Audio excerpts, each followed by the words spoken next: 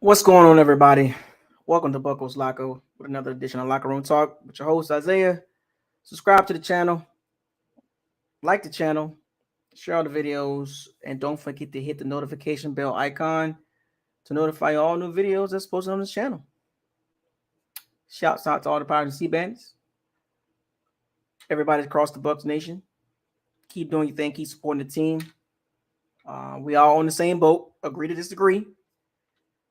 Uh, how's everybody day been going? Gotta do a little recap before we start talking about the regular season, which is not here yet, but gotta do a little recap.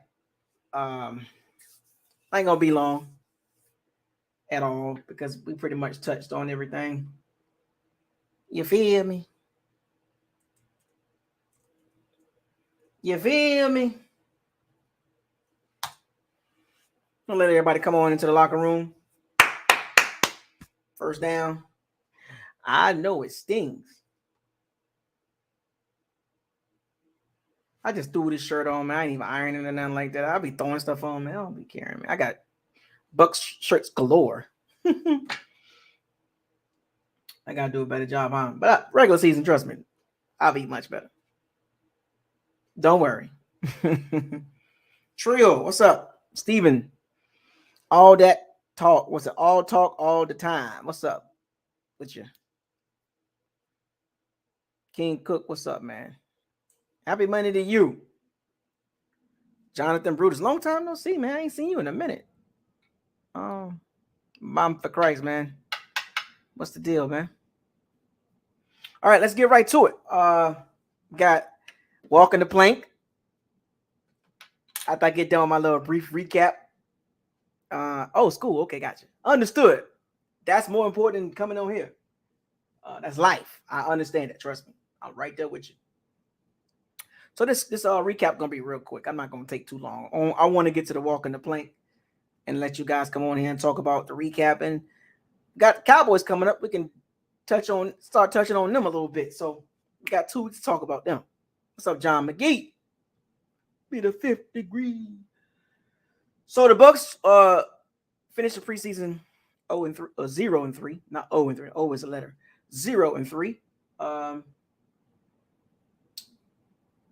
Lose to the Indianapolis Colts 27-10 in the Colts Stadium. Wasn't a great game. Overall, I think we talked about that. Overall, the Bucs got dominated. Now, I'll get to the breakdown real quick in a second, but just overall, the last 2 weeks, the Bucs actually, the Colts and the Titans kind of their backups were a lot better than our backups. But once we cut the roster down, we trim off the excess players, and we'll get a better overlook of our roster come tomorrow, 4:00. So the roster should look a little bit better, more cleaned up, more fresh. But I didn't like what I seen with the Bucs. Period. Outside of the first drive of the first team, and that was without Chris Godwin, by the way.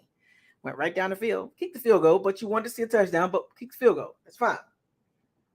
Brady went 6 for 8, 44 yards. Tyler Johnson had a drop, so he would have been 7 for 8. There's not a lot of good to talk about the game. Interior didn't look well. Overall, didn't look well. Our backups got pushed around. As I'm just looking, it's kind of hard to talk about this game, but like I said, I saw that. I saw some of the clips of Pivot. So the overall stats, the Bucs had more total yards, more passing yards. The Colts had 120 yards rushing. The Bucs had 93. The Colts 5.3 yards per play. Bucs 4.9, basically 5 yards. The Bucs had 14 first downs, had more than the Colts. Colts had 13. Third down, man, 1 for 11. That was ugly.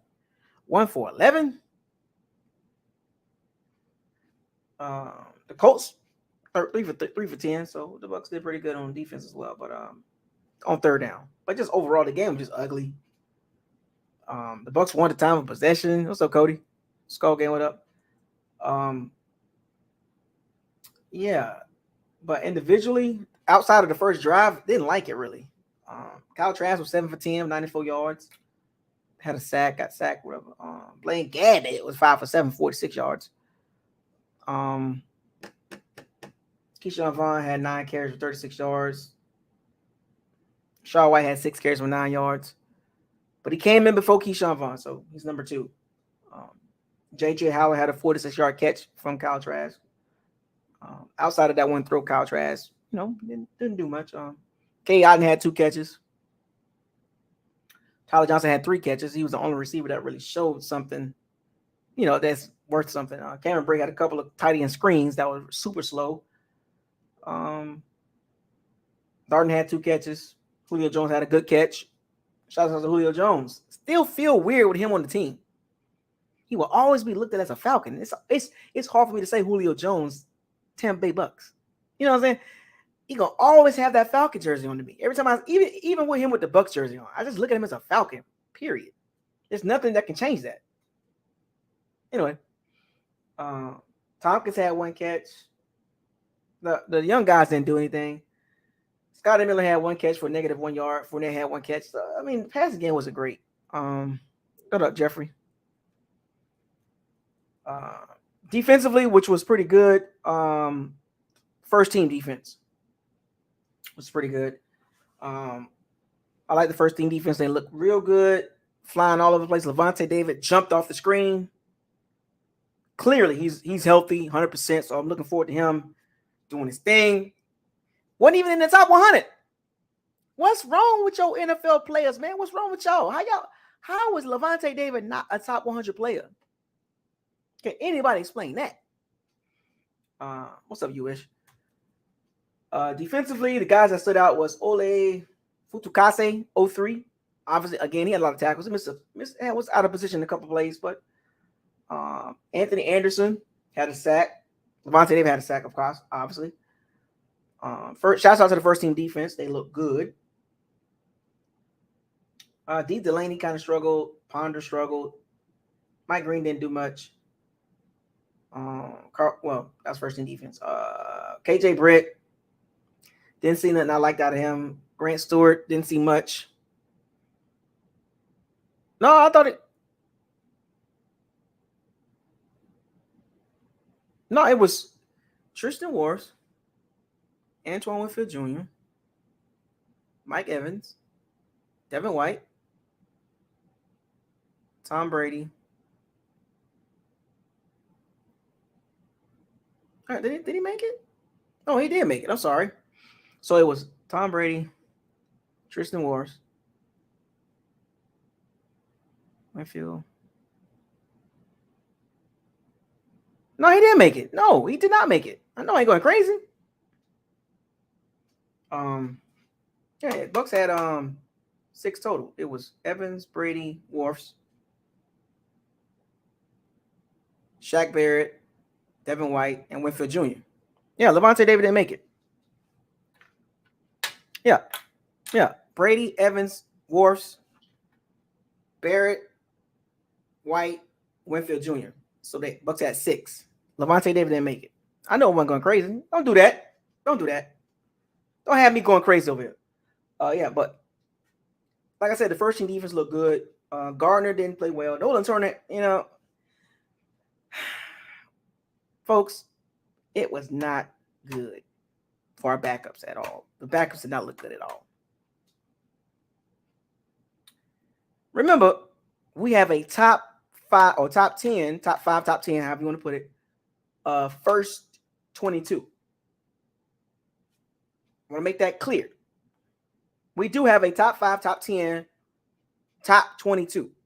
First 22 players. That means 11 starters on offense, 11 starters on defense. We have a top 5, top 10 right there. There is no doubt about that. Right?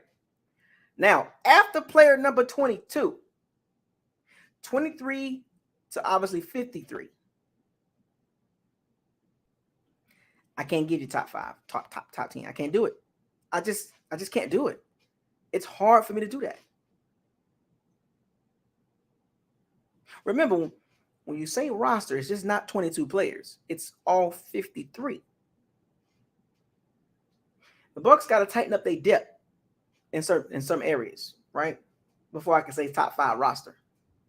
I can't say top 5 roster because the backups don't look good, especially on the O-line. Ugh. But starter-wise, we'll be fine. We'll be fine. But let's get down to walking the plank. I gotta line them up. Who y'all got walking the plank? Y'all want to line them up? Go ahead and line them up so we can get this over with.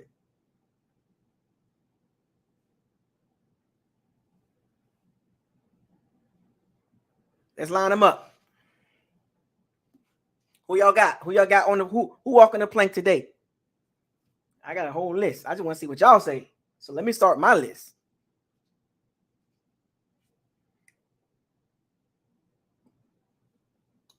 All right.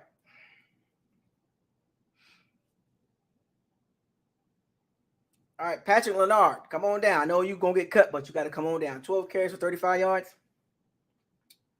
I need you to stand over. I need you to walk this way. And exclusive guard, what up, man? Come on, Patrick. I know it's appreciate you coming on to the Bucs and doing your thing, but 12 carries, 35 yards. And the result of that is the backup O lineman. I need all y'all to walk the plank. Fred Johnson, Josh Wells. They all got to walk. They all got all 5 of y'all. All 5. Scotty Miller. I ain't forgetting about you, buddy. Scotty Miller, you got to get on here too. I need you to walk. Come on, man. I don't want to hear all that. Come on, Scotty too hotty. Scotty about to get cut, in my opinion, but I need you to walk over here, Scotty. You stand over there with the O-line. Patrick Leonard, stand over there. All the backups, back O-line, yep. Now defensively.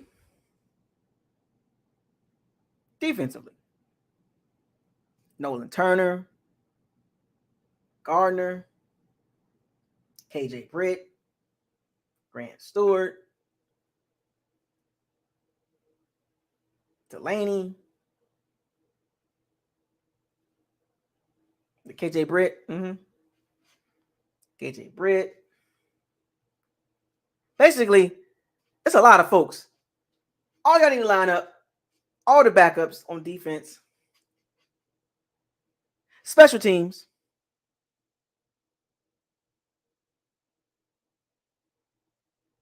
Ugly folks. Special teams. I need you, all y'all, to line up. Jose Borregales, you got to line up. Everybody line up except for Ryan Suckup and Jake Kamada. Jalen Darden, kickoff return, 1 kickoff return for 12 yards. Not good enough. Devin Tompkins, punt return, three chances, 13 yards, 4.3 yards per return. The kickoff unit, the kickoff return unit, the kickoff coverage unit, the punt return unit, and the punt return coverage unit. All y'all need to line up.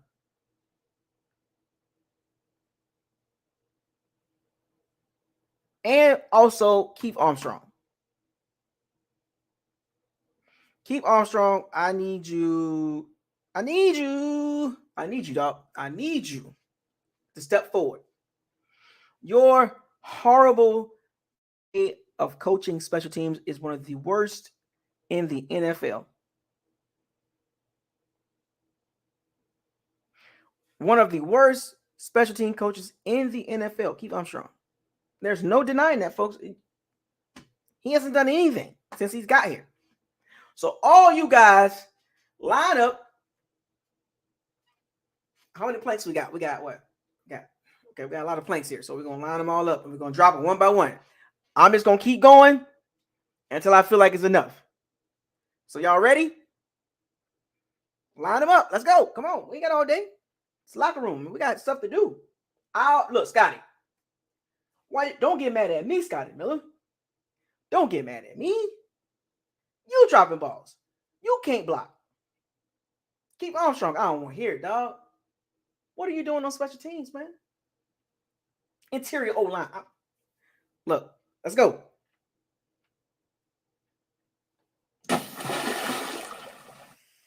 Woo. Come on, huh? You too. Jump.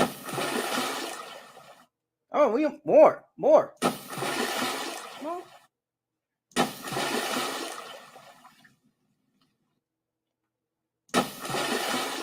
Let's go. More. It's a lot of folks. It's a lot of them folks. Whew, we're gonna be here for a while. Somebody grab Scotty Miller. He's trying to run. Nah, grab Keith Armstrong too. They trying to run. It's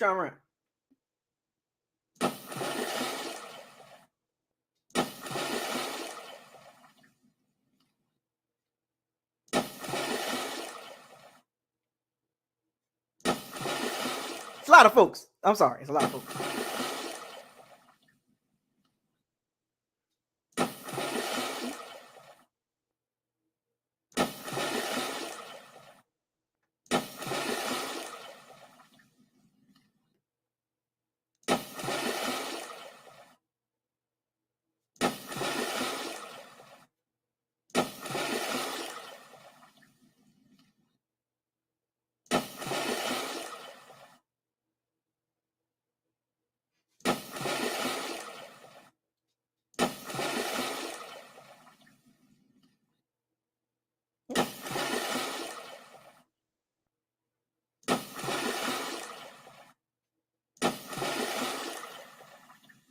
Come on. Almost done, folks. We're almost done. Him. Yes. Grab Scotty Miller and Keith Armstrong. Bring him over here. Scotty Miller, Keith Armstrong, front and center. You too. Come here. Folks, I want y'all to take a look at Scotty Miller and Keith Armstrong. I saved these two for last. Oh, we got some more people? I'm sorry.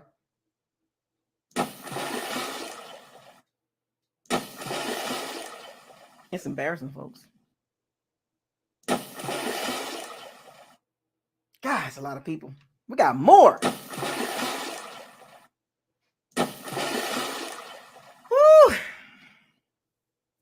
It's a lot of folks. It's a lot of folks. I'm sorry. It's all the backups got to jump.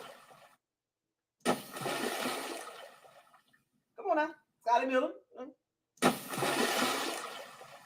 Keep Armstrong. We got two more. Two of the most disappointing players. Oh, Carl Nassib tried to hide. Did y'all see that? Carl Nassib thought he can get away. Carl Nassib thought he can get away. Couldn't get around a undrafted free agent rookie, right tackle. Carl Nassib, you thought you was slick? Come here. You, Scotty Miller, and Keith Armstrong. Front and center. The last three. Unbelievable. Carl Nassib tried to hide in the back. I caught you. He thought he was gonna get away. He thought he was gonna get away. No, Carl Nassib, disappointed in you. A veteran that has had a couple of decent seasons. You couldn't get around an undrafted right tackle free agent. Undrafted, you couldn't get around him.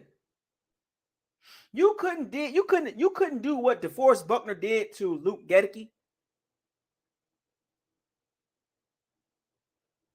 You mean to tell me Carl Nassib could not dominate an undrafted rookie free agent at right tackle? You couldn't do what DeForest Buckner did to Luke Gedeke? Easy work. A undrafted guy blocked you with ease. 1-on-1. So, and Scotty Miller, bro, you done had too many chances. Too many chances. What's the problem, bro? You're dropping balls and you can't block. You don't do nothing on special teams because you don't know how to tackle.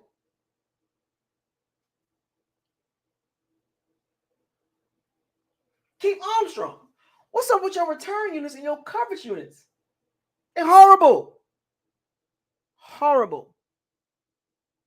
Egregious. Asinine.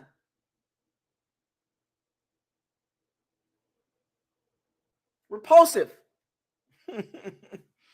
My gosh. Anyway, so last three.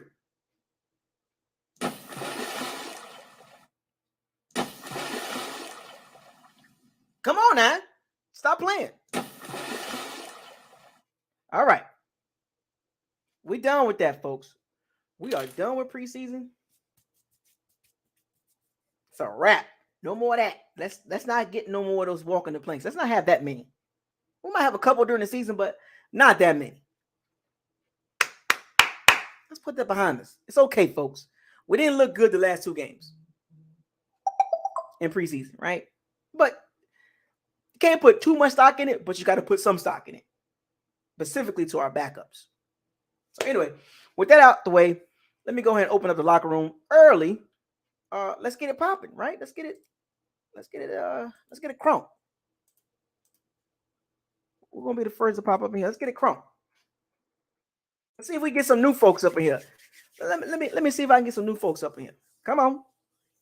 Even the Cowboys fans. Cowboy fan, you want to jump in here? Because we got y'all September 12th, week number 1. Come on, Cowboy fans. Don't hide now. Let's get somebody new for a change. Let's see if we can get somebody new here today. We're going to see. We definitely going to see. We definitely going to see if we can get somebody new up in the locker room today. It's mighty early, bro. I know, man. I know. Man. Hey, but I'm with you. I'm enjoying that walking the plank preseason edition, man. Keith Armstrong, we shouldn't even made him walk the plank. We should have took him, tied some weight to his legs, tied his hands up with duct tape, put a bag over his head, and just threw him overboard. Just shouldn't even been no question, you know. The return game, that's been in question for I don't know how long. That is a concern. I'm just like, can we get somebody that can like make a play back there? You know, can we? I mean, is it that hard to find a kick returner? Somebody that's capable. As far as Scotty Miller, I've been saying it the last 2 years. He can't run the route tree. What is he good for? And you know, I've looked at other Bucs websites and other Bucs YouTubers. You know, when they made their 53-man roster predictions, they got him as the 7th receiver. I'm like, nah, I think you're gonna go with 6. I think Scotty one of the odd men out, believe it or not.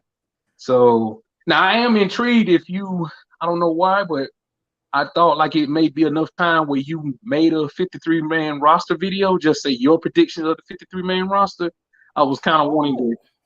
That was something I wanted to hear. Like if I wonder would he do that? I didn't know if he would speak on that. Like if it didn't have to be live or anything. Like you just made a prediction because I'm just curious what you think. Like, would you carry 4 running backs or is it going to be 4 tight ends or are you going to carry more off his line? Like, I'm just curious what's your thoughts on that. You know, if you made a video, I know we discussed it a while back. I could do that. I could do that now, or I could do that tomorrow before. Well, see, it wouldn't be too late because tomorrow. Yeah, you know, tomorrow because 4 o'clock. You know, the deadline. Yeah. So I could do that. I could do that now. Then, okay. Well, we'll do that now. Yeah, but as far as the 53-man though, whoever's on the roster tomorrow, I wonder who is now. My question is this though, in regards to Scotty Miller, do they believe like? Do you think anybody's on the roster right now that they would keep to trade to add depth to the offensive line, or do you think they're cool with what they're at now? Like they're fine where they're at now, as far as offensive line depth. So how about we do this then? All right, let's do this now. being that you brought it up. I appreciate it. No I wasn't thinking about it right away, but it was in my mind. But I was like, well, now that he brought it up, well, let's do this now. We could do this live in the locker room. Bucko's locker roster predictions. Let's break this down. So, we got the quarterbacks listed, right? So let's start with the quarterbacks. So we got Brady, Gabbett, and Trask. So that's 3 people already. Yeah, 3 of a quarterback because you ain't carrying but 3. So now we're down to 50. And anybody want to jump into this? Feel free to come. Hey, let's talk about it in the chat room as well. So that's 3. So we're down to 50 guys left. All right, now we're gonna go to the receivers. No, we're gonna save them. No, save the receiver. Matter of fact, save the receivers for last. Yeah, just to make it interesting, because I think that'll be real. I don't think that will be a surprise, but either receivers or your defensive line should go last, because I think those would be the most intriguing predictions you would give, in my opinion. Right. So running back, we got Fournette, White, and Vaughn. So I got Bernard being cut. That's interesting. Like, they were saying that he was the odd man out. Like, I honestly thought it would be Keyshawn Vaughn, but then I was just like, nah, you can get rid of the old guy, stick with all young players, and who's really not on a big contract. I mean, I don't think it's really much Keyshawn Vaughn can do, but I mean, I'm kind of just everybody trying to overhype Keyshawn Vaughn because it's preseason. I don't know why, because one guy got excited because I saw one guy on Twitter got excited because he scored a touchdown. I was just like, come on, man. So I got Bernard and Leonard cut. So that's 3 running backs. So we got 3 running backs. Now, with that being said, let me ask you this though: how much input or say does Brady have with specific players and skill positions getting cut? Oh, a lot, obviously. Is it more than what we think, or Ty Bowles and Jason Light make the final decision regardless of what they're gonna confine. They're gonna consult with Brady. Obviously, like what do you think specific on offense? So right now we got 6 players that made the roster so far. So we got 47 that's left. Are we getting there? So we got Bernard being cut and Leonard being cut, right? So now we got the next position. But matter of fact, we gotta do it in order, like kind of like offense and defense. I know you don't want to say the best for last, but I'm just trying to. I mean, if you don't want to go there, that's cool too. I mean, you can go straight down quarterbacks, running backs, receivers. I was just cutting the pool. It's cool. Let's get to the receivers. Let's get this out the way. Yeah. All right. So the receivers, we got Evans, Godwin, Gage, and Jones. That's 4. Johnson. That's 5. And Darden. So we only going with 6 receivers as of right now. And I'm gonna do a wild card. I'm gonna do a wild card, right? I know it's 6, but I'm gonna do a wild card. I'm gonna put an asterisk next to it. I got a list I'm making right now. I gotta pick one. Scotty, let me come on, bro. Hey, it's cool. I'm gonna just laugh. Nah. I'm gonna go ahead. I'm gonna go with Devin Tompkins. So Bucs will carry 7 receivers this year, in my opinion. So I can see the case for 6 or 7. I really can. So people that's getting cut, and I got Tompkins as a wild card, so it's not guaranteed. But Miller getting cut, Perriman getting cut, Stearns, Geiger,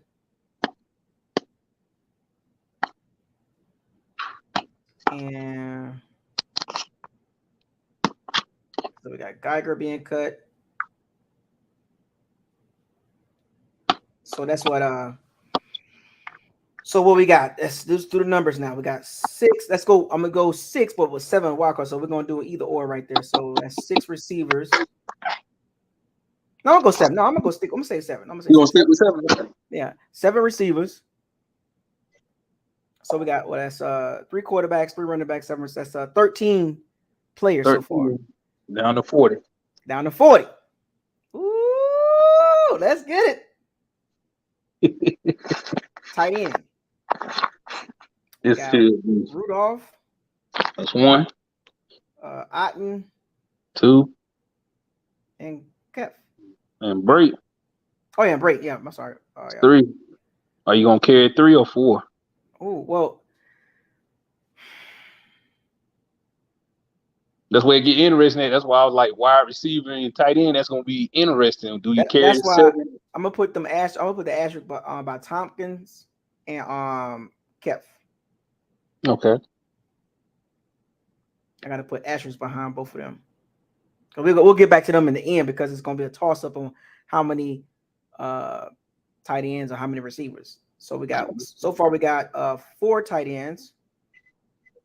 1 has the asterisk, Kev. All right, so that was tight. So O-line. So now what? That's now we're down to what 36, right? Yep. Ooh wee. Oh, it's gonna get interesting. Well, somebody's favorite player ain't making it. Now, I can't even lie to you. The biggest thing I want to hear from you is your secondary prediction. That's more than anything the safety position in particular. Who you got keeping and who you got going. I'm just curious what your thoughts on that when we get there. Mm-hmm. So O-lineman, obviously we got Smith, Luke Gedeke, Hainsley, Mason, Tristan Waters. That's 5 right there. Oof, good God Almighty! Them numbers go quick, don't they? No, hey, this is hard. This ain't easy, folks. And I got to get to the defensive side after this. So the backup's gonna be Leverett.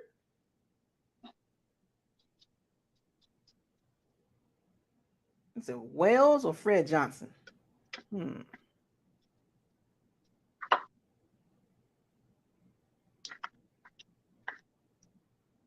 That's a tough one there.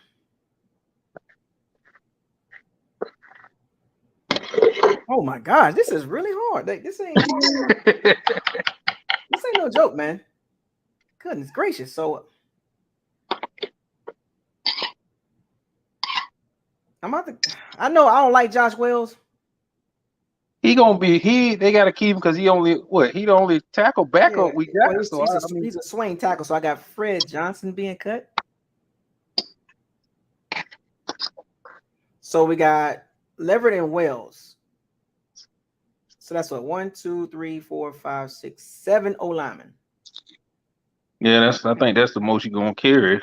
It's 7, but you'll probably somehow whoever they cut the top player, the offensive lineman they cut, if he doesn't get picked up after a waiver or claimed off waivers, he'll probably come to the practice squad where they can elevate him and back and forth. That was so we went from 36 to 29. Whew. Now we on defense now. 29, because you finna be down to 23 just off the D line alone, depending how many you gonna carry. God dang! All right, let's do D line. D line, of course, we got Barrett, we got Joe Tryon, we got Vita, we got Hall, Hicks. Oh my gosh, that's 6 already. I'm telling you, like that's why I'm saying, like D line. That's the thing. Do you want a deep D line rotation, or do you just want to back up? That's 7 because you got Golston in there too. Because you got Golston, Villavea, Nacho, Logan Hall, Carl Nassib, Nelson. That's 6 right there. Wait, hold on. Let's count them. That's Barrett, Tryon. Look, Barrett, Tryon, that's 2, Hall, 3, Hicks, 4, Golston, 5, Nunez. 6, 7. Yeah, that's 7 right there. So that's down to 22. That's 22. Yeah. Oh my gosh. Oh my gosh. And then let's do linebackers. This is the funny one right here. So we got Levante. White. White, that's 2. So you're down to 20. Down to 20 right there. I'm gonna go with my guy. 03. Fatu Kase. Yeah, he'll be there. I think he made it. And what about what's the other dude? You think they're gonna cut him? You gonna keep him over Brent? What's his name? You talking about KJ Britt? Yeah, KJ Britt. So it comes down to this right here. Who's more valuable, KJ Britt or Grant Stewart?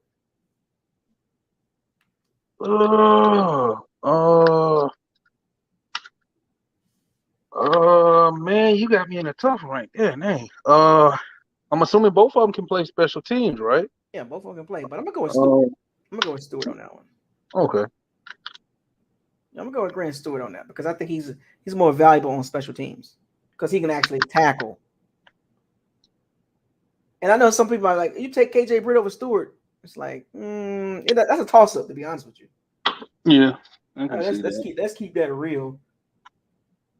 So that's 4 linebackers. Congratulations to 03 Fatu Kase for making the roster. So that's what we down to. Down to what? 16? Yeah. So we got 4 linebackers.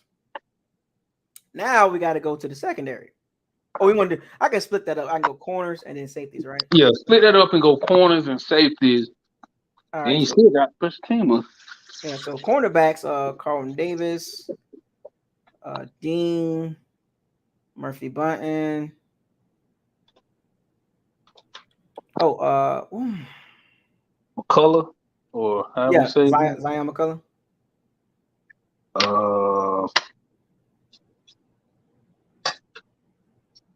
I think that's it as far as corners. You're gonna carry. I think you just carry 4. Because there's some versatility there. All right, so that's 4 corners, right?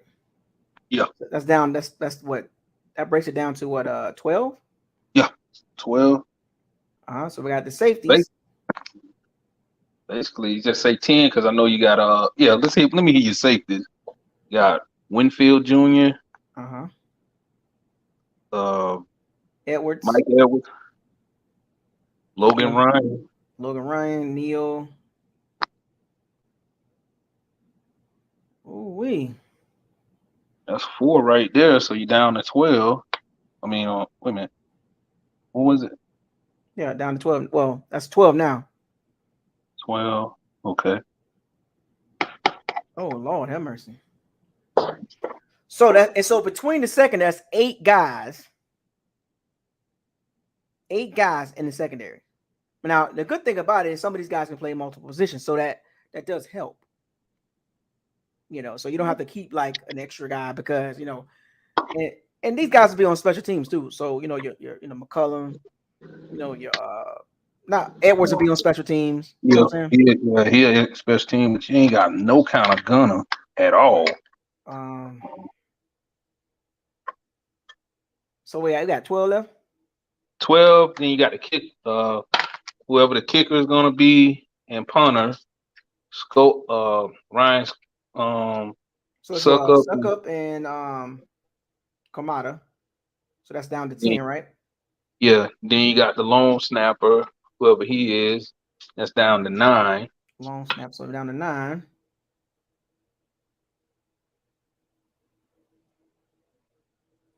You still got 9. Where would you go? Where you put those 9 players? Where you go spread that back across at? And that's why I want to do the actual people first, and then we can kind of nitpick. I still think like if with the 9 spots left. 9 spots left, folks. 9 spots left. So wait, let's go back to the linebacker situation. So we can keep. You maybe can keep both. You maybe can keep KJ Britt. Yeah. That's 8. So now down to 8 spots left. Delaney. Delaney. Yeah. So that's 9. That's 7. Mm-hmm. I'm sorry. I just can't see you going back to receiving, adding up to 8 receivers. No. I can't see that. I think you. I mean, you might can put an extra D lineman there somewhere. Pat O'Connor. Did you have him making it? I got to put Pat O'Connor on there. Yep, got to put him on there because he's special teams guy too. Yep. So that's 6. So we're down to 6 guys. That's 8 D linemen. Oh, Nassib. I think we said him. I thought we said him. No, we didn't say Nassib. So that's we 9 didn't say D linemen. That's 9 D linemen. So we're down to what? 6.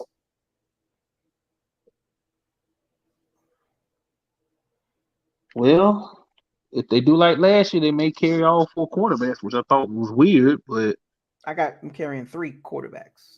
Oh yeah. Mm-hmm. Do you have 4 running backs? Anthony Nelson. Now we're down to 5. Forgot about him. Woo.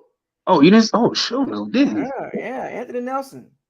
So that's so that 10, means we got that's 10 D linemen. Okay, I like the D line depth.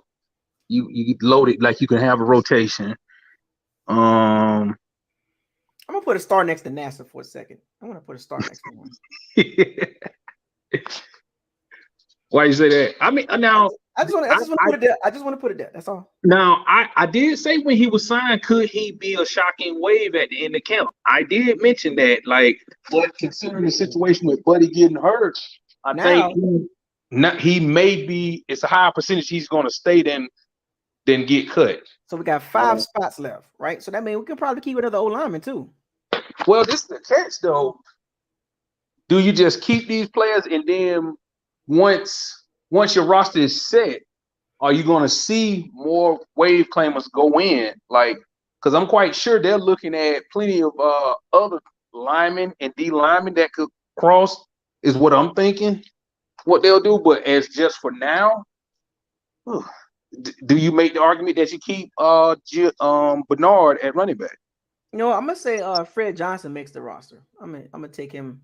So that's 8 O-linemen. Okay. So that's 5 spots left. So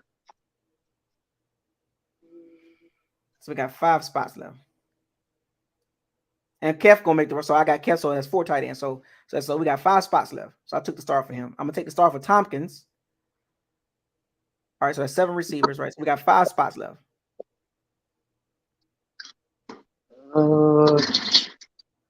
Let's go back to cornerback. I mean, if that's the case with 5 spots left, you can probably still have an additional corner. Gardner? What about Gardner or Turner? Go with Gardner, I guess.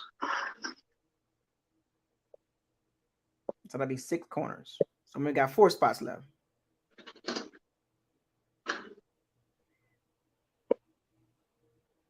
Do you add another receiver? That'll make it 8 receivers, man.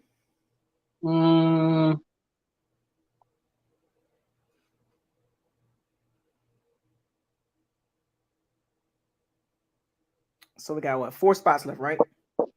What about Avery, outside pass rusher that just signed?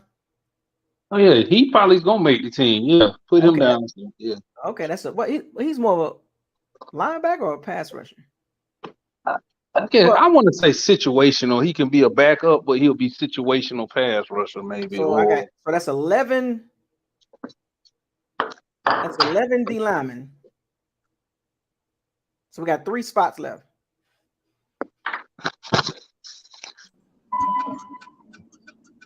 What's happening, man? We'll call. What's happening? So we got 3 spots left, man. 3 spots left on this 53-man Buccos Locker Edition roster. 3 spots left.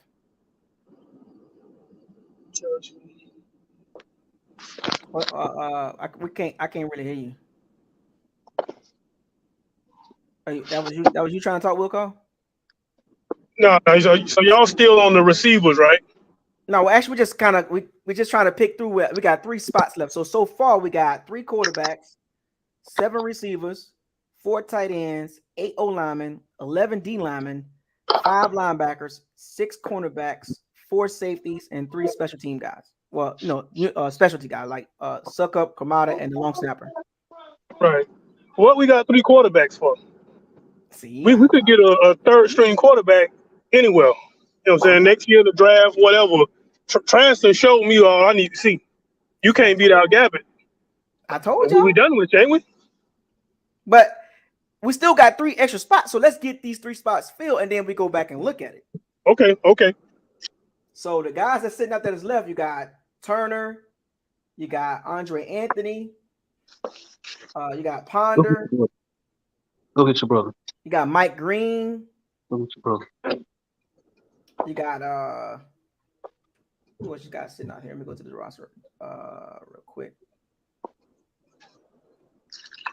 On down to 3 spots. Them spots are important too.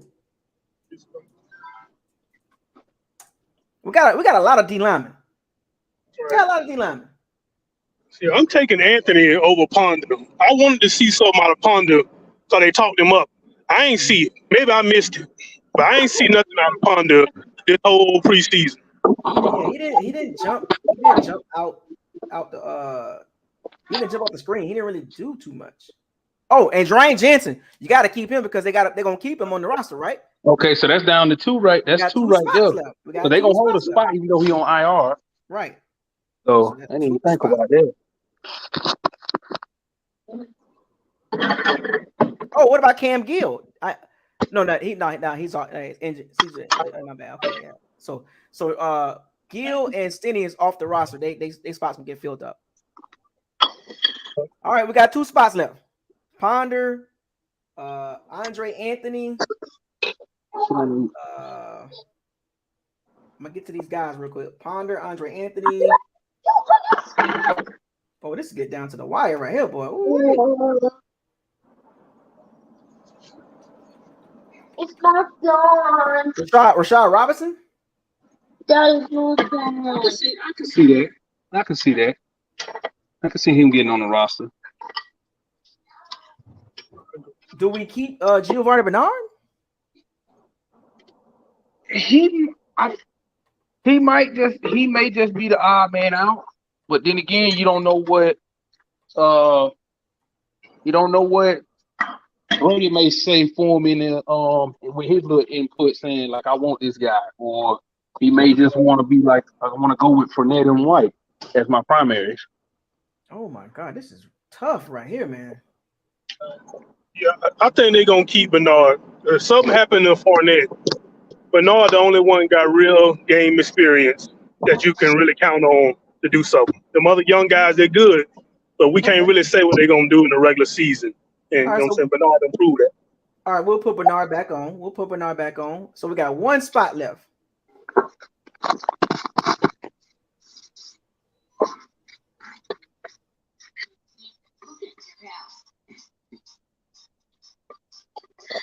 We got 1.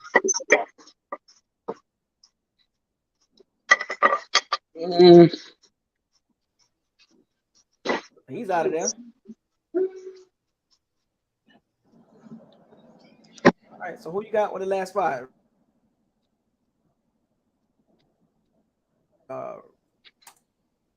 This is Okay, I'll break down and say it, but just put an asterisk by it. Scotty Miller.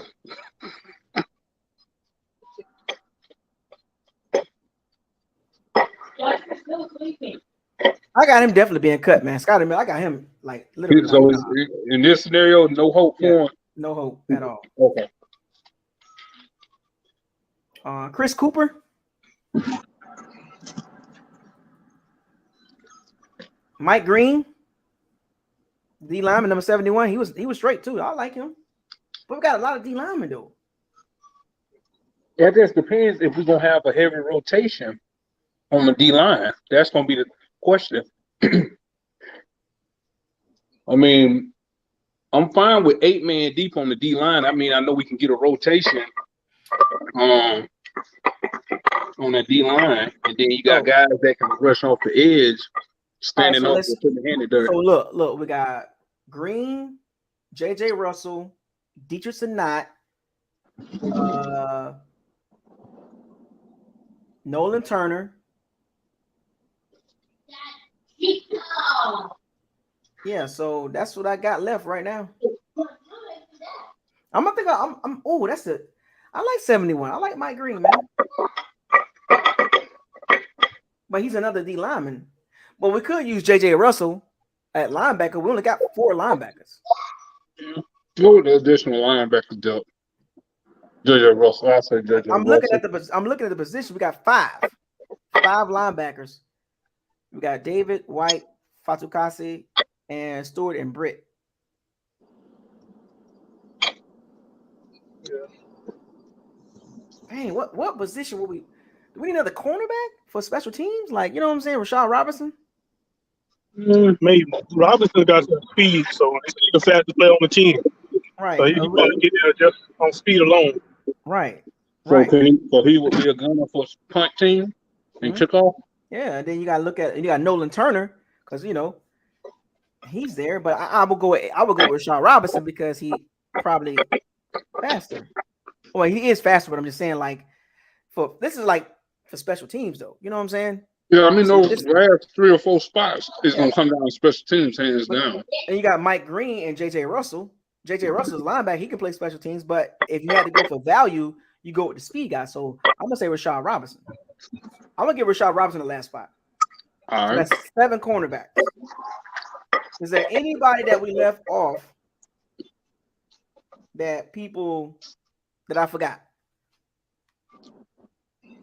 So that's 3 quarterbacks, 4 running backs, 7 receivers, 4 tight ends, 8 O linemen, 11 D linemen, 5 linebackers, 7 corners, 4 safeties, 3 guys for special teams wise. What y'all think? Let me see that. Let me add this up. This is 53 because it's a lot of people. What y'all think, man? Talk to me in the comment section. What y'all think? Is that enough? Do I need to take some people off and switch them out?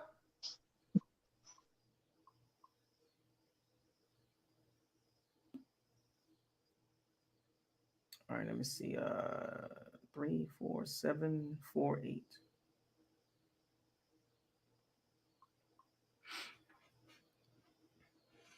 What y'all got? It was an 8, and then 11, 5, and 7.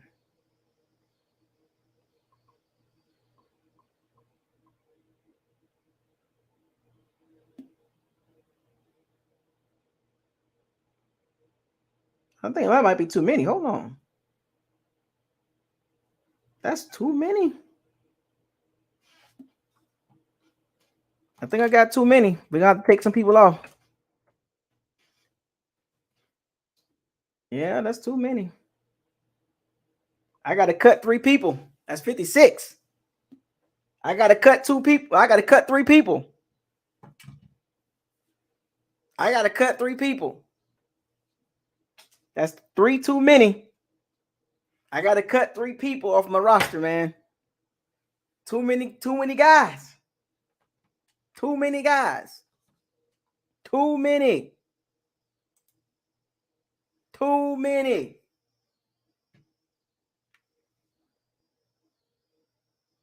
I'm sorry. I got to go back. Okay. Well, it's where the cut's gonna come from, I'm headed to the quarterback room first. So, anybody that's gonna like be inactive for the whole season, we can start with them. Well, I noticed something too, man. I noticed in the last preseason game. I think we just got all that speed, like a lot of that speed on receiver, man, for special teams, and they kind of showed with the play calling from that last game. Like it was like, man, we're not really trying to pick up receivers, try to see what they can do on special teams. And honestly, I think that's why Scooter's probably gonna make the team because he actually was pretty good as a gunner on special teams. I hope. And Bowles kind of hinted at that in his press conference too after the game. He kind of mentioned that things were set up a certain way to kind of see what guys had on special teams. Greg Altman, he quoted that and tweeted that earlier today. Mm-hmm. Well, I'm So- three guys. I'm 3 guys over right now, so I got to break. I got to take 3 guys off my 50. You know, I'm at 56. Yeah, man. Like, I know this won't happen, but you know what? Like, you mentioned this last week, Isaiah. You talking about, man, because some of the things that other teams are going to do, some of the players they're going to cut, like, we probably have to cut under 53 to kind of make up for some of the players that get, like, Gerard Davis getting cut today. Like, bro, he's better than every linebacker on our team, not named Levante David and Devin White. I was like, well, they just. So you kind of got to see what the landscape of the other teams, and I think linebacker depth is something we really don't have. Mm-hmm. I'm gonna cut. But that's just my opinion. I'm not saying that's gonna happen, but I'm just. You're right. You do have to get it. I think you got to get it to about 51 to be real, because some teams are going to cut players that we might look at. So let's look at the receivers real quick. So the last 2 I got is Darden and Tompkins. Right. I go with Darden. I think Darden makes the team, but man, I think they're gonna pick Scotty Miller back, bro, because he was really good on special teams last year. He caused a fumble, a muff, he was actually solid. Let's see. Right now, I got 7 receivers. I got Evans, Godwin, Gage, Jones, Tyler Johnson, Jalen Darden, and Tompkins. That's 7 receivers. Okay. That's 7. That I think that's what we can kind of all agree on. I mean, that's 7. That's solid 7 right there. 46 players left. Right. And then I got 3 quarterbacks: Brady, Gabbert, Trask. That's 43. Ass pick, man. And then so we have 43, right? Right. So 4 running backs: Fournette, White, Vaughn, Bernard. So that's 39. I don't think we keep Gio. I don't think we keep Gio either. I don't think we keep Gio. Let's take him out. So now I need to cut 2 more guys. I need to cut 2 more guys. So let's go to the other positions. Offensive lineman: Smith, Luke Gedeke, Hainsley, Mason, Worfs, Leverett, Wells, Fred Johnson, and Ryan Jensen. Yeah, that's a key.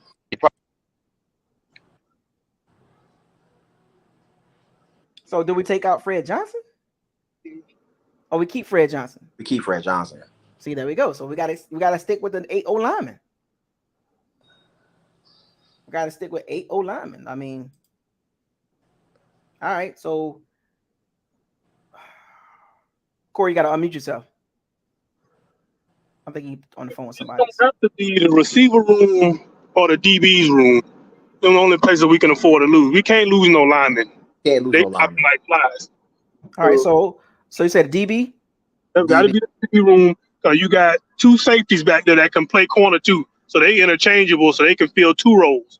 All right, so this is the cornerback. So I got Davis, Dean, Murphy Button, Delaney, McCullough, Gardner, and Robinson. Delaney out of there. Yeah, Delaney probably gonna go. I agree with you. I agree. We should release that. We should have released Delaney when we released Cockrell too. So we're gonna keep Delaney over. I mean, we're gonna drop Delaney and keep Robinson and Gardner.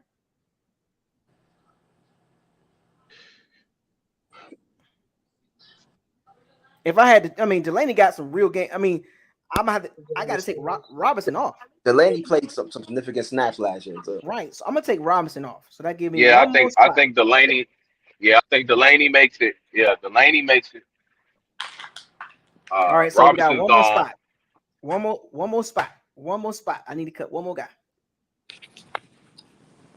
I gotta go. I mean, I gotta go to the linebackers or the D linemen. We got 11 D linemen. 11. Oh, Patel. You got Patel. 11 D linemen and 5 linebackers.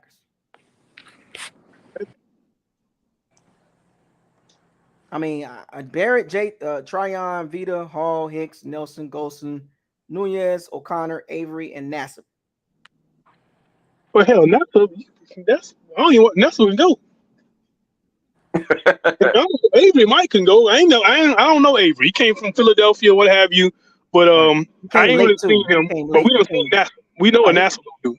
Yeah, he came late in the game too. Avery came late. Yeah. I guess I'm gonna have to go with Avery. Yeah, I'll take Avery out. Yeah, So that's 10. So we made it. 53 men. There we go. So that's no Dietrich Sanat. So Dietrich Sanat didn't make it. Sanat didn't. He didn't really do nothing in preseason though. He didn't really. Nothing. He didn't do anything. That's 10 D linemen, 8 O linemen, 4 tight ends, 7 receivers, 4 running backs, 3 quarterbacks. Would y'all be shocked if Rudolph don't make the cut? That's he ain't do nothing. He didn't do nothing either. Anything. What does guaranteed money look like? I can look that up real quick.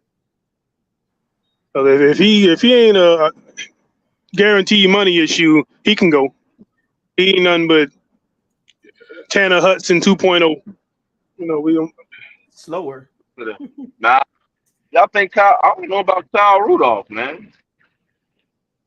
I'm gonna look at it. I'm gonna look up his money right now. It's I cheap. don't know if he need to make the team. To be honest with you, I like what I was seeing from Cade. Kokeep can block. Cade. What did I say before Trent? I said if those young guys look just as good as Rudolph, I said this. I'm telling you, I called this. I said, look.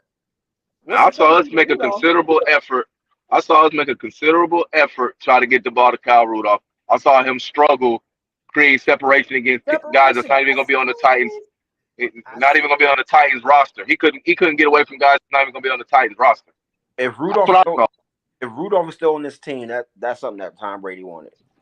Because there's no other reason to keep him. So he's getting so his cap hit is $1.9 million. Yeah, we gotta chop that up as a loss. Yeah, might have to. I don't know. Yeah, it's only 1.9, but I don't know if they in a position to really. I think Brady called. I think Brady called for that. I think Brady called for that. I think he did because it don't make sense. Because I'm going with K. Otten. I'm not going. I like what I saw from K. Otten. I ain't gonna lie. I like what I saw from him. I saw more from him than Kyle Rudolph. Goes on too. I mean, I'm not even thinking about Brady. I mean, Brady is Brady does his job. Going all the way back to Jameis, he does his job. And he like number 2 in tight end touchdowns. Yeah, but we gotta start running. But I get it, his blocking is suspect. So I see that. I mean, that's why they drafted like K. Otten and stuff. Yeah. Because his blocking is horrible. But he reached. Listen. I'm taking Kyle Rudolph off. I'm not even gonna lie to you. I'm taking him off. I think I'm with you too. I ain't seen nothing from him that made me feel like he man. The Titans didn't have no starters at linebacker playing. I'm saying this dude could not create any separation from them linebackers. None. And he's huge. I mean, he'd be a red zone target. He's huge, but man, you're just gonna use him in the red zone. Blocking. Yeah, but man, Mike, Julio, like we. I mean, I don't know. So we get rid of him. Gio's We're gonna keep them. We're gonna keep one of the we're gonna keep Gio. I don't think we need Gio either. No, we already took Gio off. I did personally.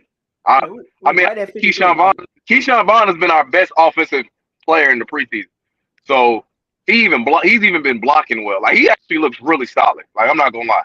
Another in limited reps, Keyshawn Vaughn has looked really good. Now I get it, it's preseason, it's limited reps, but he looked like he got some juice back there. Now remember this. Remember this. We got a little over $10 million in cap space. All right, keep that in mind, folks. We got $10 million in cap space, which allows us to make some moves if need be. Right. Keep an eye on that Gerard Davis, man. Keep an eye on that Gerard Davis. I see what his cap number is. I don't know if he hurt. I know he had an early ACL injury when he got in it, but Kyle Rudolph is guaranteed $1.5 million. Guaranteed. Yeah, so that's a bad. It got to be some type of Brady call. That was a Brady call. He ain't going nowhere. He ain't going nowhere. Yeah. He ain't Y'all going know he ain't going nowhere. Yeah, it's going because that's gonna take away from the $10 million we got. And a dead cap hit is 1.5. Yeah, it's gonna be a dead cap. Yeah. Unless we can offset that. But you said defensive lineman. I Potato, whatever. You know what I'm talking about. Well, I didn't put him on it. Yeah. He didn't make it. I didn't even put him on Oh, it. he didn't make it. Who you had on there? I missed it because my wife was doing wife stuff. So I had my D lineman. I got 10 of them. So I got Barrett, Tryon, Vita, Hall, Hicks, Nelson, Golson, Nunez, O'Connor, and Nassib. Oh, Nassib's not.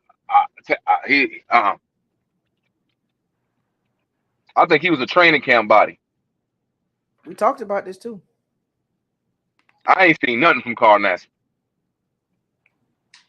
I seen one good swim he did, but he kind of got blocked into it, and he was able to like cause a sack because the dude stepped up in the pocket into the sack. He was getting blocked by undrafted rookie right tackle and couldn't get it right. My point exactly. We want to see what the other guys got. We want to see what O'Connor can do in that situation. Anthony Nelson. I mean, they just say they're prototypical. They're the same player. Right. Rashad Perriman, $1 million. His dead cap hit is $895,000. Yeah, he cut. He out of here. He gone. Yeah, I got him cut. I didn't have him making the team. Yeah, he out of here. I mean, even if he did make the team, man, like he's gonna get hurt. You know, that's what he do. Scotty Miller, $996,000. Dead cap hit of $31,000. Hey, bye-bye. See, that come down to the numbers game right there. What's Tyler Johnson's dead cap? He not getting cut. $157,000. Yeah, he not getting cut though. He's not getting cut. I mean, even if it came down to a numbers game, but it makes no sense to get rid of Scotty for a numbers game when the other dudes, their contracts is it'd be cheaper, but I mean we're talking about tens of thousands of dollars, not really. You know what I mean? Like, and Scotty kind of proved what he can do. But that's why I think Scotty's gonna make the team because it's a special team. I think he's gonna make the team. Yep, I think because Todd Bowles alluded to that last night or the other night. He said he did a lot of things to see what guys can bring him on special teams, and we know Scotty can do some things on special teams. He recovered the fumble, he forced the fumble. He overruns, and it ain't helping our special teams. No, he can't tackle. I mean, let's be real. It's not helping our special teams. I just mean as a gunner. He was pretty solid as a gunner. Okay, and our special teams was 32. I mean, what are we doing here? Touche. What are we doing with Scotty Miller? Like, he ain't. You can't. Okay. So I think Carl Nassib's getting cut. You already had. We had 7 receivers, regardless if it's Scotty or Tompkins. I like Tompkins way more. I had him making the roster. Yeah, so I like Tompkins way more, but so Scotty. I mean, so 7 receivers. I got Gio gone. I got Nassib gone. I got But who you replacing them with though? That's the question. So at another position, like who are you placing them with? You taking them off? Because I got my list, but you saying you're looking at my list. You say, okay, take him off, but you got to put somebody else in their place. So now, but I thought you had 3 over. No, I did already. I did it already. So all right, so you're down to 53. So you have 53. Yeah. What DBs you got? My DBs is Davis, Dean, Murphy, Button, Delaney, McCullough, and Gardner.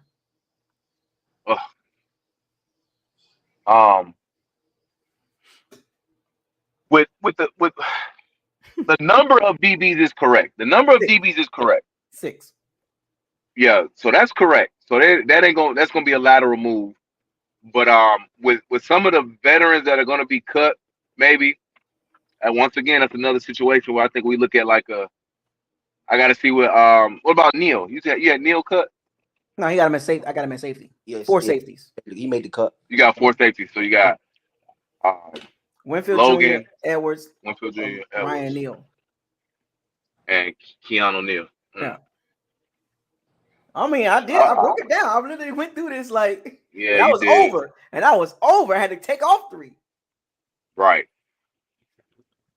Yeah, see, the numbers are DBs, 4 safety, but Neil's going to be closer to the box, so we probably had to get another safety, and that's why I think the linebackers but as a position on the roster, that's what I'm going by. Not what they're going to do in the game.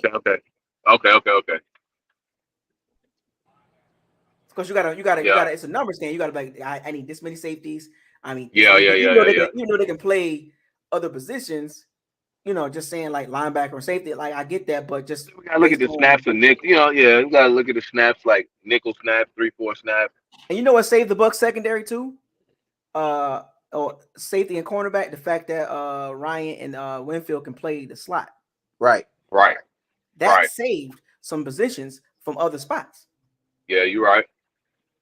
You said we got. And you got let's see, Ryan Sucker, Kamada, and the long snapper. And the long snapper. Mm-hmm. I mean, if you have 53, that's about right. But the problem is, I think we're gonna have some surprise cuts to try to pick up some other players that may be cut, that we feel like that may work. Especially with that $10 million we got. $10 million. We gonna have to use that. That's what it looked like. It's no way. It's impossible for me to sit here and say the Bucs ain't gonna do nothing. Nah, yeah, that's too much money. That's a game changer salary right there. Right, and this pretty much in my opinion. Yeah, I think they're using these 2 weeks, man. They probably gonna hit the O line. Like I said, man, our roster, man, it's a solid. I mean, Madden until we got the best team in the game. I ain't never best Bucs team in Madden. Never. They confirm is Jensen done for the year, or he just out for? So if he can come back, it's only gonna be for the playoffs. Only gonna be for the playoffs. That's it. Like divisional round. Okay. That's it. We gotta do so with that offensive line, man. Yeah. Hainsey seemed like he can't stay healthy. Like he seemed like one of them players that just get hurt. Because it's like last year he got hurt too. Yeah, like he just clumsy, just walking the walls. Yeah, just got the band, he got the Band-Aid on him, man. Like his equilibrium. I'm scared to put my faith in him, but he comes from, blue collar, Notre Dame. I mean, they produce interior, especially interior offensive line. They produce those guys. I mean, it's just I'm looking at our depth, and I don't like the name. I'm like, oh no, yeah. Our depth. Leverett. Oh my God. Leverett. I don't like Leverett. I don't see, like you said, that $10 million is important, but at the same time, you do got to watch cuts from around the league and see if you can pick up another interior offensive lineman that fits what you want to do, and that's better than what we got. There's gonna be a lot of guys available who's able to fit. A lot of guys. Now I'm looking at guys like Tony Jefferson getting released today. Like I'm looking at guys, man, like that can come in and immediately and it's gonna be some linemen. And watch Tom Brady talk them into get another receiver for some reason. Man, I don't want to hear that. Man. Nah. I'm gonna tell you something about Brady, man. Like I'm a big Kobe fan. And when in 2004, when Kobe was going through his assault case, he was using basketball as a release from everything else. And the media and everybody's really overblown what Brady is saying, and they don't understand what football and competing means to him. And whatever else he has going on, I think he about to unleash a season close to what he had last year. It's gonna be crazy. I think he's gonna use football. I think he's gonna use football as that release. With this schedule, bruh. I mean, who are you? What secondary are you scared of with this schedule? Wait, hold on. Wait, we play Baltimore. We play Baltimore later, bro. Our first 9 games. Out of them 9 games, I got maybe 2 of them that's not gonna give his offensive line no problem. Bro. Atlanta Falcons. Bro, they should be saying that. They should be saying that about us, bro. We shouldn't be saying that about them. So where's your premises based on? I mean, your premise is based on one player, Brady. Yeah, is that your premise? Is your premise based on because of Brady he's going to do that? I'm just trying to understand. The team. No, our team. We have a really good team. Can I give you? And other teams. Wait. Aubrey, what's up? We have a really good first 22. Right. Let's make that in my opinion, first 22. But how many teams can even say that? How many teams can even say that? Well, you see our schedule, right? I mean, like don't downplay Dallas can't say it. No, I'm not. I'm saying teams should be looking at us like, okay, how are we gonna do this against them? No, I get that part, but I'm saying our schedule is a whole lot more harder than last year. So to Oh, replicate yeah, for sure. exactly to replicate last year's numbers, that's a challenge. Period. Like that didn't even know something to be like, oh, he gonna do that. That's a challenge. Like, Right.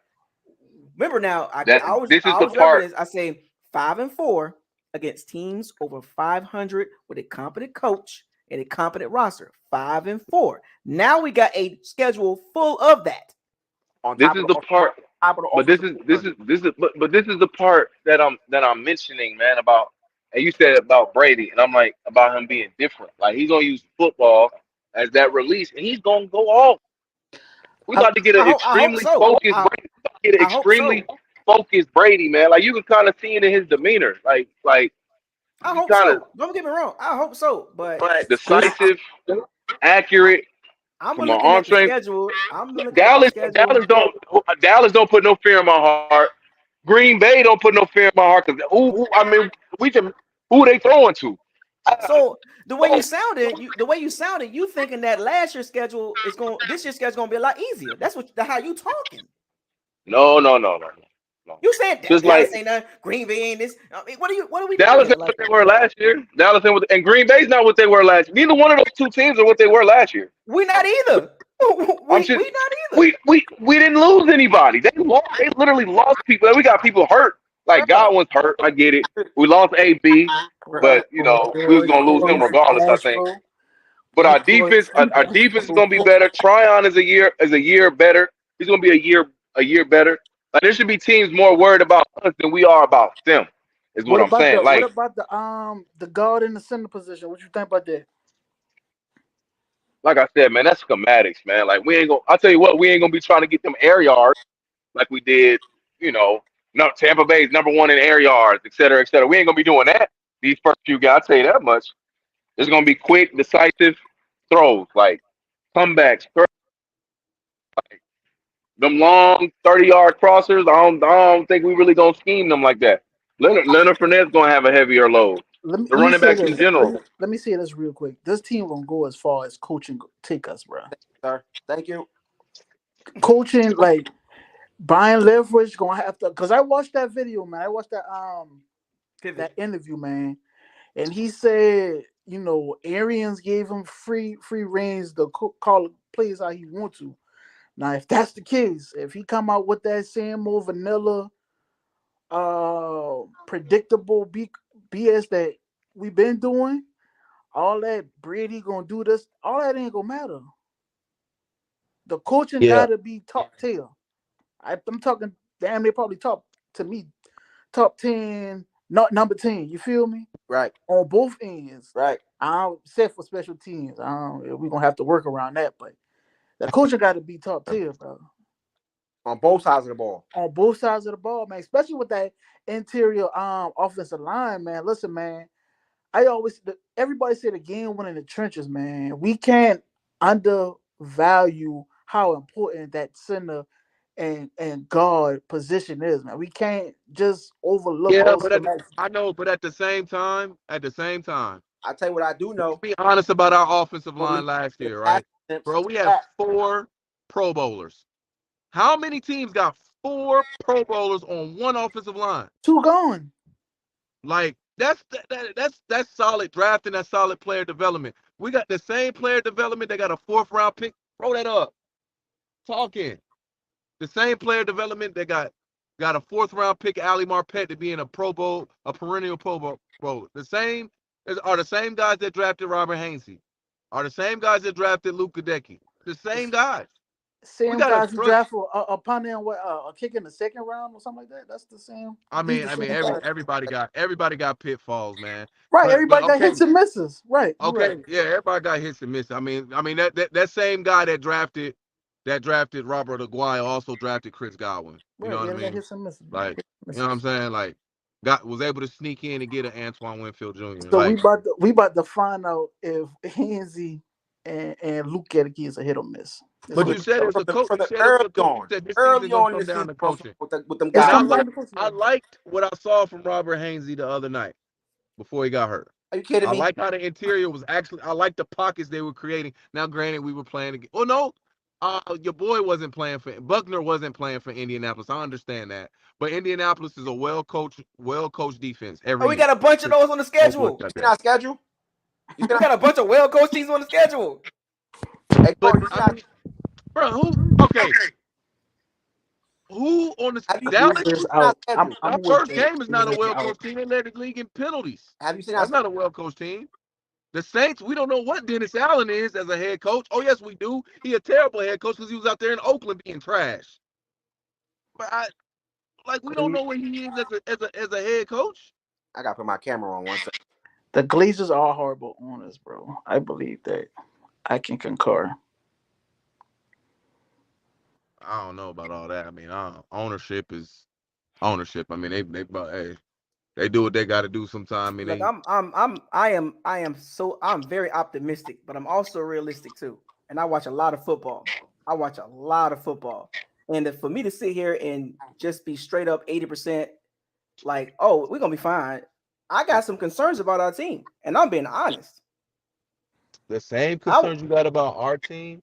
I went through a lot of teams. I talk about a lot of teams on this channel. Every team got issues. No team is the same in the NFL. Every season is different. So to sit here and try to make it seem like everything is going to be A-okay and disregard the teams that's on our schedule, even though our schedule is a lot harder than last year's. Now we went 13-4 with an easy schedule. Yeah, but now we got the fifth ranked schedule. We got the fifth ranked schedule this year. So the expectations is to go the same record or better, obviously, right? We get that part. But also understanding we are dealing with things just like other teams as well. We, as far as internal, we have injuries at a very important positions, specifically with Tom Brady at quarterback. The interior is a huge deal. You can big up Hainsley and Luke Gedeke all you want, and that's fine. I'm with you. But the reality is you don't know. We don't know. From what I seen in preseason, them boys, they're going to be in for a rude awakening. Early. DeForest Buckner played one play. And Luke Gedeke got destroyed. From whom, though? I mean, who's DeForest Buckner? What DeForest Buckner are we playing against in Dallas? So let's do this then. Let's make it easier, right? And I'm like I said, I'm all for the Bucs all day, but let's make this easier for you. I just want you to, because I see you like you kind of like got this door right here, and it's like you kind of like narrow. Like I just want to break this down. I haven't gave my schedule prediction, but I just want to break this down to you because I kind of see where you're going with this, but I just want to make sure we all stay in the same the realm. We don't want to get too far away from the whole outlook. That's schedule, right? Because I don't want to be like. Remember, I'm a football fan first and a Bucs fan second, right? So when I talk football, I always talk football first from a football perspective. Then I get to my team all day. So I'm not the smartest guy in the world in football, but when I look at the Bucs schedule, we're gonna do this right here, right in Buckle's locker, right here. Slow it down. Right, slow it down. We're not gonna get out of hand with this. We're gonna slow it down. We're gonna break this down. Now we got a lot of people in the chat room. We got people right in the locker room. So we're going to break this down real easy and understandable so everybody can be on the same page. Because I don't want somebody to get so far away when you're by yourself. All right, so I'm going to say these teams' names. And if all of us looked at the schedule already, I'm pretty sure we're familiar with it already. Yep. So we got the Cowboys, Saints, Packers, Chiefs, Falcons, Steelers. Then we got a second here. Spare my screen real quick so I can make this loud and clear. So after the Falcons, we got the Steelers, the Panthers, the Ravens, the Rams, the Seahawks, a bye week, that's week 11, the Browns, the Saints, the 49ers, the Bengals, Cardinals, and then Panthers, and the last game against the Falcons. So pass rush, bull rush. So now I watched preseason. Who? Hey, I watched preseason and I saw Luke Gedeke and Hainsley. They gonna learn as the season go. Mm-hmm. Right? We get that part. They're gonna grow. They're gonna grow. But to sit here and say to try to belittle that situation like it's not a big deal, we're gonna be fine. It's hard for me to do that with this schedule. Maybe last year, of course, I could probably get away with that. But the fact that we got an entirely new interior O line, all new. That's not gonna be an issue. Well, I was saying.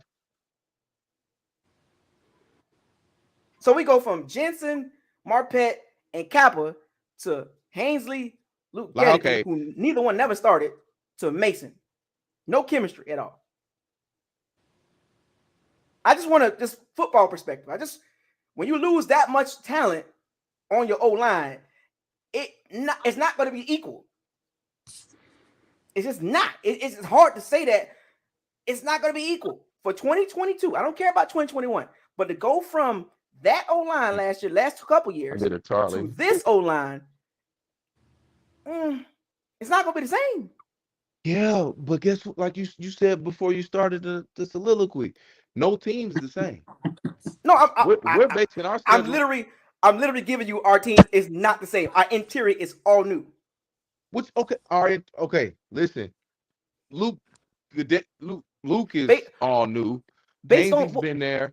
Shaq Mason's been a Pro Bowler. So let's bring Luke in. Let's bring Luke in. He's a second round pick. What are you basing Luke on? He's a second round off the coaching. I'm not going to the But Luke is not going to come in here he's not going to be Ali Marpet like first 4 5 Not weeks even close. And we need him now. We need that. We need Ali Marpet now. We need that type of play now. Why? Against who? Who scares you in these games? How many Aaron Donalds are we playing in the interior that Tom Brady can't make adjustments? Let's try this again. His hand quicker. Let's try this again. All right. So I just trying to get you to understand. I think you're going so heavy Buck and you're not really looking at the football perspective. And that's what it sounds like to me. I might be wrong, but it seems like you're heavy Buck. What I am saying is we're basing this year's schedule off last year's teams. How good I'm basing on Dallas is taking a step back. Dallas is taking a step back. The Saints have even taken a step back from a coaching perspective. They've taken a step back. Green Bay, from a talent perspective, has taken a step back. No. Wait. Now you expounding your argument. So now you went from we talking about the O-line. Yeah. We weren't talking about the whole team. We talking about the O-line. I thought that's what we were doing. I mentioned the whole team. I thought that's what we were going at. Break down the defensive line versus offensive line. So where we at now? We at the team or we at O-line? I thought that's what your argument was. No, I said the team. My argument was the team. And then that's when you said, well, our 22 is good. That's true. And that's what I was saying. Other teams don't even have that. Like these teams that we play don't even have that. I was talking about the team. So who are you looking at on our schedule that's like not a big deal? Well, it's the NFL, first of all. No. Wait. Just we lost to the Commanders. Who are you looking at on our schedule to stay on track? Who are you looking at on our schedule? Not a big deal. Outside of the Falcons and the Panthers, who on the schedule is like on our schedule? Team Dallas. Dennis Allen did twice. I'm just gonna be honest. They have Aaron Rodgers, but Green Bay. Mm-hmm. And I don't even know. I don't know how they're gonna even attack us. But they have Aaron Rodgers, so things can happen. Anytime you got a Hall of Fame quarterback, anything can happen in the prime of his career. Anything can happen. But Green Bay strikes zero fear to me. Okay. Zero fear. Dallas, and like you said, the Falcons and the Panthers. Okay. We ain't counting them. Yeah, okay, we're not counting them. Yeah, Carolina that's might obvious. be. Hey, Carolina no, I'm not counting. No, I'm not counting Carolina Baker Mayfield. I'm not doing that. Out of there. We got and then we just play, and then look, and then we just play tough divisions. Well, no, wait. What's the teams? Wait. Pittsburgh won't be able to score enough, and I like Pittsburgh. I like them a lot. Always love the Steelers and Mike Tomlin, but they just won't be able to score enough to beat us.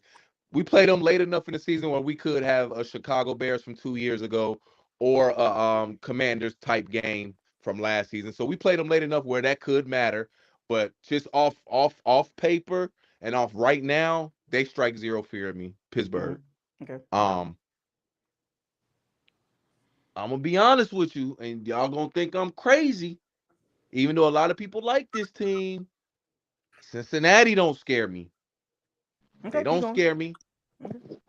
But I will say this: they scare me more than Cleveland because Cleveland is run heavy, and run heavy teams they don't do well against us. So I'll say Cleveland instead of Cincinnati. Cleveland don't really strike no fear in me. I don't know what they're going to be by the time we play them. Okay. They, like I said, they run heavy. So run heavy teams don't really. Chiefs is a toss that can go. It's the Chiefs. I would have to see the Chiefs' first 2 games, to be honest with you, because without Tyreek Hill, they are going to look different, and they're going to strike a lot less fear in teams. Just being honest. So I had to see them after the first 2 weeks, but I'm trending towards not us just being a better team than Kansas City. Team. I'm not talking about the O-line. I'm talking about team. But you said strike fear. Dallas don't strike fear. Green Bay don't strike fear. Cleveland don't strike fear. And then obviously, and Pittsburgh don't strike fear. That's 4. That's 4. We got a good team. You know what though? I know people talk about like coaching and stuff. We got to see what Todd Bowles does in all fairness too, because there's a lot of pressure on him. Because with all this stuff going on, Brady got injuries, and I think that's a lot of pressure on him as well. And I think people got to factor that in also. And one thing I think with the offensive line, I think the Bucs gonna beat Dallas anyway, because Dak Prescott is like 25-6 against the NFC East, but 500 against everyone else. And he's hot garbage when Tyron Smith is out. It's like that whole game plan goes in the toilet. So I think that'll beat them. Wait. Now, that's right there.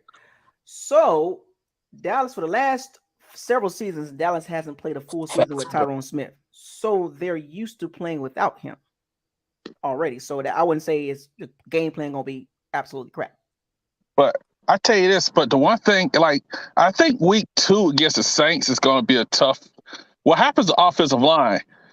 They're a unit, and it's not talking about plug and play. Yeah, but hold on one second.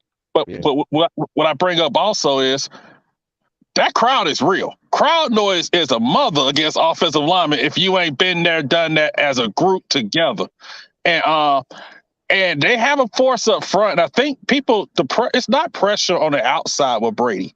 It's up the middle, because that's every quarterback. Because Brady always just step up, because most defensive ends are dumb enough to keep running past the quarterback.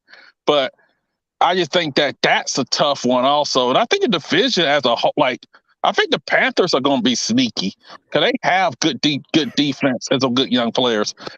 And my last thing is, I am not gonna let people get away with saying the Panthers are sneaky when they have the 32nd ranked offensive line.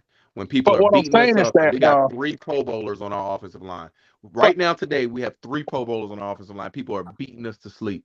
I'm not going to let Carolina get away. But hold on. But what I'm saying is that, But what I'm saying is that there's still an any given Sunday thing. Because it's still any given Sunday. They have a good young defense as well. That's what I'm saying. And we just got to be honest. Washington didn't have a great offensive line. They still beat the Bucs, and they pounded them. So it's an any given Sunday. Some days ain't your night. But I'll say this one quick thing also. Brady loves Godwin because Godwin moves the chains. Do we know when he's coming back? What is Russell Gage's health, for example? Can we depend on Julio for 16, 17 games? We can't. So that receiver depth, because you're going to have guys coming off injury, how soon can they get back at it? And that's the question mark that I have. Anybody got any? And I mean, got a lot of people here, so y'all go ahead and Rudy, I see you. Aubrey, what's up? I know you over there shaking your head. Hey, I feel like before he start, I just want to say thank you, Isaiah, for giving us this platform. Oh, no doubt. All day. Right. I felt like the test, our team will be the second week. We're gonna see how good our offensive line is the second week. That's the game you're gonna be able to judge. Let me ask you this then, Rudy. Do you think our offensive line is good now, going into the season? I'm 50-50. So let's keep that right there. So 50-50 going into the Dallas game. So we need to be 80-20 Saints, like far as like good wise, right? Like we got to progress. Like we got to progress before that Saints game. And I want to see some progress. So that quick from week 1 to week 2, you want to see a jump from 50-50 to 80-20. Yeah, I want to see some progression in our line going into that second game. That's huge. That's a huge because that's the real test. That's a huge jump. And we don't know where our line stands. So your mindset saying 50-50 is average, right? The average O-line going into the Dallas game. And come out of that Dallas game, you want to see above average O-line with Luke Gedeke and Robert Hensley. Not necessarily that much of a jump, but you want to see some progression. Like you want to feel confident going into that next game. Okay. Aubrey, anything on that one? As far as like the offensive line and the percentages. Yeah. I mean, like going into the Dallas game, what's your confidence level going into the Dallas game? I'm 70-30 going into Dallas. 70-30. Man, what you seen all preseason long? Hey man, you gotta I gotta see them first, man. I can give you a better. No, what I'm saying, going into the season. I mean, we got tape now. We got tape in preseason. We got a chance to look at the two young guys in the interior. But based on what you've seen, that tape don't really mean it does mean something. It means a lot. That means something. From this standpoint, you going against ones. When we talk about from week 1, you going against ones, and they're scheming and coaching. That's why I'm asking. Wait, from what you've seen in preseason, where you at going to the game? I'm I'll say about 40% confident in the offensive line. That's just me. So room to grow. Yeah. Room to grow. Yeah. Most definitely. Well, I just said that against now. If we was playing New Orleans week 1, no, going into the season. Going into the season. Yeah. Where you at right now? Week 1. Oh, so you just saying like totality? Yeah, from what you've seen on tape with the O-line, specifically the interior, the two young guys. Opponent don't matter. That's what you're saying. Going into the season. 50, yeah, 50. Where you at? Right. So that's what I'm saying. But I keep in mind going into the season. 50-50. Yeah, 50-50. Yeah, 40%, bro. I ain't. Only because I trust this staff.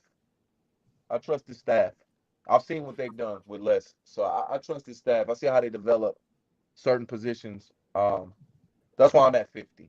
I'm giving them benefit of the doubt to have us 100% ready for this, to have that O-line, because ain't nobody coming through that door. So what you got is what you got. That's who we got. So I'm trusting in them on having these guys prepared for this season. That's what I'm trusting. That's why I go 50. You know what, fellas? One thing I think will help this offensive line is the Bucs running the ball more, because offensive linemen like to run block more, and I think that will help them out some. What do you guys think? I'm with that.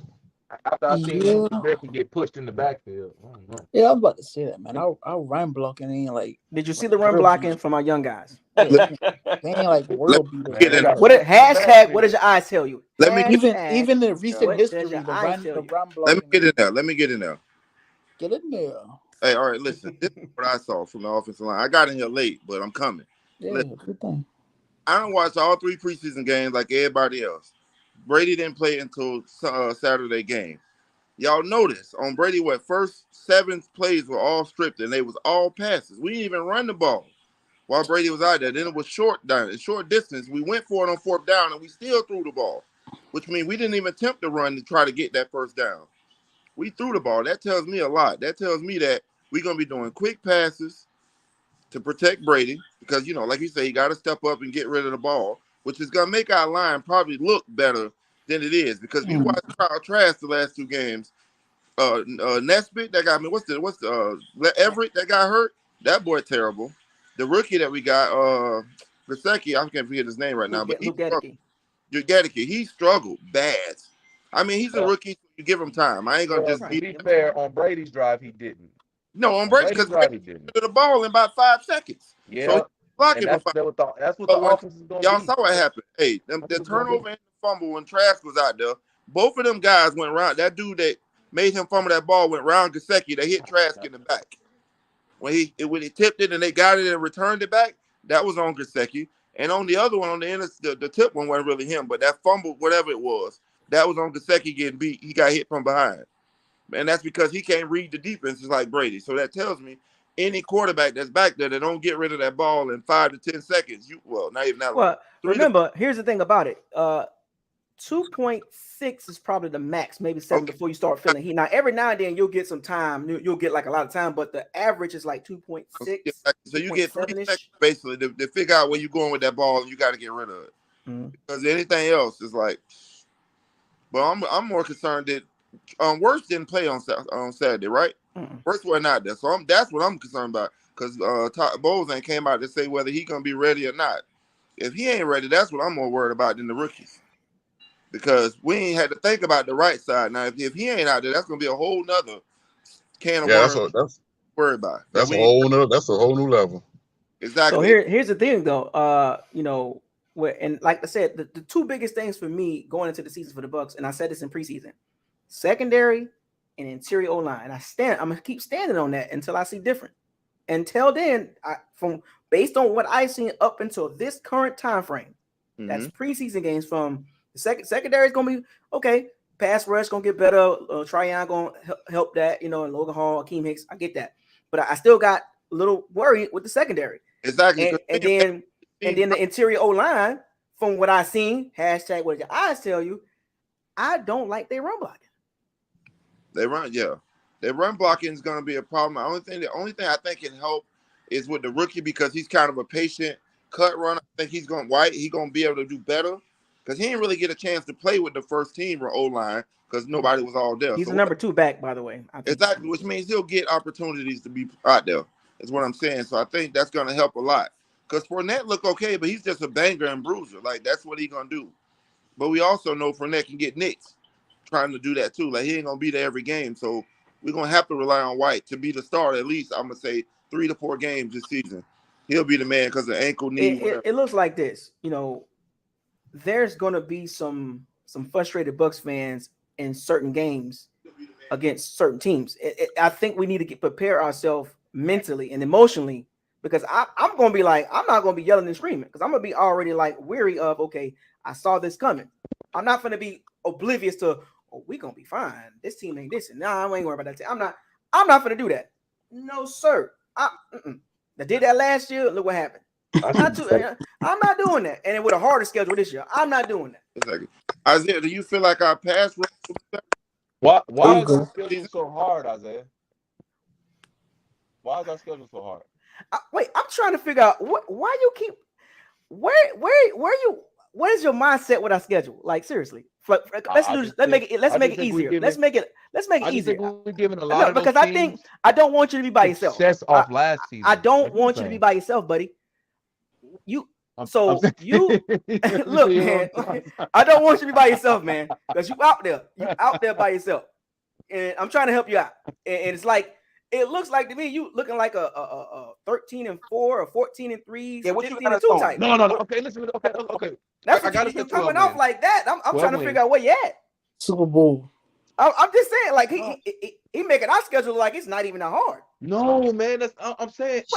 Wait, hold on. So everybody, let me hold on. Everybody heard him, right? So let me just ask each individual and give everybody thoughts. I don't want everybody listening to me. So I want to talk to everybody else. So Norm, let's start with you first. Norm, so you heard Corey about our schedule. What are you gathering from that?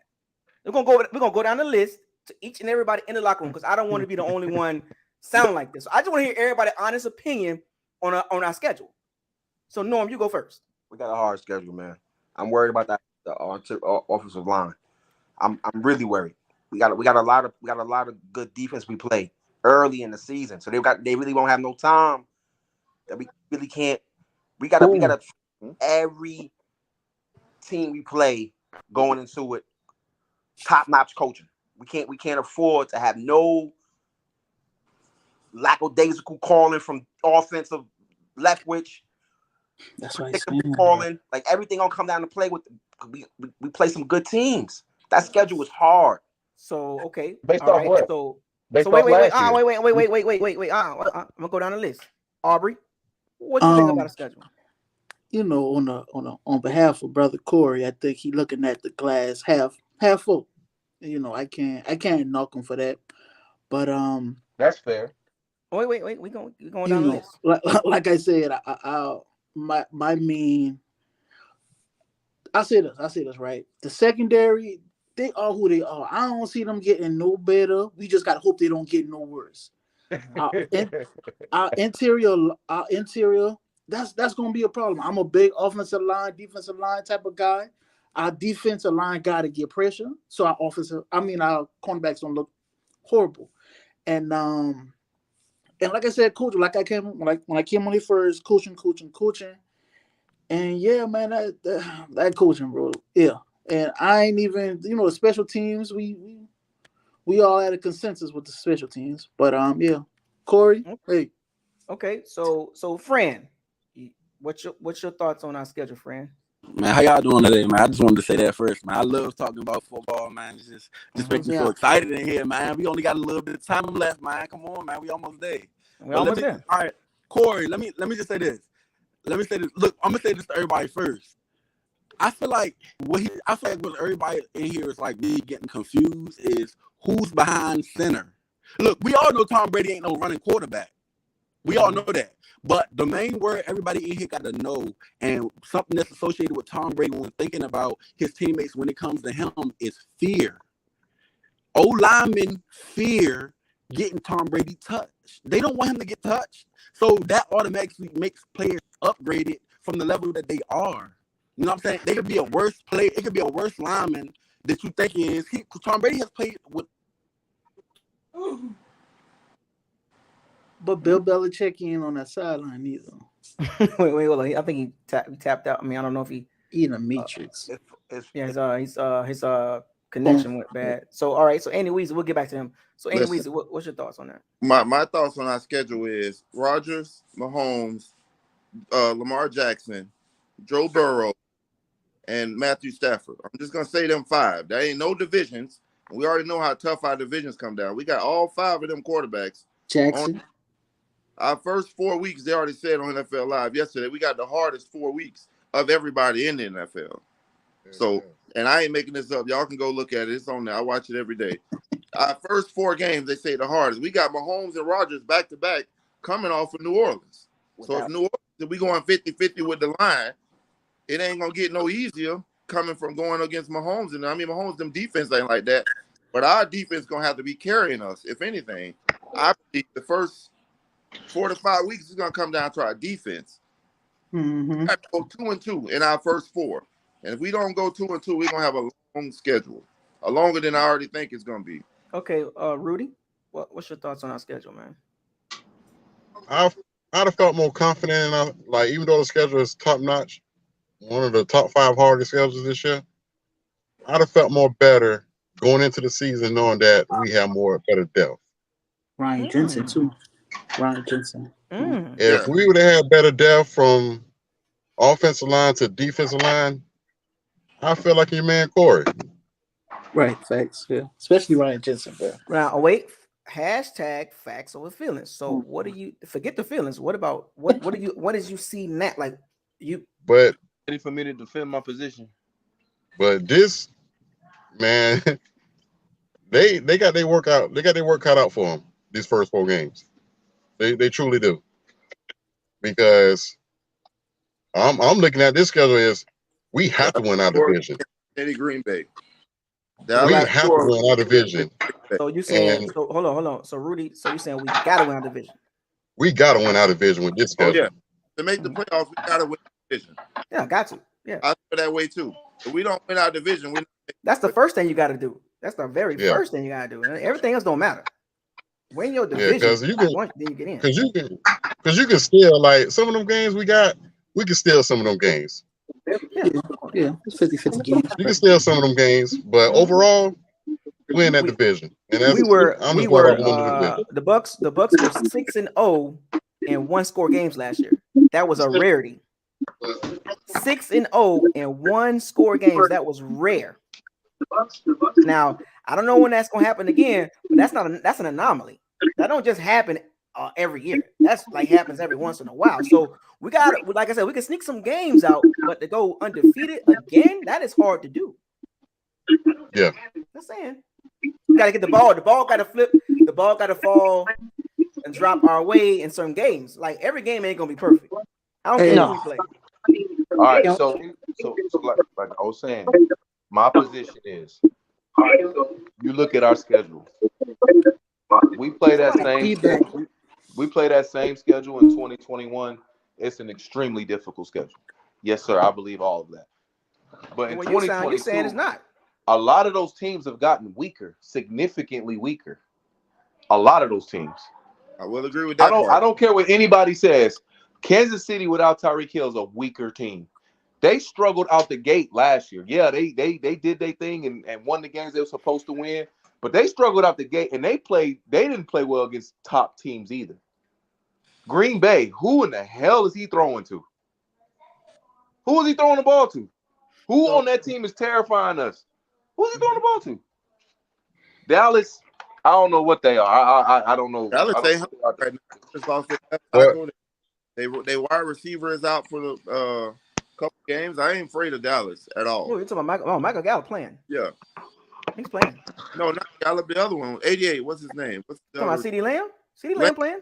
Lamb hurt. Oh, he hurt. He'll be playing.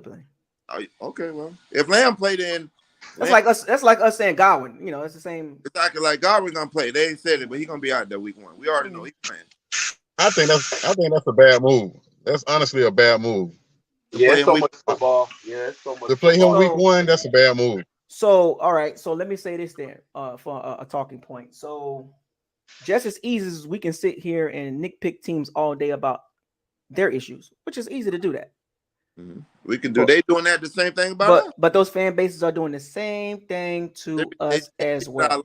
Heard they saying we ain't got no Jensen. God, we got question marks too. Let's not sit here and act like every team is just all messed up except for the Bucs. We got question marks too. That's pretty clear. What's some of the front sevens we playing from other teams? You're right. We got 3 Pro Bowlers on the offensive line instead of 4. You're right. The last thing I said about our schedule, all the quarterbacks that I was just talking about, we play them all at home. That's the best thing. We don't go on the road where it'll be even harder to beat them teams that they come to Tampa. If we can sit here and question every team and what they got going on our schedule, but we got question marks as well. We are not a perfect team. Where's this energy coming from? No, we definitely not. Well, there is no perfect team. There's no perfect team. Well, that's what I'm saying. Like, I don't. Why are we acting like it's the schedule? You know, it's like, well, you know, it is what it is. We'll get through that. Like we better than every team. We ain't going 17-0. We ain't going 17-0. No. Let's get that. Let's make that clear. I can say that. I ain't even make a schedule prediction. We're not going 17-0. I don't care what you say. We're not going 17-0. What you got, Sal? Hold on, Isaiah. How many wins you had? I'm not doing that. I'm not doing that right now. How many wins you got us having this year? I'm not giving you that right now. I'm not doing that. That's coming the day before the season starts. Well, I'm gonna go down the schedule. I'm gonna break down the schedule every game. I wanted to wait till after preseason, after the roster cuts, before I even do that. Okay. So you ain't gonna get that out of me. That's why I'm just kind of just going through the schedule, like just conversation purposes. But when I give you my breakdown, make sure you be there. That's in my opinion. And let's see who get off that waiver wire. Right. I gotta wait to see some roster transactions from every team, not just the Bucs. Every team. Who gonna make what move? Who gonna miss trade? Who gonna do this? Who's the starting? Who's the final 53? Who's gonna be where? I gotta wait for that before I even do a schedule prediction. So I'm not giving you that. Period. I'm not doing it. You ain't getting it out of me. You can get it out of somebody else. I'm not gonna agree with anybody or disagree with nobody. I'm just saying, for me, I'm not giving it to you. Hey, I got a quick side note. They feel like with this real quick with the Jimmy G new contract thing, is that for they can keep him or they can move him to a team that want to get it but not? Either way, keep him on Twitter. But how you keep a person that ain't practice all training camp? Well, it was a shoulder injury. Yeah, but they said he was healthy 3 weeks ago. He could have been playing. But obviously they gotta say that because you're trying to move him. All right. But so this was the backup plan all along because they don't find a trade partner to cut his money down. I would say this about San Francisco. If this Trey Lance thing don't work out, Kyle Shanahan, boy. Because you can't go back to him, then come back to Lance. Boy, Kyle Shanahan, you in trouble because you got his team and you went Trey Lance, you traded your picks and all that, and it don't work out, and he does worse than Jimmy G. You in trouble. It's on you. In trouble. Kyle Shanahan gonna be in major trouble. I don't care about this old John Lynch. This and they got good draft picks. They got a good roster, just like they did Flores and the rest of those guys. You got to win. You got to win, buddy. You got to win. Every year they keep babying Kyle Shanahan. Oh, Kyle Shanahan, you know what I'm saying? He's a great offensive mind, and they baby him because of Mike Shanahan. Pumping him up. It's the Mike Shanahan situation. You know, because his dad was a real good coach, Super Bowl winning coach. Shanahan, Kyle Shanahan got a coaching tree with Sean McVay and you know what I'm saying, and Matt LaFleur. No, you need to win because Sean McVay won. Sean McVay won, so he good. He won before Kyle Shanahan, and he was under Kyle Shanahan. So come on, Cal, you got to do something now. You got to do something. Enough of this media aura they're giving him. He done got year number 6 now? That's a long time. Yeah. Time for results. As far as he didn't have 3 top 5 picks or 2 top 5 picks. As far as our division goes, if Jameis ain't back to wherever they expect him to be, and Michael Thomas ain't 100%, who is our other biggest threat, Carolina or Atlanta? Neither. I mean, not saying they're a threat to us, but okay. Let me try this again. Neither. Because I feel like we're gonna lose one game to either Atlanta or Carolina. Based on what? Huh? Based on what? Based on us just having a letdown, thinking that we're gonna be just rolling against them. Yeah. I say like the in Carolina game, we always play funny when we go to Carolina. We end up winning it, but it ain't never an easy win in Carolina. Fellas, I think y'all really down. What I'm not liking is I'm not hearing nothing positive about how much better this defensive line is going to be. I think we all agree with that. I think we. Okay. Well, then why are we so scared of teams like Kansas City? Their defense. Wait. So are we comparing? Ain't that great. Their pass rush ain't that great. Are we comparing positions or are we comparing teams? Because I keep hearing mixed. I'm hearing mixed conversations. I'm hearing. Well, however you want to flip it. Let's talk about. We got this, and then what about this team? Like, what's the angle here? Y'all keep talking about this. The game is run in the trenches. They've lost they lost players on their O line. They D line. All they got is one player on there. They have no pass rush whatsoever. We got 17 games, man. What you? I know. I'm just saying. You want to break it down? Let's break it. First 4 weeks, I see us being. Oh, okay. Well, let's do that now. I don't know your schedule. Wait, hold on. I don't know your schedule prediction. But if you want to break it down, by all means, but I'm not going to give you a lot from that. I mean, I know that. I heard what you said. I'm just saying the first 4 weeks. What do you want me to do? I see us being 2-2 at worst. At worst. That's what I said, 2-2.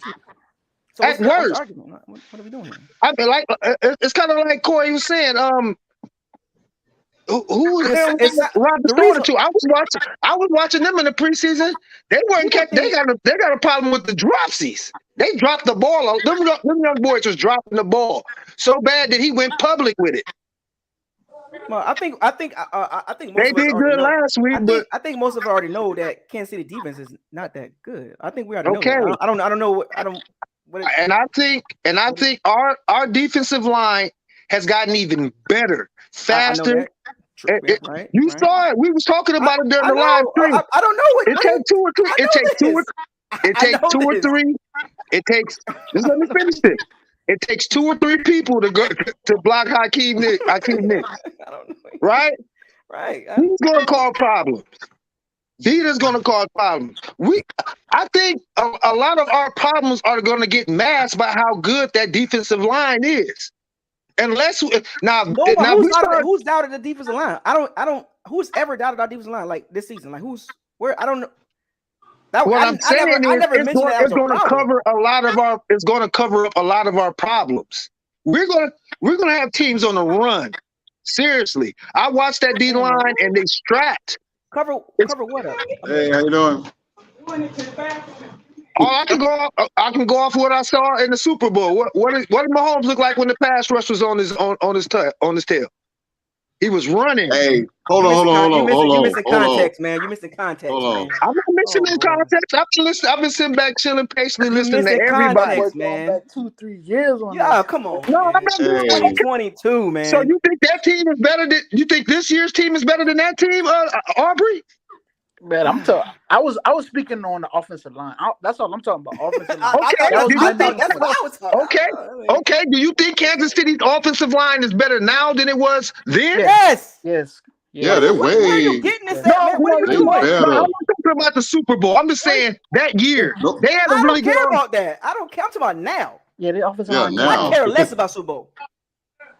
You think that offensive line is so now? You think that offensive line is good, really good right now? Yes. It might be top 5. Yeah, our offensive line. Our offensive line is middle of the pack. I give you top 10. I ain't saying top 5. What you want me to say? No. No, I'm just saying. You gave your opinion. I'm giving mine. Now, I'm just saying. Now back to this. Now back to the game. Week 1. What strikes fear about y'all about Dallas? Injuries. Who's scared of that? I didn't. We're not afraid of Dallas. So you're not worried about Dallas, right? Are you looking for an argument or something? Who said? No, I'm just saying. I'm asking a question. So there's no fear about Dallas, right? Well, I mean, they got Michael Parsons. This is we're just talking football. Where's the fear coming in? We're just talking football. Who's scared of Dallas? No, do y'all think what I'm saying is when I'm talking about fear, I mean, do you think we'll lose to them? Do you think we'll lose to them? The word you're using it. Okay, do you think we'll lose to them? You talking to me? Yeah, I'm talking to all y'all. I'm not giving you no answer. We can. You can talk to them. I'm not giving you a Sunday, right? No, I don't think we'll lose to Dallas. Thank you. That's all I'm saying. Are you okay? The only game I'm really worried about them first 4 weeks is that second week. That's really it. Because just as many flaws as we got, those other 3 teams got just as many flaws. They don't have Michael Cooper. Everybody. They don't have Michael Cooper. Everybody got flaws. Next. Exactly. Now you was talking about how tough our schedule was. It is. Now, okay. Now some of those teams that we play schedule are harder than ours. Yeah. Rams got a harder schedule than ours. San Francisco got a harder schedule than ours. When you in your division, that's what happens when you in your division. Okay, I'm just saying those teams. It ain't like they gonna run all the way through their division. I see us winning at least 11. I see 11 games, 10 games, and a lot of teams are going. And 11, 10 games is gonna get you in this year. I think it's gonna be really that tough because I looked at a lot of their schedules and they play a lot of each. All of us play each other. I don't see the Rams just running through us this year. They're running through their whole schedule. They got the hardest schedule. That's what happens. Okay, so like I said, I'll put the Rams at like 11, 12 wins, maybe 11 wins. I think it's going to be a bunch of teams with like 11, 10 wins.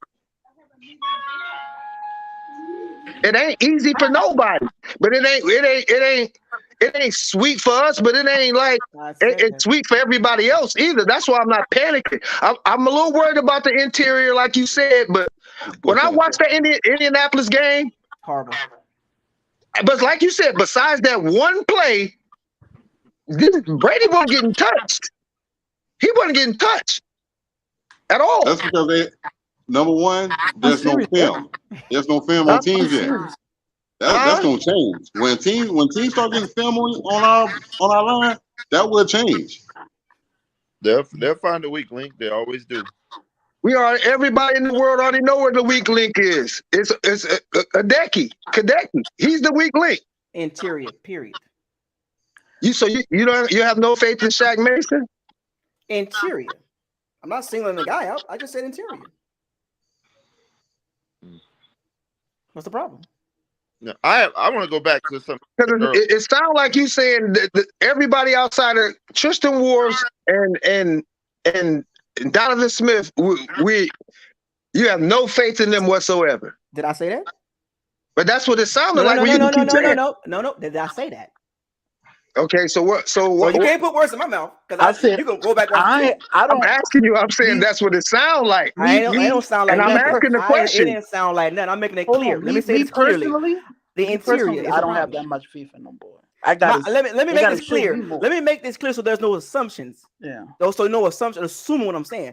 Interior is an issue. So I'm not sounding like nothing. Interior is an issue. Yeah, I ain't got much. Don't assume what I'm saying. I'm telling you. But that's just me though. It can go up or it can go down. He got an issue with interior. Aubrey said he has no faith. Isaiah, I got a question. I got a question for you. Hmm? I mean, you know me, I've been here for the last couple of years. We've been here. We done did this. I like this conversation, by the way. So the question is, you know how we said for the last couple of years we ain't had no pass rush at all. Hold on, wait a minute. We had no pass rush, which now that we all just agree that our defensive line is going to be, and if our defensive line is going to be better, that should make our secondary better. Do we agree or disagree? Let's agree. Okay, so have you not seen our defensive line play through the I know where you're going with this. I might have earlier. D-line makes secondary better. Secondary, if they cover longer, they make D-line get to the quarterback. So they work hand in hand. But that doesn't exclude our secondary being an issue because we got history on that. Oh yeah, we got history. You know what I'm saying? But so this season, if the D-line improves, obviously the secondary gonna get better. If the secondary covers better, the D-line gonna get more sacks. Well, they were already top 10 in sacks anyway. But we all know, and most of us agree, not all, the secondary is still an issue. Yes. I mean, where's the lie on that? It's a couple players just got paid in the secondary that need to show up. I'm just saying. So I think we can agree on that part. Because as far as secondary, he really is. It's Carlton Davis. He need to show up. Murphy Bunting now, and it's different though. So now they made some chess piece moves, right? So now we got Winfield playing in the slot, which is a big deal, which is good for the secondary, playing more. Him and Logan Ryan going back and forth, switching. So it makes the defense be more versatile. And they also moved Murphy Bunting from the slot, which he never should have been in the first place, to the outside, which makes it bigger, better. Sean, man, no, man. No, I don't care. He ain't doing nothing on the inside, outside, nothing. I don't know why they hating on Dean right now. He is clearly playing way better than Sean Murphy Bunting. Clearly. But they giving him all the first team reps. Sean is not that, man. All he do is play off the receiver, let them catch it, and then try to make a tackle. He allows every receiver to catch the ball. Then gonna try to make like the, you know what I'm saying, like the tackle. Because he's scared to allow a big play. He's scared to allow a big play. If he's scared, go to church. So what's the issue? Hold on. Chat, what's the issue with Sal? I see we got some issues here. Don't do Sal like that. Yeah, they going in. What's the issue? No, Sal. I'm not worried. What? Who said I'm worried? No, Purple Knights. How's Sal worried? So what's the issue with Sal? I don't know what Sal's here right now. I'm trying to see what's wrong with y'all, man. Hey, look, man. Hey, they on you, dog. They on you now, bro. Like that. Don't do Sal like that. They on you, dog. I don't know what you said, but hey. Sal just proving it. I mean, hey, look. We all look. Everybody don't have to agree on everything. Look, right? I don't expect it. That's the beautiful thing about football and men that's able to handle a conversation. Now, I done seen some other channels get outrageous. You know what I'm saying? Like ridiculous. I watch. So we're not going to agree on everything, but remember, we own the same ship. If that makes sense, we going on the same direction, but on the way, we might not agree. That's what happens. Mm-hmm. That's what happens. It is. All I'm saying is I'm not as worried about the first 4 games as a lot of other people sound like they're worried about it. I see a lot of flaws in their team too. Like I said, Kansas City, they have no. I think we'll be fine. I think we're going to no less than 2-2. I think we'll be fine. I mean, I'm not hitting the panic button. I mean, obviously the season ain't started yet, but overall, I think we'll be fine. Okay. All I'm doing is creating talking points as far as our team individually. Now, we really can't go into details on other teams because that's not that type of channel. Right? We're not going to sit here and just specifically talk about this team. You know what I'm saying? But for the most part, it's going to be about the Bucs. So I'm just expounding upon our positives and negatives, right? Because we got positives and we got negatives. You know okay, so we can agree on that, right? We can agree on the positive and negative side. Okay, if we all agree that this D line is going to be better, we should be able to agree that the secondary is going to be a little better this year. Hopefully, with the defensive line. They should. You like you said, they go hand in hand, right? Right. So hopefully, being that the D line got better, Tryon starting, Hakeem Hicks. You know what I'm saying? So Logan Hall. What did you think about that D line when we played against Indianapolis in that first series? Good. And that was without no Tryon. And so that was on I'm supposed to be Nelson like, too. So I'm supposed to be like, because of that series, we're gonna be good. No, I'm just saying if that's the way that we're going to be leaning towards. Hopefully. Okay, so hashtag. So we ain't hashtagging what your eyes tell you, huh? Bruh. I see that D line been a lot better this year. I see it getting way more pressure. So now that I'm glad you said that. So you said hashtag what did your eyes tell you? So in that game, in that series, the first team defense that played, I don't know if they played multiple series, but there was still some starters mixed in with some backups, right? So everybody didn't come off at the same time.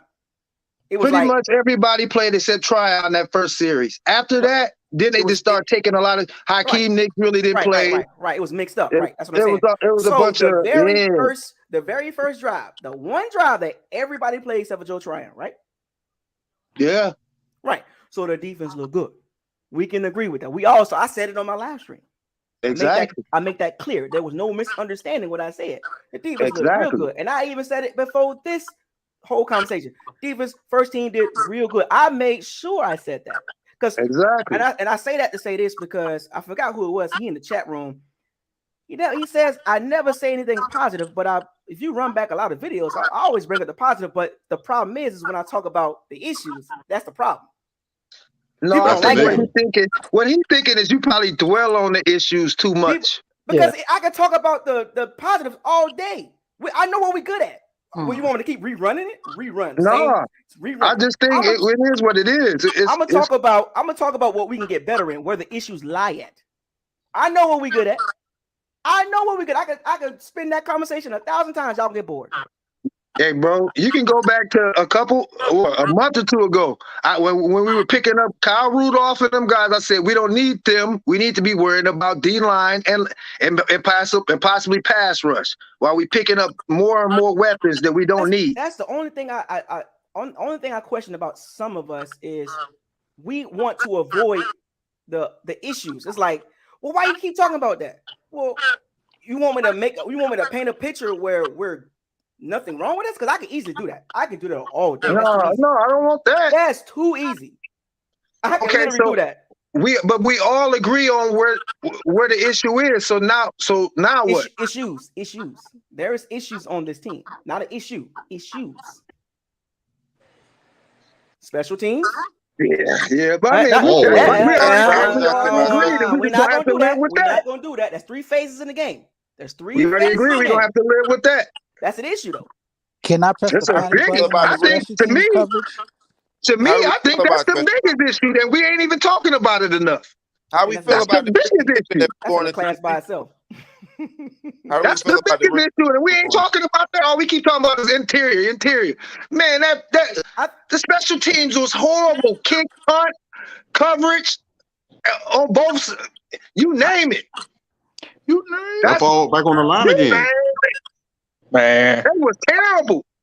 Here's a problem. That's the reason why the backups look so bad. They kept, oh my God, it was 10, 13, 15, 16, 17 yards every time they returned something.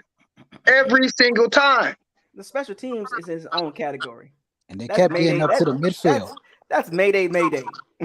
I think that's why people are like, it's the obvious. It's that we see that. That's an elephant over there. We see that thing. We don't ignore it. We know what it is. It's been like that since 2009.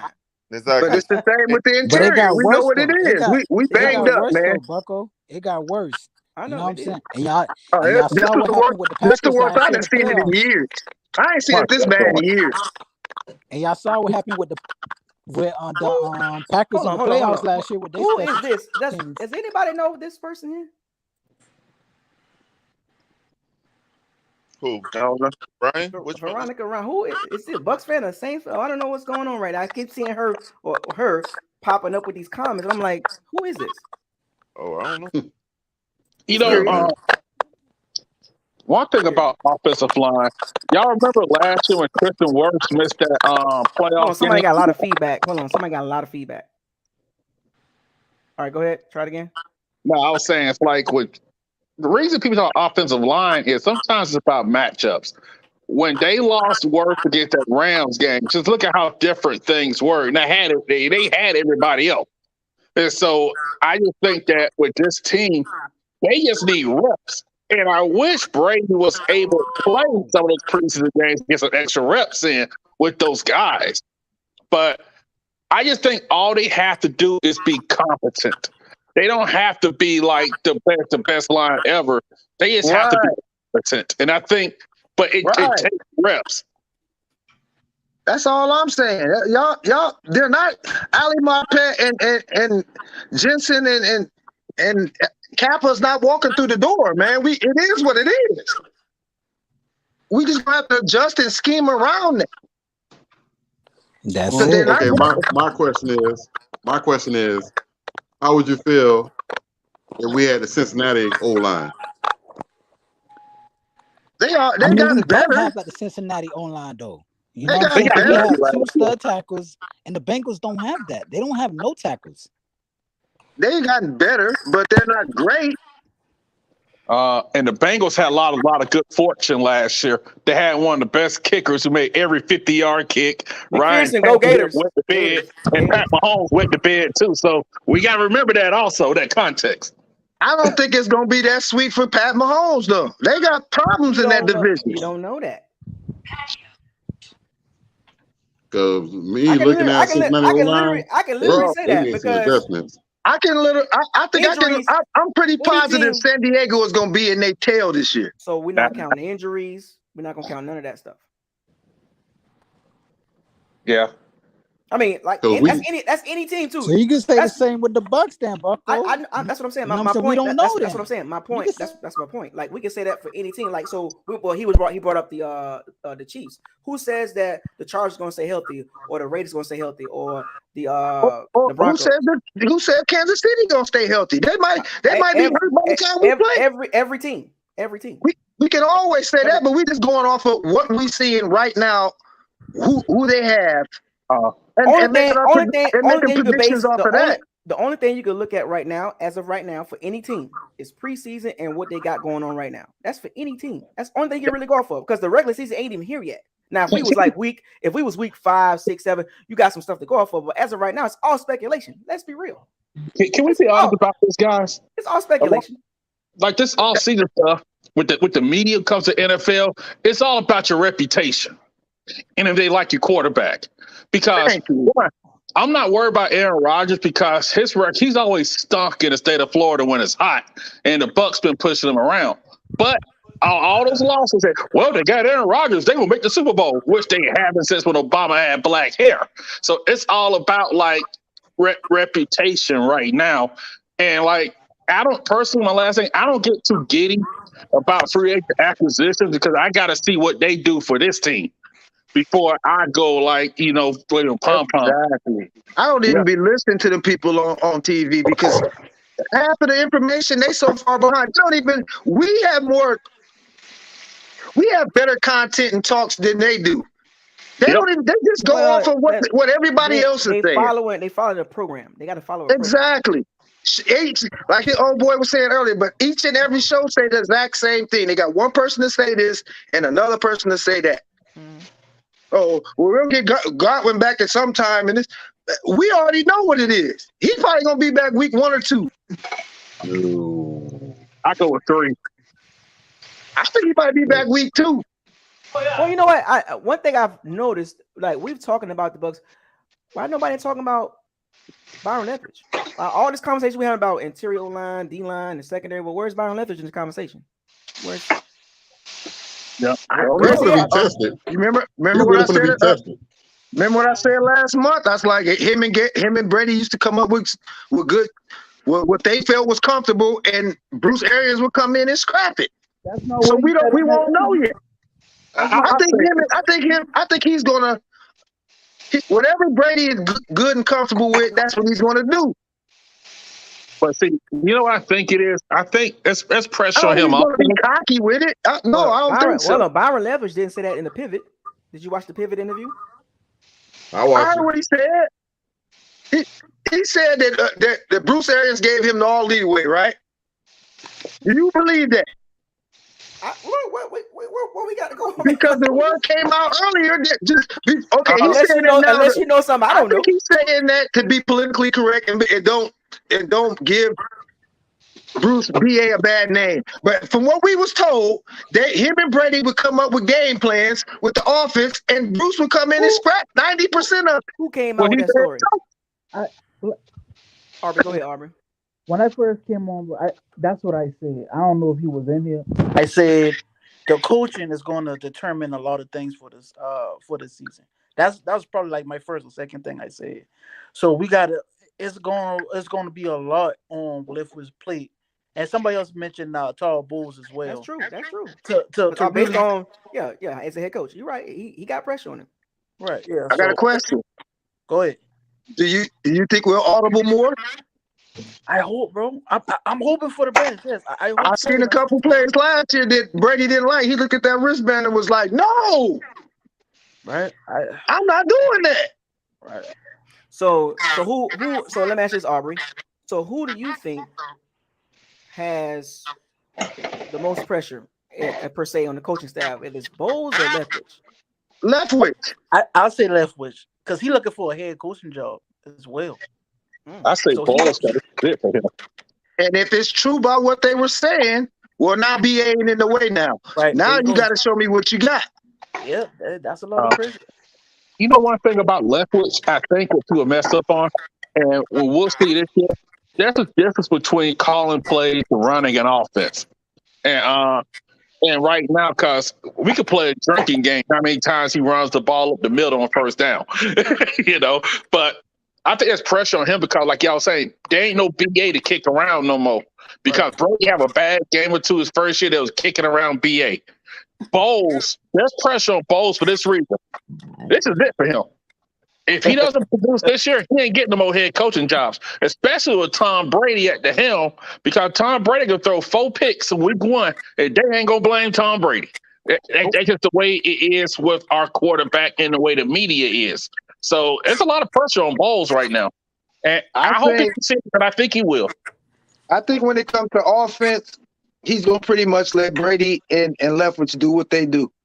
Y'all work together. Y'all work y'all magic. I think I'm going to focus on this defense. I got my toys together. You're faster. I'm going to take care of that. Y'all just make sure y'all run that offense right. Now, it might be a couple plays. Let me ask y'all this. We're going to go for it on 4th down. Let me ask y'all this. So, what is the position of a head coach?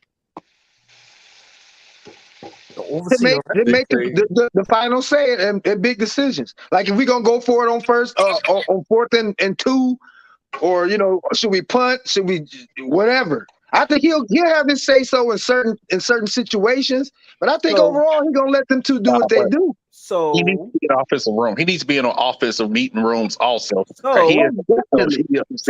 can we agree with this though? Bowles is not a proven head coach.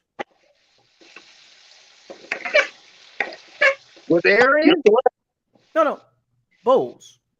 Yep, you're correct. He only had one good year. His first year with the Jets was the only good year. Okay, what about Bruce Arians? Did he? Wait. No. We staying on Bowles. So I think Bowles has a lot of pressure. The point is the pressure part. So being that Bowles had one good year in New York, and that was mostly Rex Ryan's team. And then he actually got his team involved, his scheme and all that, and they bombed and they ran them out of New York, a big city, a big market. Now Tampa is a lot smaller, a lot less attention. Now that Brady came, a lot of attention has came to the Bucs because of that player and a couple others, but mainly Brady. Bowles has a lot of pressures because the roster was coming off a Super Bowl a couple years ago, and they saying ready-made roster. Bowles came and messed this up because he didn't get this in New York. Now he got it in Tampa. He came and messed this up moving forward. So if he messes it up, that's going to be a huge. Okay, what's messing it up? What are we? No. Listen what I'm saying. If he messes, that's going to be a huge deal because it's like, well, you had a ready-made roster with a quarterback and everything. How the hell you messed this up? Arians got it.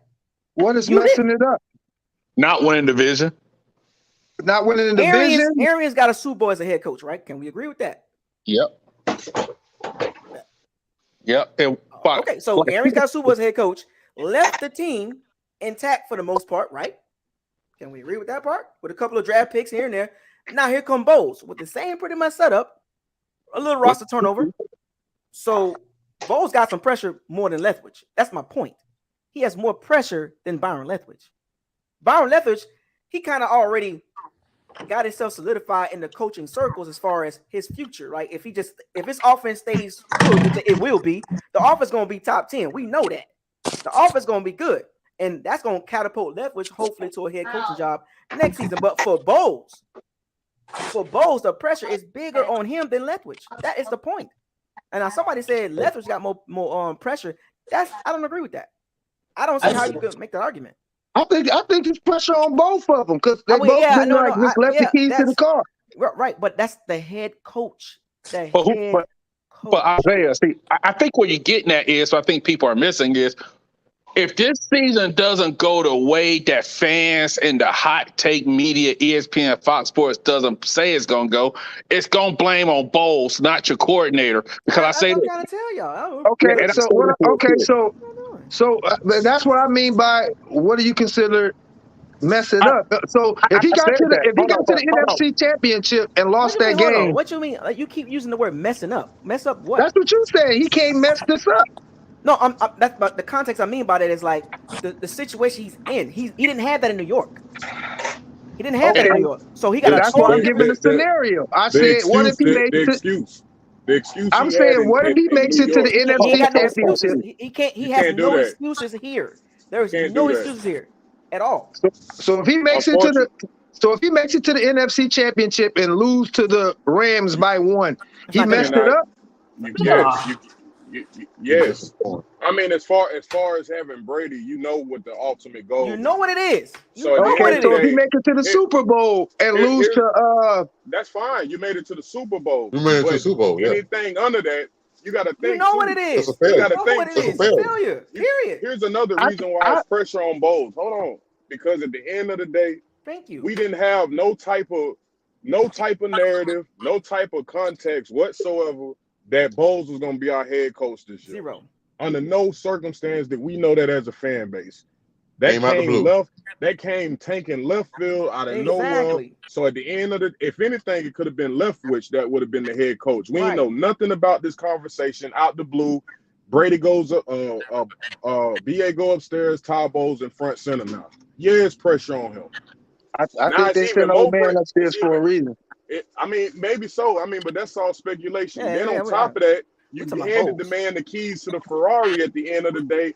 He got pressure on him now because now you got to adapt because he ain't got no O-line. Did y'all see the pressure as soon as Brady took his leave? They was on Bowles' head. He didn't know how to handle that. Like he didn't know how to. You could tell he's not comfortable with the media. We know that he's not a media guy. He's behind the scenes. I just think he just don't give you nothing. He just don't give you nothing. He was like that in New York. Yeah, he been like that. He don't give you nothing. Belichick don't give you nothing either. So that, remember now, going from Arians to Bowles is night and day as far as coaching style. I think that's probably best because I think BA put his foot in his mouth a few times. But he's more proven. He's more proven than Todd Bowles. But he didn't prove anything without Tom Brady. We're not going to add all the semantics. Oh no, we're not going to do that. Bucko, look what you started, Bucko. Look what you started. We're not going to do that. Because he won a Super Bowl 2 years ago. I'm talking about facts. He's more of a proven head coach than Todd Bowles. Am I right? Yeah. What's the problem? He did a good job in Arizona. What's the problem? Wait a minute. Is he more of a proven head coach? We ain't giving Todd Bowles no type of grease. No. Wait. I want a answer. Is Bruce Arians more of a proven head coach than Todd Bowles? Yes or no? That's already a Yes, proven. that's a loaded question, and you know That's it. not a loaded question. It's a yes or no. Yes, it's a Proven fact. head It's a coach. fact. Is that a fact? Yes, it's a fact. Come on, Since man. he You know won, the answer to that the question. Super Bowl, yeah. I mean, Come on, man. all you gotta do is ask. All you gotta. Since he won the Super Bowl, yeah. Come on, bro. Now we're gonna play brother. word games. We're gonna play word games now. We're gonna play word Hey, games. hold on, fellas. No, I'm just saying. I'm not doing that. But this I'm the not doing thing. that. This the thing. You gotta I'll think say this, about it. though. The win column. The moment we got Bowles, took at least another loss or two because we got Bowles. People had us projected to win more games with BA. They expecting us to lose a game or two just because it's Bowles that and not him. So that's already proven. Right.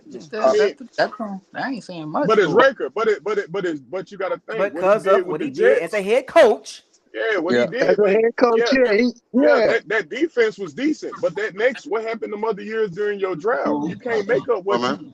Yeah, you got a dirty team. But So your what drafting about was the Tom horrible. Brady effect then? That don't. That's what cancels Brian Leftwich for being in the hot seat. We know how that goes. He gonna fall to the shadows. He gonna fall to the shadows. You seen when BA had Brady looking all Mr. Interception, right? The media was on Arians hard. They was on him. Change this, more motion, this and that. No one wants to get a biscuit. So if Todd Bowles do something like that, they gonna be on him too. Speaking of that's Brady, what I'm saying. I don't think he's going to come into the year thinking like Bruce Arians was. We finna bombs away. No. That's not the point. Speaking of Brady, did you see? This is just a hot take. I hate to cut y'all off, but just the questions that they've been asking lately. Brady made a comment that said, "See, that third guard at the time don't seem so important until we start having all the injuries we got." Is it safe to say that somebody wasn't in agreement during the draft? I'm just saying, because they've been asking Bowles, "Can we take another injury?" And he's like, "No, we can't." Which he shouldn't have said that, but it's already it's out there. obvious though. It's obvious. I know, but it's out there. Like, bro, you don't. You can't lie about it. You don't have a Bowles line. got a lot of pressure. I'm telling you, he can't mess this He up. does. I'm not saying he don't have. All head coaches have pressure on them. Yeah, he got more. And he black. And he black. First of all, he got more. He black, and you got Brady. You come on, man. Like, you already know he got Byron pressure on him. Leftwich stuff come from? I don't get it. Where did Byron Leftwich piece come from? Where did the Byron Leftwich piece come in?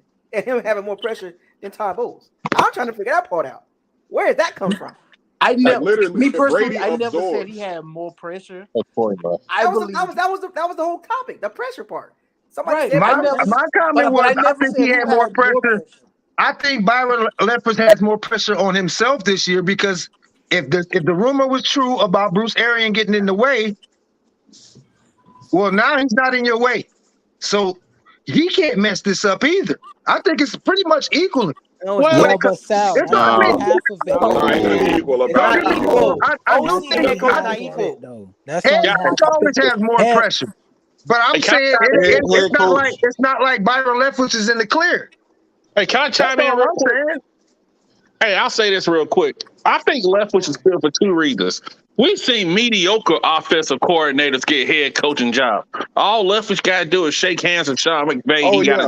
I just thought about something else. There's another reason. I say this too many brothers get chances like that. That's what I'm saying. But hold on, I got one last thing on this. Chances. Oh, I got one last. How many coordinators got two quarterbacks go for 5,000 yards under his watch as coordinator? That should say something. And so that's why I think he's gonna get a shot somewhere, because it's 7 and 8 teams fire their coaches every year, and he's on that list. And I think he's gonna get something. But it's all on the head coach, because at the end of the day, the head coach got the final say. Because many times coaches be like, "Hey, we need to run the ball more right here," something like that, or "We need to go for it right here," or things of that sort. So I think it is on Bowles, because he got Brady, he got these receivers, he got a good enough defense. The media says the NFC South is trash, which I disagree with. So everything is lined up for this guy, and the NFC is wide open, because the NFC East is not good. No matter how much the media want to hype up Jalen Hurts, the North. Are we really scared of Kirk Cousins? No, their kind of got a defense. feeling Hold Philly on, might take that division. let me don't matter. chime on what he just said. Another reason, and then this is the obvious reason. You're a defensive coordinator that's now a head coach.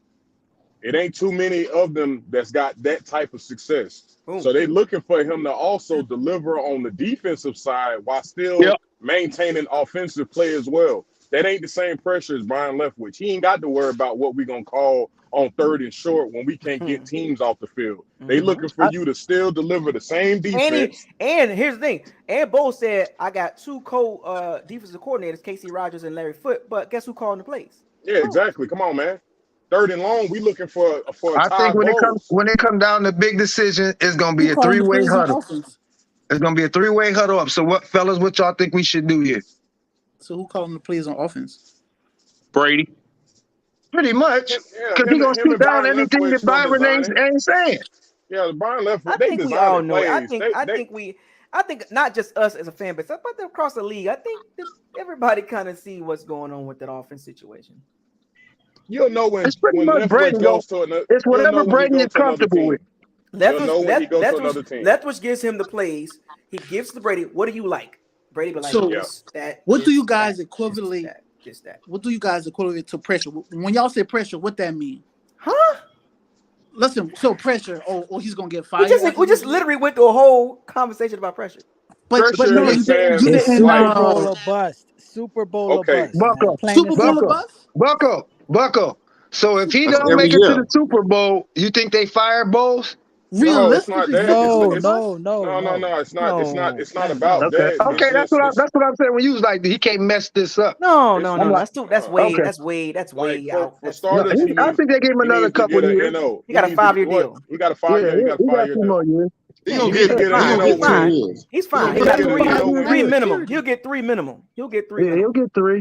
In order for him to solidify himself, he needs to beat the Saints at least once. Good. And it'd be better if he did that, on the road. Early. And he at least need to beat the Rams. Yeah, I wouldn't say that. I'm not just everything is speculation. I'm just saying. It's hard to beat him. If he could come in and do something BA didn't do, then he's good. He's good there. BA had a chance to beat them at home in front of your home crowd, and you couldn't even get on the board with that no risk, no biscuit offense. Okay, then this is where Todd Bowles get to show why he was the man that was put in charge of. And people didn't even want him to be. And people didn't when he got chosen. People didn't even like that. They was like, Todd Bowles, why? Oh yeah. What's going on? What's the problem? Computer report and all them talking. They didn't like that. They didn't like what? Todd Bowles didn't like what? Todd Bowles. Todd Bowles head coach. Well, we already know what that is. Yeah, we know. We know, but to the world, they're looking at it like. So he's already got a bullseye on his back from the jump. Yeah, when they see Todd Bowles, they see New York Jets. That's Period. That's what they see. That ain't all they see. As a head coach. No. I know. We can't go that deep with it. Like, we can't do that. Like his coaching as a head I know where coach you're going. I got it. overshadows what he's able to do on the defensive side, man. But that same reason is why you can go on like any Buccaneers article and look at the comments, and you still got people caping for Scotty Miller. Still, I did it today. I was like, "Are you serious?" But we know what that is too. That's just part of that. That comes with the league, man. Let's be real. Tampa Bay like we like players. I know where you're going. We're not. I know. Tampa Bay like they players, man. That's all. So we can't just be like, "Oh, they went after Todd Bowles," but we know why they're going after Todd Bowles. We know that for multitude of reasons. Yeah, but it's his record though, man. It's just like Lovie Smith still to this day. You know what I'm saying? He still got a cloud over. Remember, it's like remember the phrase I be using. It's like right now. It's like what did you do your last time at that position? So they go back to Bowles' history and they be like, you was trash. Man, that was a long time ago, and this is a way better team. But they do that to a lot of people. They always go back and reference that back there. They do that a lot to everybody. Are they doing that with Lovie right now? I mean, Lovie still get talked about in the negative light, man. Talked about, man.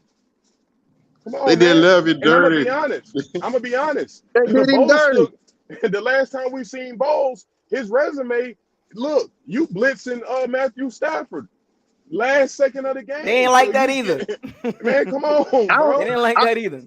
I don't think nobody like that, especially with. I guess he figured we better try to get some pressure because Sean keep getting burnt. That's his defense. That's his defense. That call, No, that's Sean. that call was Bruce Arians. That was BA. Yeah, but half call of the was team BA.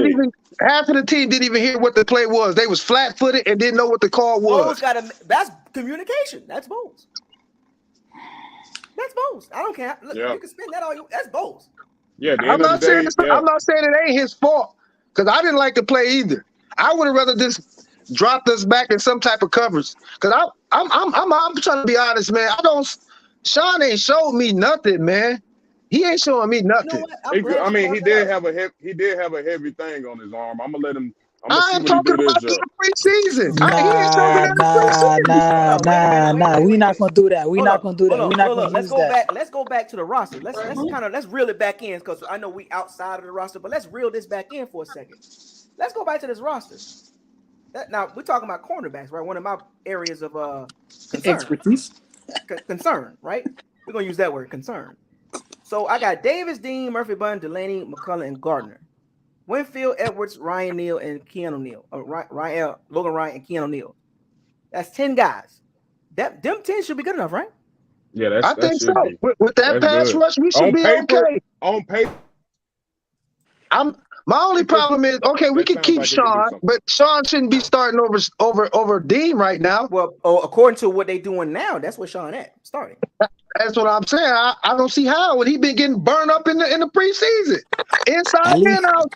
Moving to the outside, he been burned on the outside now. Hands on the ball. At least Dean get his hands on the ball. Sean is like the wide receivers catch the ball. Then all he's doing is playing off receivers, letting them catch it, and then try to tackle them. He's playing scared, man. He's scared. That's why I said he playing scared. He don't want to let. He's scared. Well, you know why? You want to know why? Because he was out of position. So now he back in his natural position. He got to retrace his steps. Yeah, he was playing a different position. Well, you can retrace your steps. You can retrace your steps behind Dean because Dean was doing pretty good at the end of the year. Well, apparently, Bo sees something different. I don't know about Dean doing good, man. Bo sees something different. They said he was what, top what? I can't remember what they said, but they said he was like as far as like 1-on-1 last year. The last 8 games of the year, he was he was ranked like top 5. Yeah, according to Todd Bowles, Murphy Bunton is out there before Dean. So I mean, am I gonna question Todd Bowles? And he see more than what we see. Yeah. Before I think we just Button got hurt. TV enough. Before Button got hurt, I think if McClellan was. Rudy, what you say, Rudy? I felt like before Button got hurt early in the season last year, he was showing progress before he got hurt. He was balling. That's what I'm saying. Then he put that big old thing. When? Hold on. When? Man, you know, not balling early in the first game. Look, he got hurt the first game. First game. First of all, how he got hurt because Winfield Jr. came over there and blasted everybody that was over there and hit his arm. Let's get that clear. Yeah, but what I'm saying, he's talking about he saw progression last year. And what, two quarters? He was. We were starting to say his name as a fan base. He was all right. Not last year. He was all right. No, not last year. He got hurt. No, the year before. The year before in the playoffs. The year before.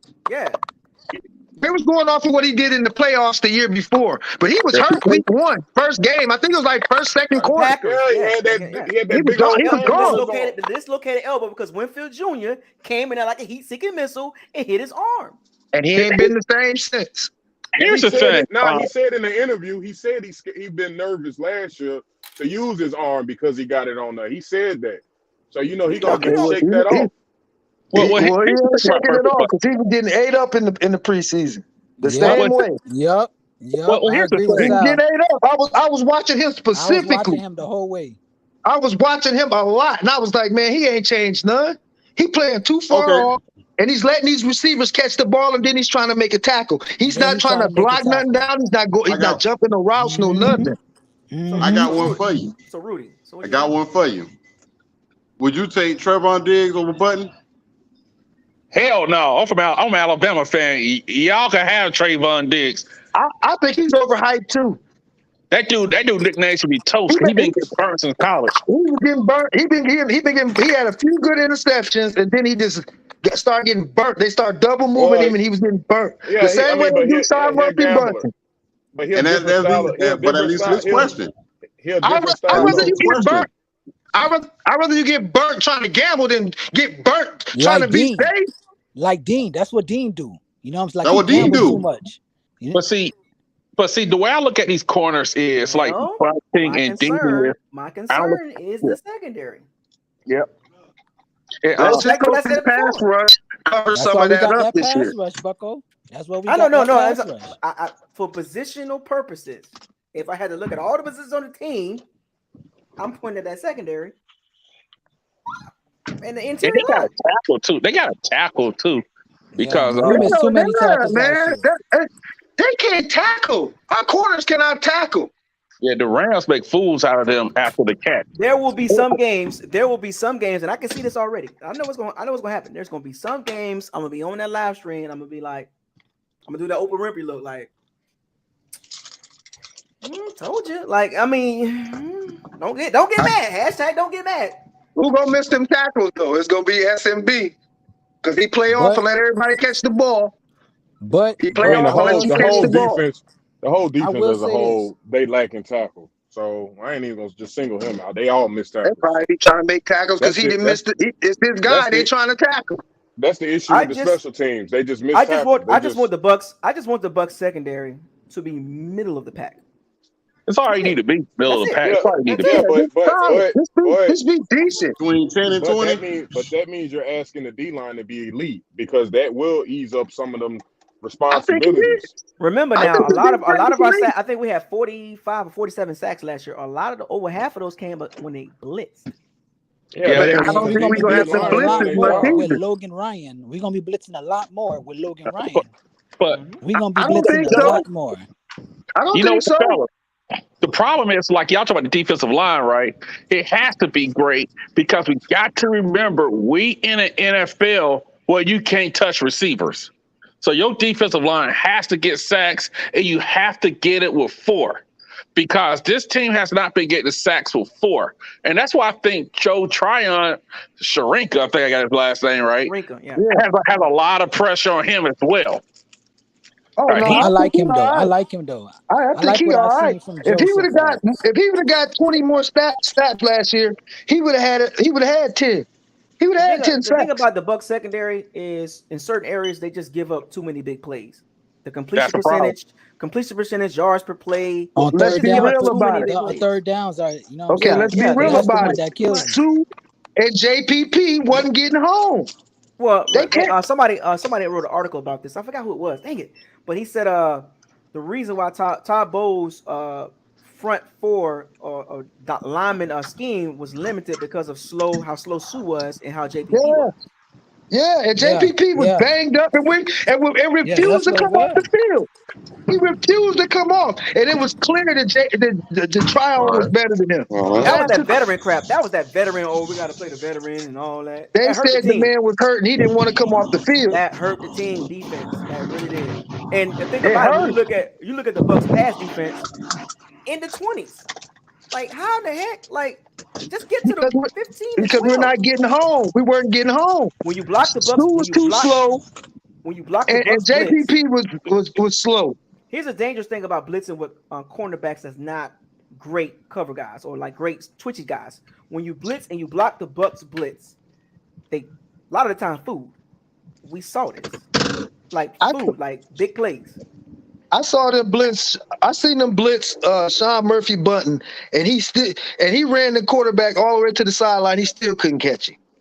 Why you think they moving Winfield Jr. close to the line? Because the other corners can't get home, and you can't afford to blitz. Winfield Jr. causes turnovers, and he can mess up a game plan. Murphy Bunting couldn't do that. Yeah. Murphy Bunting can't mess up no game plan. No quarterback fearing Murphy Bunting no slot. But Winfield Jr. Oh, number 31. Hey, wait a minute. Shift the lines. I got to shift. Yeah, with old Logan Ryan and O'Neal, that's gonna be a nasty little combination. That's why I said the secondary should be better this year. It should. Secondary should got faster. The key But that word D is line, should be. that D line should be making a leap. I hear that, but that I D line, think it is. I that D really think line it should is. be making a The way leap. Bucko, me and you were saying the same thing at the same time. He's like, I see Hakeem Nick to take 2 or 3 to go. If you take 2 or 3 to block him, another 1 or 2 to block. He just Vita got to stay Vea healthy. should get more sacks than he's ever had. There's no way in the world that Tryon and Shaq shouldn't get home. They both got to stay healthy. Exactly. But we going off of what we see. If they stay healthy, it looks really good. Right. If they stay healthy, because Vita Vea, we seen the injuries with him and Hakeem Hicks last couple seasons, right? Well, just stay healthy. Just like you said, SMB got hurt. Let's be real. Devin White is the one that hurt. He the one that hurt Vita in that Chicago game. And Devin White, crazy. I need him to tackle better and cover better. I think he just needs to slow down. He just needs to slow down a little bit. I think Logan Hall gonna do some things too. I do too. I think that D line is set. All we had to do was get younger on the edge, and somebody else that can actually get pressure up the middle and help take some pressure off of Vita. Because that's all you have to worry about. Vita is not a 3-down guy. He's not exactly. He too heavy. But that first, second down, they were getting pressure. They were getting pressure on Ryan immediately. Immediately. First 2 down, they was on his tail. This is why the pressure's on the secondary. Because the D-line going to most likely do their job. The pressure on the secondary. Like I said, that's what I'm looking at. That's what I'm looking at. I'm looking at them. Like, all right, the D-line, they got younger. They got a little quicker. Okay, secondary, what's the deal? What's the deal? Oh, they got to show up. Now, I think Carlton is going to be just fine. That ain't good enough. That ain't good enough. I think he's going to be fine. And I need him to be elite. He got to talk. That's what he's talking like. He talking like, oh, if I get some interceptions, I think he will. Okay, I think he'll take a step up. Do it. Do you think he'll jump this year? At this point, we done seen him for what, 4-5 years now? With terrible pass rush too. With terrible pass rush. He dropped some picks too. But at least he getting his hand on the ball. Sean ain't getting nothing. But see, Sean ain't giving us nothing. I don't know what Todd Bowles is seeing in this dude. He really like that kid, but he is not doing nothing. Yeah, but if you have him in the wrong position, he's the defensive Scotty Miller. He's the defensive Scotty Miller. He had a couple good picks in the playoff, and we've been going off that ever since. I just hope the secondary improves from the 20s to the teens. That's it. But I'm not looking for no major elite jump. I'm just looking for a good enough jump to be like, yay. But see, the reason I look at the secondary, right? One, if those guys were elite, they would have been elite already. Don't take you that long. But here's the thing.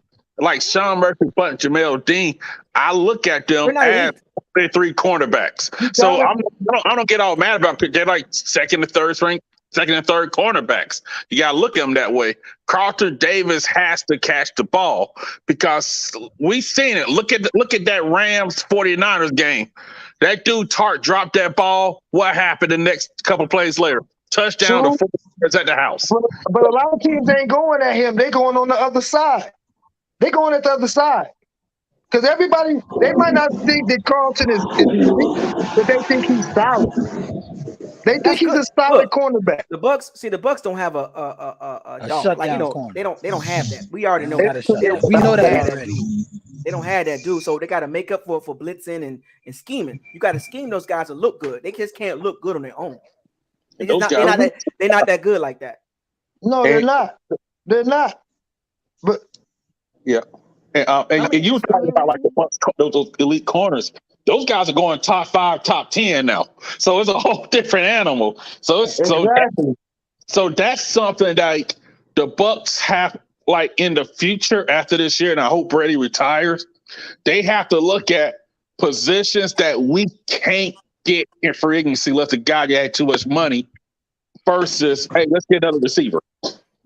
Here's the thing, like, they kind of like double dip on that as far as with the secondary. Oh, wow. We got some, like, and I know this is forward thinking, but we got some decisions to make with Murphy, Button, Edwards, and Jamel Dean. And Dean. We got some decisions. Winfield. Oh no, he ain't going nowhere. I'm just saying those 3. I'm talking about those 3 major decisions because we can have a whole new secondary, damn near a whole new secondary next year. the quarterback.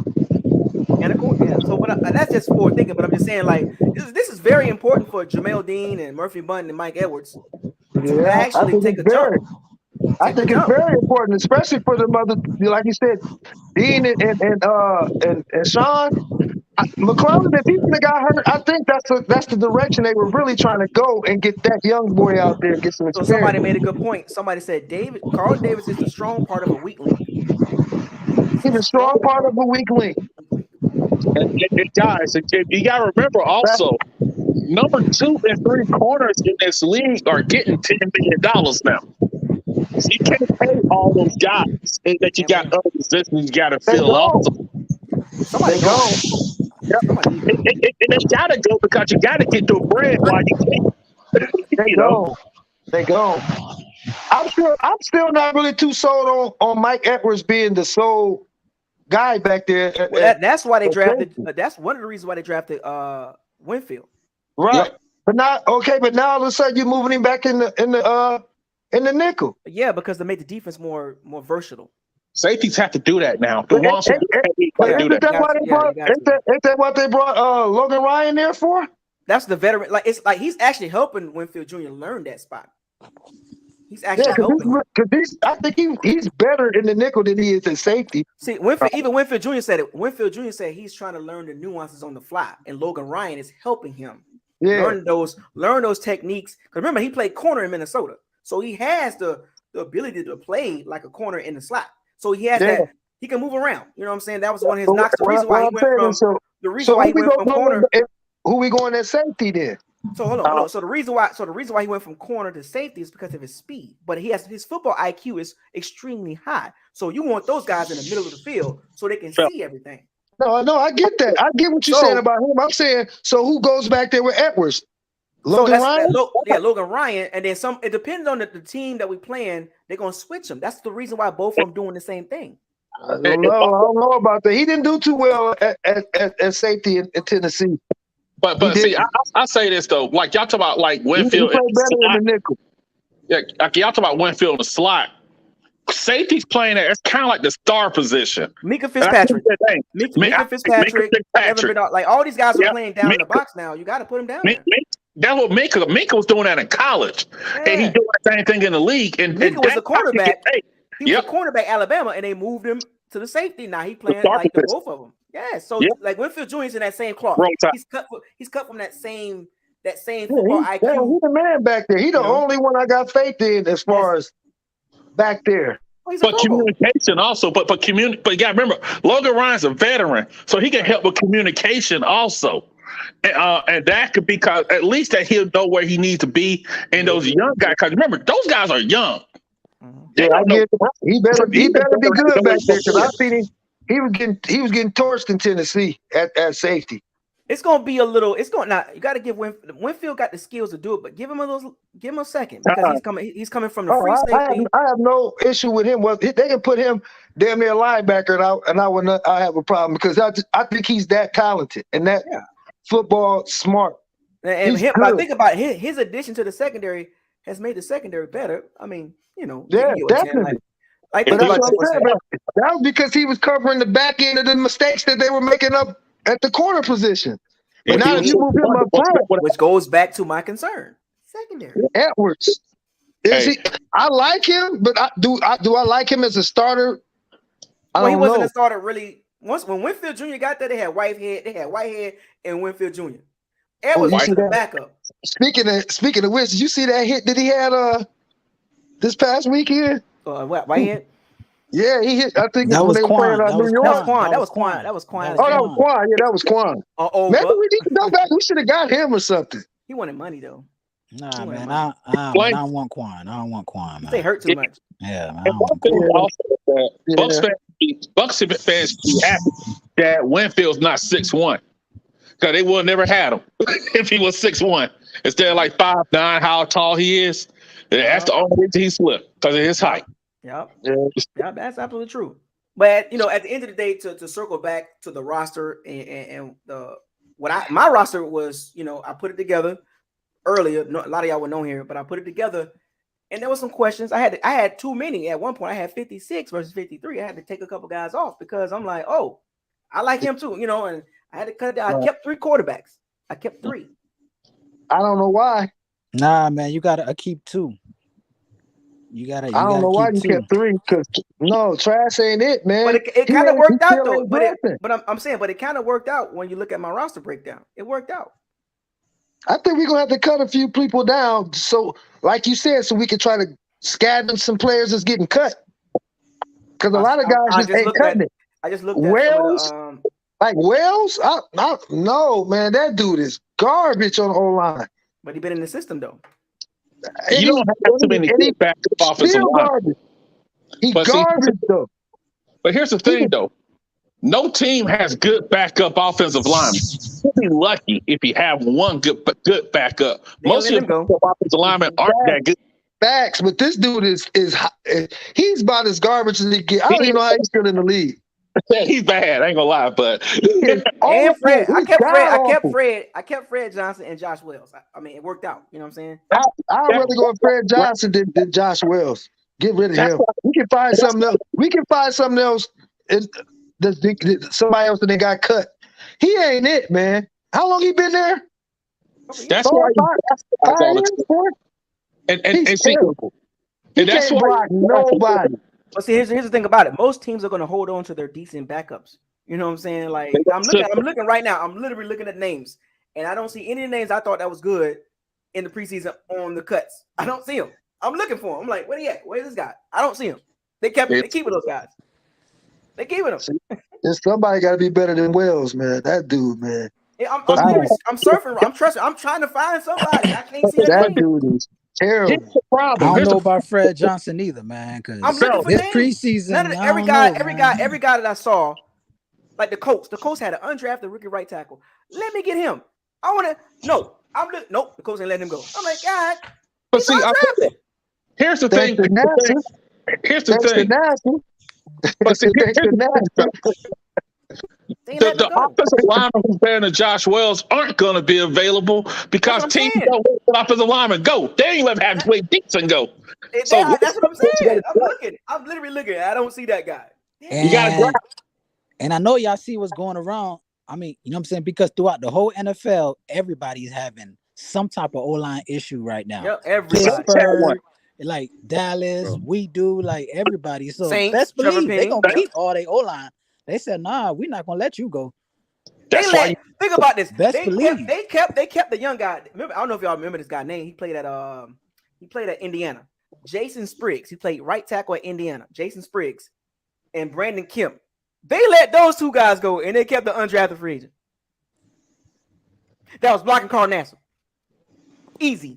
Well, then maybe we should go see what the other 2 that they let go got. Because I would say this: Jason Spriggs is better than Josh Wells. I have zero confidence in anything they do when that man is on the field. So let me ask y'all this then. So y'all not concerned? So okay. So we good with the starters. Okay, we made that clear. So y'all not concerned with the depth though? I mean, like we talked about that. I'm concerned with the depth. Hell yeah. We got big problems with depth. We got big problems. Just like Tom said, we can't afford no more injuries. But we can't afford to keep no scrubs and use them as depth either. They need to be. What good is having scrubs as your depth? We can at least try something else. We saw a lot of those guys in the Colts game. I was like, I hope he ain't on the roster. Like, man, we were sitting here both laughing at Carl Nassib like this, getting handled by that dude. Getting handled. I want that dude on the Bucs. That undrafted free agent right tackle. I want get him. Now we see why they went and got Avery. Somebody say he's a camp body. Is he? I think Rudy. Did you say he was? No, that wasn't Rudy. Who said he was a camp body? Somebody said that. Don't be surprised. Carl Nassib is he was just there just as a camp body. Like he must be because he ain't. Oh no. I told you, ever since he did what he did, he's been downhill ever since. So let me go back to the free agent list. It's who's available because I mean, Bucs got $10 million. I'm just saying. We have a little more. We cut Rudolph. But see, like a lot of teams, that's why the Bucs, you have to keep drafting linemen. Because I remember that kid the Rams got, Noteboom. I was just gonna bring him up. But he No, was he was drafted. No, he was drafted by the Rams. He was drafted. Yeah, third round picks, but he was in the system developing. And now you got the old guy who got hurt and then he retired. He's ready. So sometimes you do nothing against him last year. And we joked about that. We was like, "Oh, Whitworth hurt, so we gonna get in there." Man, Nope Bloom was like, "Nope." Shaq couldn't do nothing. I'm looking like, yo. I think that first round this year coming up, there's got to be O-line. Then maybe a corner. Look, I would draft O-line first or second round every year. Yeah, that defensive line, switch it up. You can draft a receiver in any round, third round, fourth round, and make him good. I think that's the reason why they got McClellan. He's going to take one of them guys' spot. Every year, you always take a D-line or O-line, either or, first or second round, or both. You know what I'm saying? You just do it. You just do it. I don't care what you got. Do it. Because I tell you why, another reason. Because if you got a good defensive line, that guy going to leave and get paid, and you got a young guy on the cheap on your roster who you develop who's good also. I tried to tell the Bucs to do that for years. Oh, Jesus. Yep. Well, nobody expected Ali to just be like, "Hey, I'm done." Nobody. That kind of came out of nowhere too. No, but you get a guy ready. You know what I'm saying? Like you always got a guy in the background. Like, that's who Hainsey was supposed to be, but lo and behold, you in, buddy. So right now, what's available right now? So you want to look at the overall list or the O-line list? No, I'll look at what's left on the market as far as tackles or offensive line. This is what's left on the line as far as free agent. Now remember, the Bucs got $10 million. So let me tell you who's available, free agent wise: Nate Solder, Brian Bulaga, Eric Flowers, Matt Paradis, Levant Duvernay Turf, Eric Fisher, Darrell Williams, Trey Hopkins, Marcus Cannon, Alex Lewis, Zach Banner, Mike Reimers, Billy Price, Bobby Massey, Richie Incognito. I think he retired, but Jason Peters. Jason Peters. They hurt. Max Garcia, Quentin Spann, Jason Spriggs, Cameron Clark, Caleb Benenat. Oh no! Please don't bring him back. Please don't bring him back. 80% of the names you name is better than Wells. Terrell Crosby. These are guys I've seen play. All the guys I name, I literally seen them play. Yeah, I get him over Wells. Yeah. Darrell Williams. 80% of the guys you name is better than Wells, except Benenat. Except him, he's just equally garbage. He a turnstile. Like himself. He a turnstile. But hey, check this out though. The Chicago Bears and the Raiders, right? I know y'all might not be with us, but Alex Leatherwood and Tevin Jenkins, right? The tackle from Oklahoma State that got moved to guard. Possibly trade? Nah, maybe reach out. Bucko. I'm just saying. Conversation. Because I don't think that's a bad idea at this point. What do you think? No, man, he's been a huge disappointment. Even though he's playing out of position. You know what I'm saying? Because I watched the Raiders.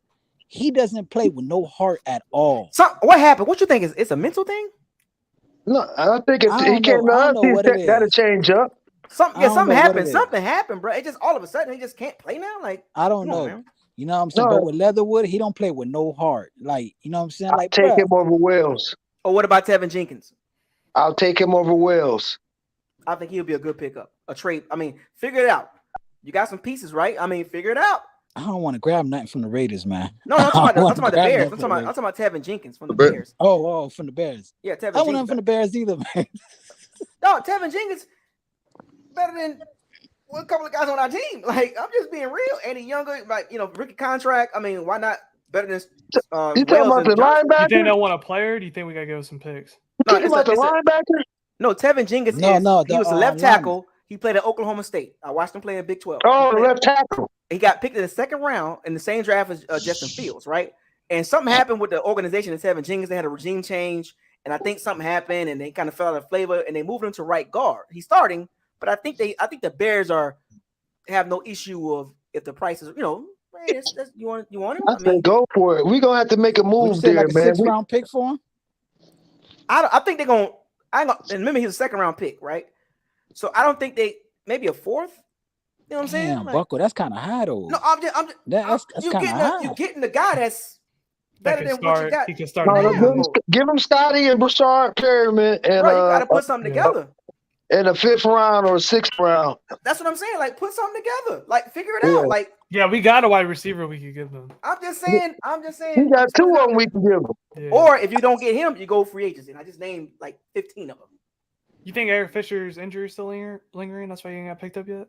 I think his medical sheet hasn't been cleared yet. That's the reason why teams are like. I think he will get signed as as injuries happen and stuff like that. But I think right now they want to go into the season like, are you good to go as the season goes through?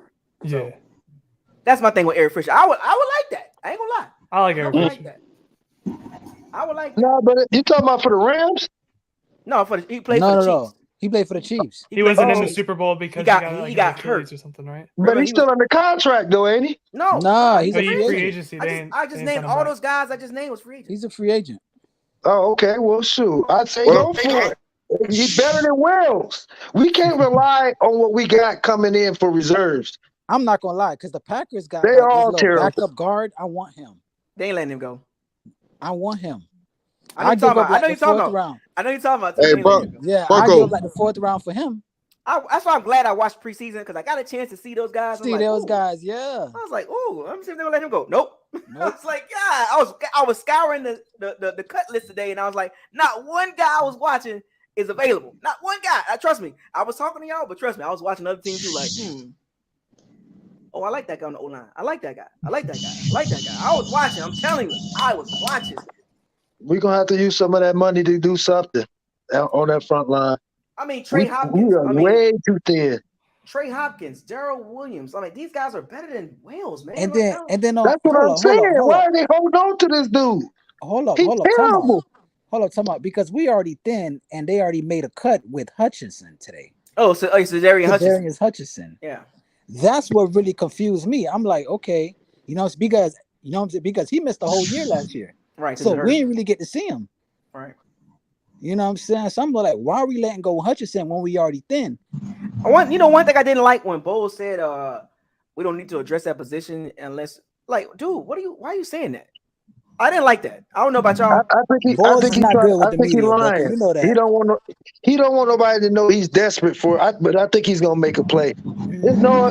It's obviously we need depth at that up front. That's why cut Hutchinson. Yeah, if you want us to win this season, you gotta go out and get at least one person for our offensive. Good question. I don't know why they cut him either.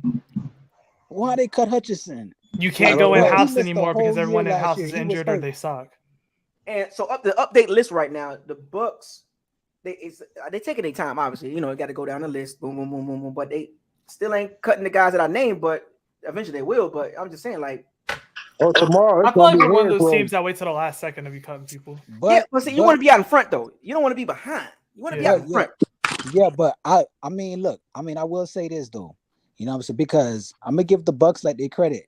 I mean, as far as like they scouting with John Spytek, I will say he does a very good job. And I already know about Mike Greenberg and Spivak, the lieutenants, light lieutenants. Yeah. He has little minions. So I already know, you know what I'm saying, because they was already been looking for some. That's what they are. That's what they are. I mean, they do get the water, the coffee, Yeah. He trained them basically. He trained them. Yeah. Yeah. So I didn't like them going back getting active. I said that right off top. I said I don't know why we got him back. I don't know why we picked up Rudolph. I kept saying, why not get them young boys? We panicked. Why not get them young boys a chance? What did I say? K. Otten is basically played better than Cal Rudolph. He's outplayed him. He literally outplayed Cal Rudolph. So was the other one. What's the other guy name? Kokeef. Kokeef outplayed him too. And we signed it. I'm like, what in the world?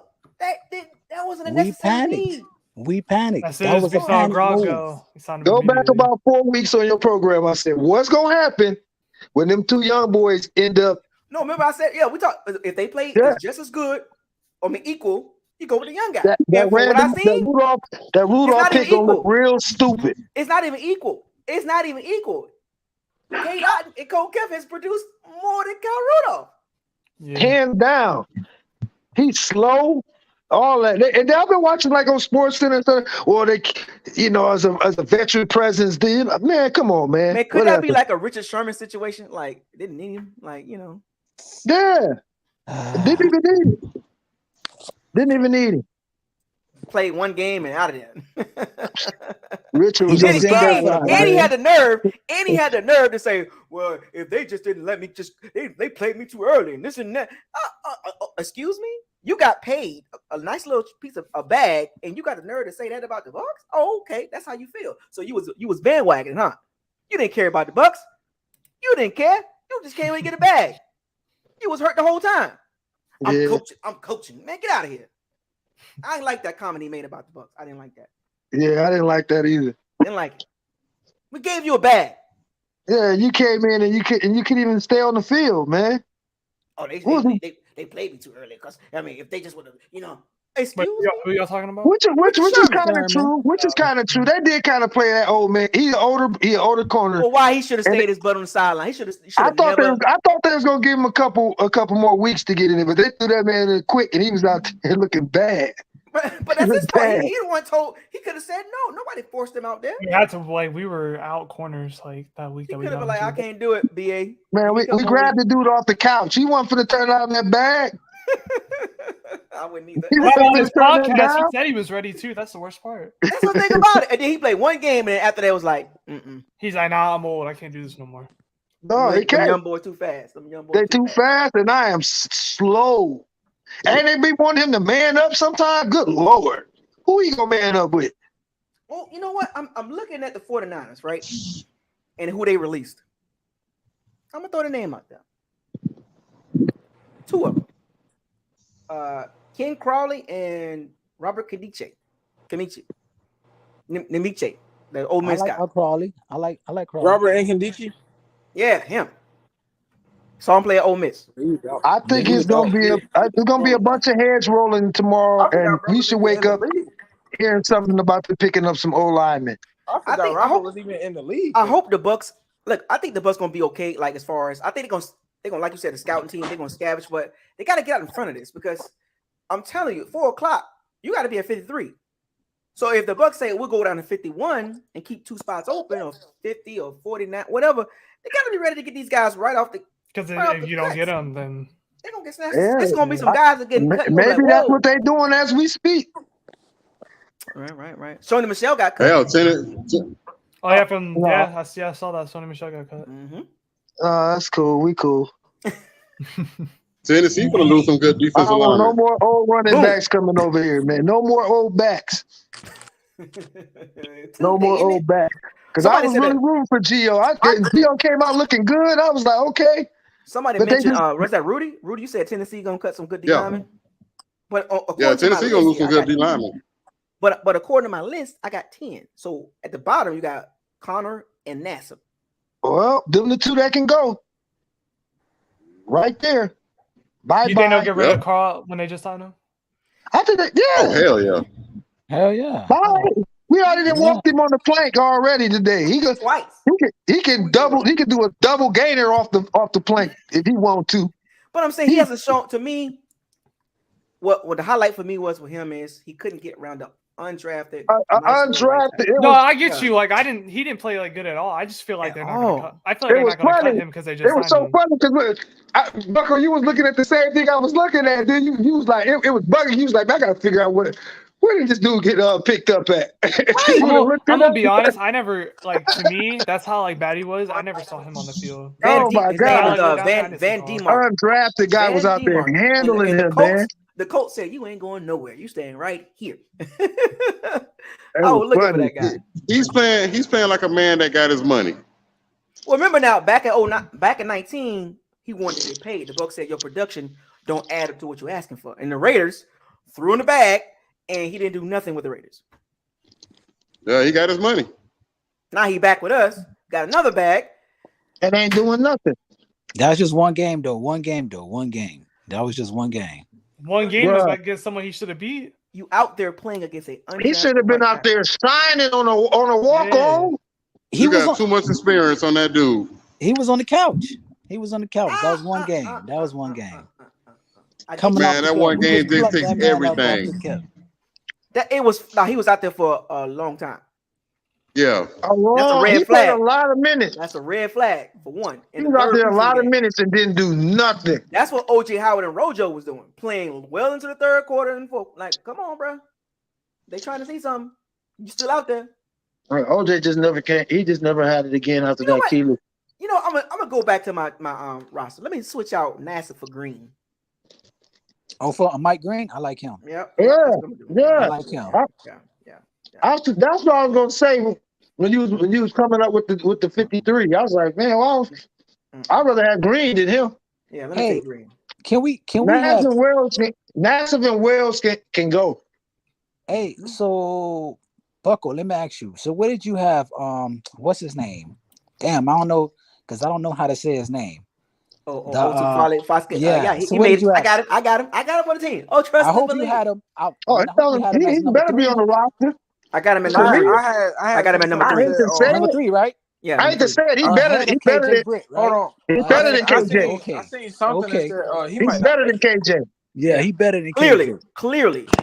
It's not even close. KJ looked awful. He looked awful in that last game, man. He looked slow. He's too slow. He run with cinder blocks on his feet. You know what I'm saying? Missed the tackles. I was like, oh no, dang. Hey, Minter ain't on the team no more, right? Nah. That's on KJ Britt's spot. That was KJ Britt. 2-0. But I had Fatou Kase as a third linebacker. Trust me. Okay. I had him right at number 3. Yeah. Number 3. Yeah, I like him. They're gonna put him at 4, but he should be 3. He gonna get some playing time too. Watch. Hey, you know who's definitely gonna make the team though? 53. That boy nice. That boy nice. Oh, that's what we're talking about. I thought Ken Gill was gonna have a good too, but then he got injured. He got hurt. Yeah, he got hurt. If he wouldn't have got hurt, Carl Nassib wouldn't even be on the team. No, he wouldn't. He wouldn't even be on the team. He wouldn't be on the team at all. Period.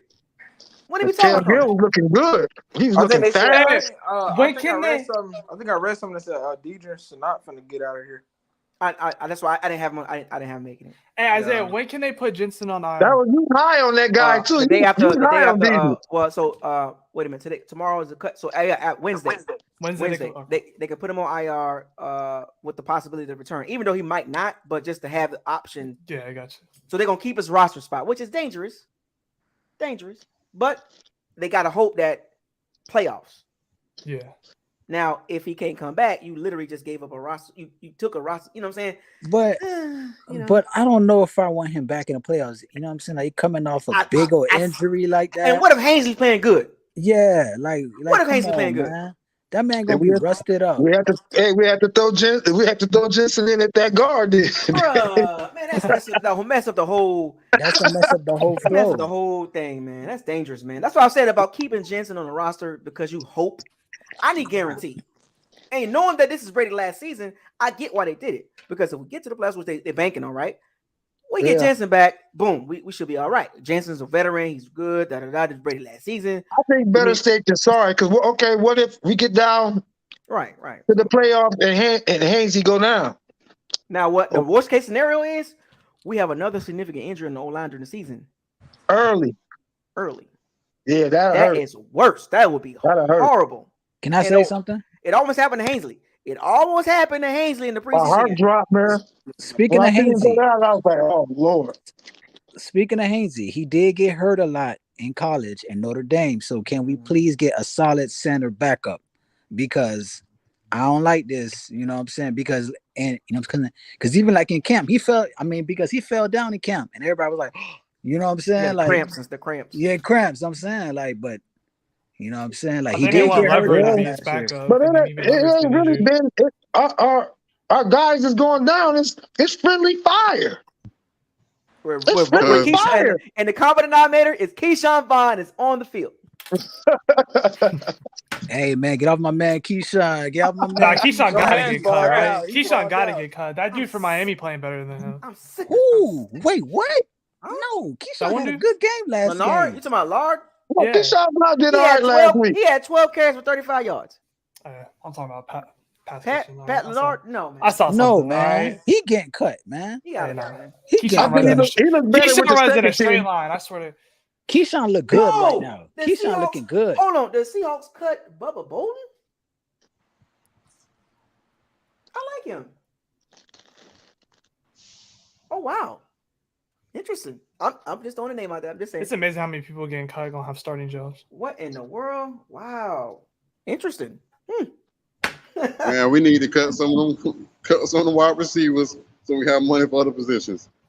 Oh, wait, Isaiah, I don't know if I've been here. Who do you have making the wide receiver roster? So I had this was a hot topic too earlier, but I'll revisit this. I know we'll talk about it again, but I had Evans, Godwin, Gage, Jones, Johnson, Darden, and Tompkins. All right, Scotty. Okay, I like that. Man, don't say that name. I like that. What is my eyes told me is what I just told y'all. We ain't saying that name in here no more, man. What were you saying? The ball hit the dude in the head. He didn't get a head around. Boinked. He got boinked, man. He got boinked. I've seen all receivers drop wide open passes, bro. He dropped the bomb. Make every catch. I've seen Mike Evans. Okay, well, what do he do best? Catch the bombs. He catch the bombs. Kyle Trask threw him a pretty bomb. I've seen Mike Evans drop a hit trap. What? Duke Dawson got cut? Oh wow. Okay, hey, but he ain't Mike Evans though. All right, see you, bro. Hey, Duke Dawson got cut. Yep, Duke Dawson got cut. Oh yeah, bring him on over. In the nickel. We'll take them all. I think it was. We ain't comparing Scotty Miller to Mike Evans, man. Hey, you said about dropping the ball. I'm just saying. Yeah, but that's Mike. He's proven. He's 1,000 each year. Plus, Mike proves he can run more than one route. What I don't want to see is the Bucs sign more receivers. At all. I hope not. No, call them, tell them go get Duke. Perfect nickel corner. But then I know Brady said something about the receivers that we need depth. He did mention that, so they could take that into consideration. They do take Brady. I think we got depth. Be straight. I'm wondering what they're gonna do with Perryman. He better be on the block too. He didn't put him on the plank. He gotta go. Practice squad. Perryman going on the practice squad. I'm looking at the free agent list. I'm looking too, man. I'm looking. I'm looking at it. I'm looking at the cuts and free agents right now as we talk. Can you look at like the old lineman? I went through. I named 15 guys that I think better than Josh Wells and Fred Johnson. And let's go get 2 of them and be done with it. And they might not be great themselves, but based on what they're better than them. They're better than them as backups. You know what I'm saying? Fred Johnson came from Atlanta. See, we should have known right there. We should have known right there. The man came from Atlanta. Give me Eric Fisher. Give me Eric Fisher. Give me Eric Fisher as my swing tackle. Give me Eric Fisher and drop Josh Wells because Josh Wells is a swing tackle. So give me Eric Fisher.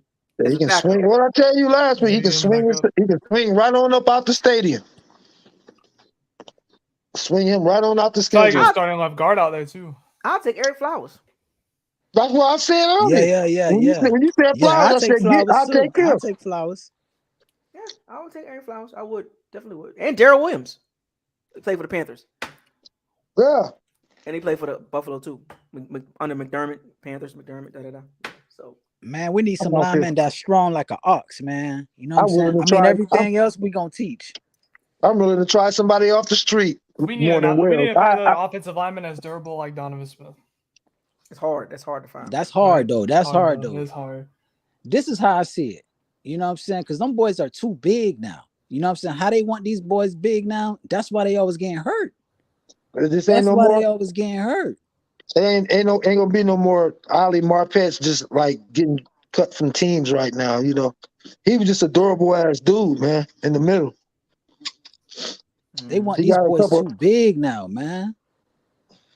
These linemen too big. Wow, D Ford is still sitting out there. Yeah. I saw that too. I was wondering that's kind of weird.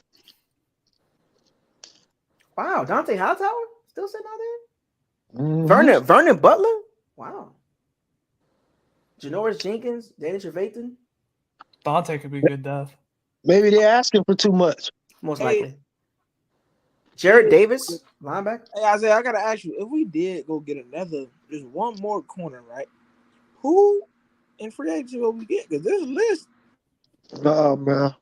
Well, I'm looking at cornerbacks, right? So let's break the cornerbacks down. Okay. Let's just wait for McClellan to get back healthy and develop that kid, man. He fast. I think you want to kind of stay away from some of these guys. Yeah, we don't need to go get no corners. We need I'm looking at him. I'm looking at him, man, and they're shaky anyway or old. They burnt toast. Yeah, they either shaky at best or they're just too old. They in the Eli Apple days right now. I like Ken Crawley though. I'll take Ken Crawley. Man, it's dangerous when you do that. It's dangerous. O-line, man. That's all we need. Yeah, I'm more about the O-line. Yeah, I don't like what I'm seeing. I don't know, outside of Ken Crawley, I don't like what I'm seeing. That punt coverage, man. I ain't gonna lie. You know, because we do need like some gunners. We ain't got no gunners. Well, I'm looking, and all these guys too old. They might want to go back and get What's Ryan Smith doing right now? Rare, that's what I'm gonna say. We might have to go back and get Ryan Smith. Somebody called the Chargers and sent him Chargers. They got one of the worst special teams too. Yeah, but they got Ryan Smith, which made him a little bit better. Mm-hmm. Because he's obviously not covering nobody, so he wasn't bad on special teams here. Best gun I've ever seen. We ain't got no gunners. Ryan Smith not getting the coverage. My issue is actually a good part to our special teams here. He just wanted more money. My issue with our gunners is like we use our wide receivers as gunners, but they can't tackle. I just don't know why. We use Robinson as a gunner, but even, you know what I'm saying? Even the corner can't tackle. You know, that's the reason why I had to make it a team, but I had to take him off. But he's too, like he's too inconsistent. This is my thing. When you're doing kickoff, the only people that should be on kickoff are people who can hit and tackle. Linebackers and strong safeties that should be the only ones that should be on kickoff. Nah, but you can't put all of them on there. You can't put all of them on there. So you want now that you said that, so you won't. Okay, let's break this down. So on special teams, so here's the guys, defensive guys, right? Cornerback and safeties: Carlton Davis, Dean, Murphy Bunn, Delaney, McCullough, Gardner, Winfield Jr., Edwards, Ryan, and Neal. That's we can't afford to have them guys. Keanu Neal can tackle. You can put him on there. He hurt right now. Man, you do not want Neal back there. Hell nah. Kickoff? No, because he's gonna be playing safety and kickoff. That man is injury prone already. But how much is he gonna play at safety though? Like, let's be honest. What? I think the first couple downs he gonna play. Packages. He gonna play a big deal. First couple downs he gonna be in there. He gonna play certain packages. We know our four main safeties, so why not put him on kickoff? We know he can tackle. Dangerous, man. Yeah, he's dangerous. Bro, he already got nicked up in camp already. Out for 4 weeks. Yep. He already got nicked up already. You're not gonna put no starters out there, so why not? Yeah. Won't he be back week 1 though? Yeah, he is. Well, hold on. So who you think gonna be out there? A bunch of old linemen that's backup on? No, what I'm saying though, if y'all worried about another guy, why would you put a starter out there that can get hurt too? Okay. You got 6 DB, so you got Gardner and McCullough and Delaney at the end, so they're gonna be on special teams, correct? Ooh. Correct. All right, so safeties. You're not gonna put none of your safeties in the special teams. I'd put Turner. No, I don't have him making a team. No, he is making it. He is making the bucko. He's gonna be our last safety. Right. I'm just saying for my roster out my breakdown. I didn't have him. Y'all think Turner gonna make it? I like Turner. No, I had him coming down to the last 2, like and how to him and Robinson.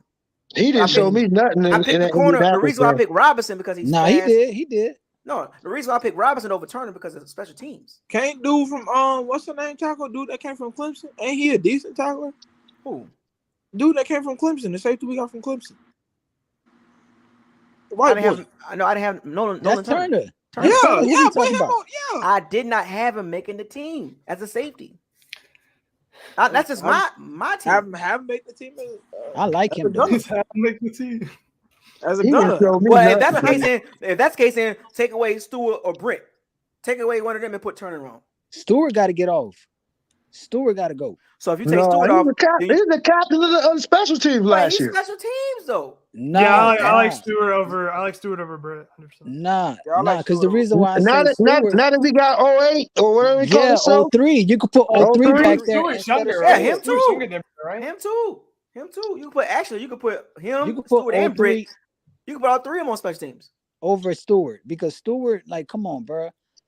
Nah, man. Well, on my roster, I'll put all 3 of them on the special teams. On my roster. Agree. I would do all 3. All 3. With Gardner and McCullough and Delaney. So I gotta ask you, who would be your 11 out there on my special teams? Mm-hmm. All right, so if you the special team coordinator of Tampa Bay, not you Keith Armstrong. You had to pick from our roster. All right, okay. Cal Trask. No, just I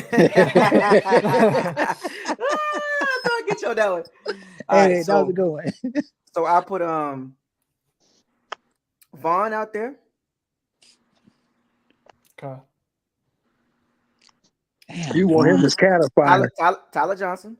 Oh, that see because Darton and Tompkins, they both small. You don't want to, you know what I'm saying? Tyler Johnson got a little ruggedness to him. I'm just telling. Wait, which one is this? Is this kickoff? Kickoff. I can't put Tompkins and Darton out there. No, you can't. You can't. Too small. They're too small. That's why I put Tyler Johnson out there, which I don't think he don't mind. You know what I'm saying? But I ain't gonna lie, cause they had Scotty back there though. I put Tyler Johnson. I put Otten. So far I got Vaughn and Johnson. That's 2. Then I got Otten and Cole Kef. That's 4. Right? That's 4. Oh, you got some size out there. This one little size, you know. And what about Avery? I didn't have him making the team. Nah, he gonna make it because of special teams. Wait, hold on. So I got 4 guys. I got 7 more spots left. Put him in there. He ain't doing nothing else. No. So you can't put Rudolph back there. O'Connor makes 5. He better earn that money. O'Connor makes 5. Green makes 6. Okay, I like them too. Okay, I got all 3 linebackers. That's 9. Okay. And McCullough and Gardner. That's 11. Okay, that's a solid little special teams unit. There you go. Now, who are your gunners? You got some decent speed and some. Yeah. Who you guys your gunners? Who your gunners? But until McCullough ain't normally the 2 fastest people to gunners. Yeah, McCullough's fast, right? I mean, he ran like a 4.3. And Gardner, the other one. Gardner. Okay. Yeah, I think that's solid. It's solid unless you're the coach. Be executing that. I would have put Avery in there though, but I didn't have him making a team. Maybe you should email that roster over there. Why didn't you have Avery making the team? Because it came down to remember he said it like D lineman, right? So outside linebacker, D lineman. So I had to look at it like, okay, O'Connor, they like O'Connor, obviously. So he ain't going nowhere. Mm-hmm. You know what I'm saying? So I couldn't put him over Nacho. I took Green over Avery, and I took Green over Dietrich and not too. What about what's the dude that came from Iowa? Anthony Nelson. You can even throw him on special teams if you want to. Yeah, that's what I'm finna say. What about him? I mean, you could take out one of the linebackers if you want to. No, I say leave all the linebackers in there. Mm-hmm. That's solid. That's a solid special team. Yeah, that's solid. That's solid. Speed, size, aggressiveness. What about return? What about kick return? Oh, kick return? Yeah, that's where the real issue come in. Yeah, we never go over 25 yards. Bucko, somebody call Michael Spurlock. Nah. See, that's I don't think he would get it. I was watching. See, that's coaching. That's more than coaching. I was watching our gunner protection. They were not. They didn't have a chance to return the ball, man. That's more on the coaching, bro. That's more on Keith Armstrong. Delaney then was letting them guys go right by them, man. That's more. They had to fair catch it every time. Have you noticed? Even the Colts did this. They had one guy guarding the gunner, right? But they had another guy in front of the returner. Because the guy guarding the gunner can't do it. We don't do that. We don't put another guy in front of the returner. I don't know why. Everybody else doing it. I don't get it, man. Well, it's a Keith Armstrong. Hold on, man. but do you think we have that guy that could take a hit and also have the speed to get a block? But he's powerful enough to take a hit on the block so our returner can get past him and probably find the crease. No, as I'm saying, when you scheme, special teams is more of a chess piece game, right? It's about chess, like directional kick. So you got setups for left and right, depending on who's punting the ball. So this is all that in the game within the game. Keith Armstrong does a bad job with his chess pieces. He doesn't know how to move them around and put them in position to actually set up returns, punt, return, or kickoff return. It's a chess game. He don't know how to play. He just said go. He don't know how to play. He just said go. punt return right, punt return left. But then at the same time, sometimes I'll watch our kick return, punt return. I'm like, there's creases right there. Like I can see the crease. No, Like, man, I they know don't do y'all creases. can, Nah, but they don't I have don't see time no to find creases. the Every time crease. I look up, it be a defender right in their face, This waiting for them to is what I'm catch it. saying. They don't have time to find the creases because somebody in their face. But there's creases.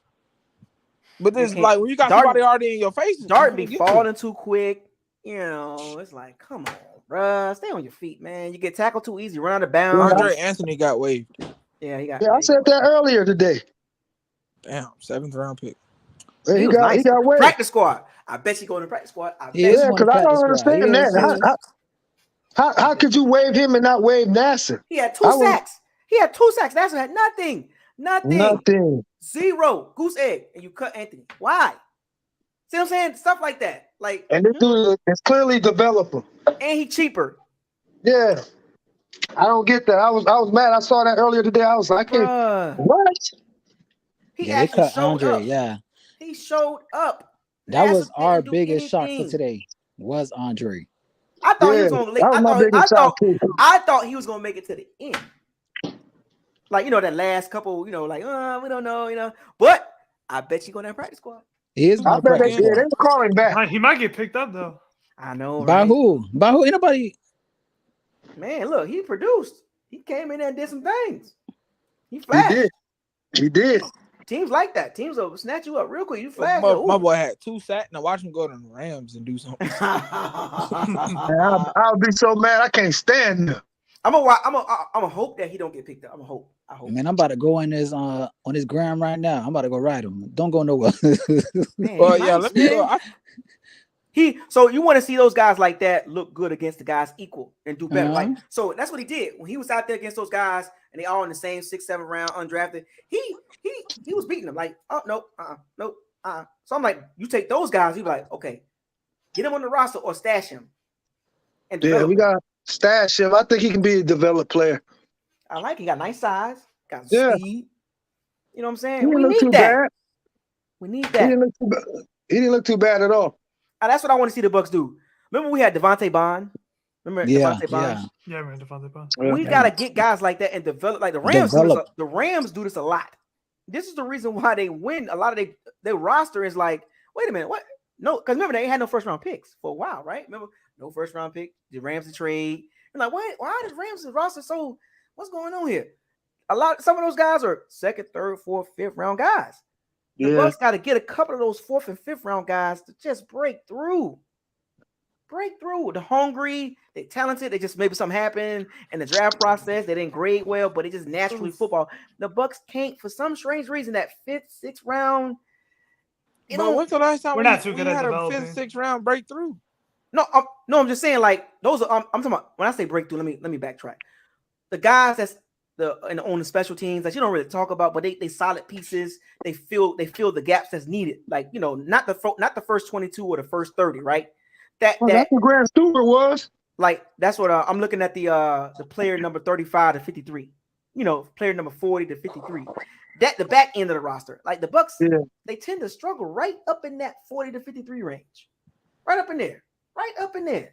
We saw it. against the Colts. Like, huh?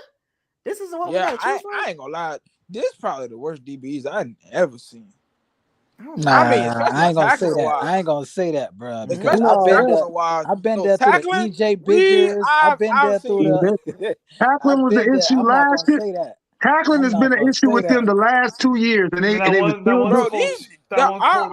string DBs can't tackle to save their life. Look, we just can't afford no injury in the secondary. They probably couldn't tackle themselves. They probably couldn't even trip and fall on purpose if they want. Like they couldn't get on. They couldn't even tackle that quarterback. Sure, I'm glad. A touchdown, no they let Sam Ellinger spray for 60 yards. You let Sam Ellinger. Chris Cooper. And when that one guy was the on main one on that one. That was the main one on that one. That man Chris fell. Cooper. How I'm glad you let he gone. Sam Ellinger spray? He's not even known for running. Chris Cooper. I'm glad he gone. I am happy that they got rid of Cox. Yeah, Chris Texas, Cooper. Yeah, I didn't like. Yeah, man. At Texas, he could scoop, but he wasn't scooting for no 60. No, he was out there looking like Vic.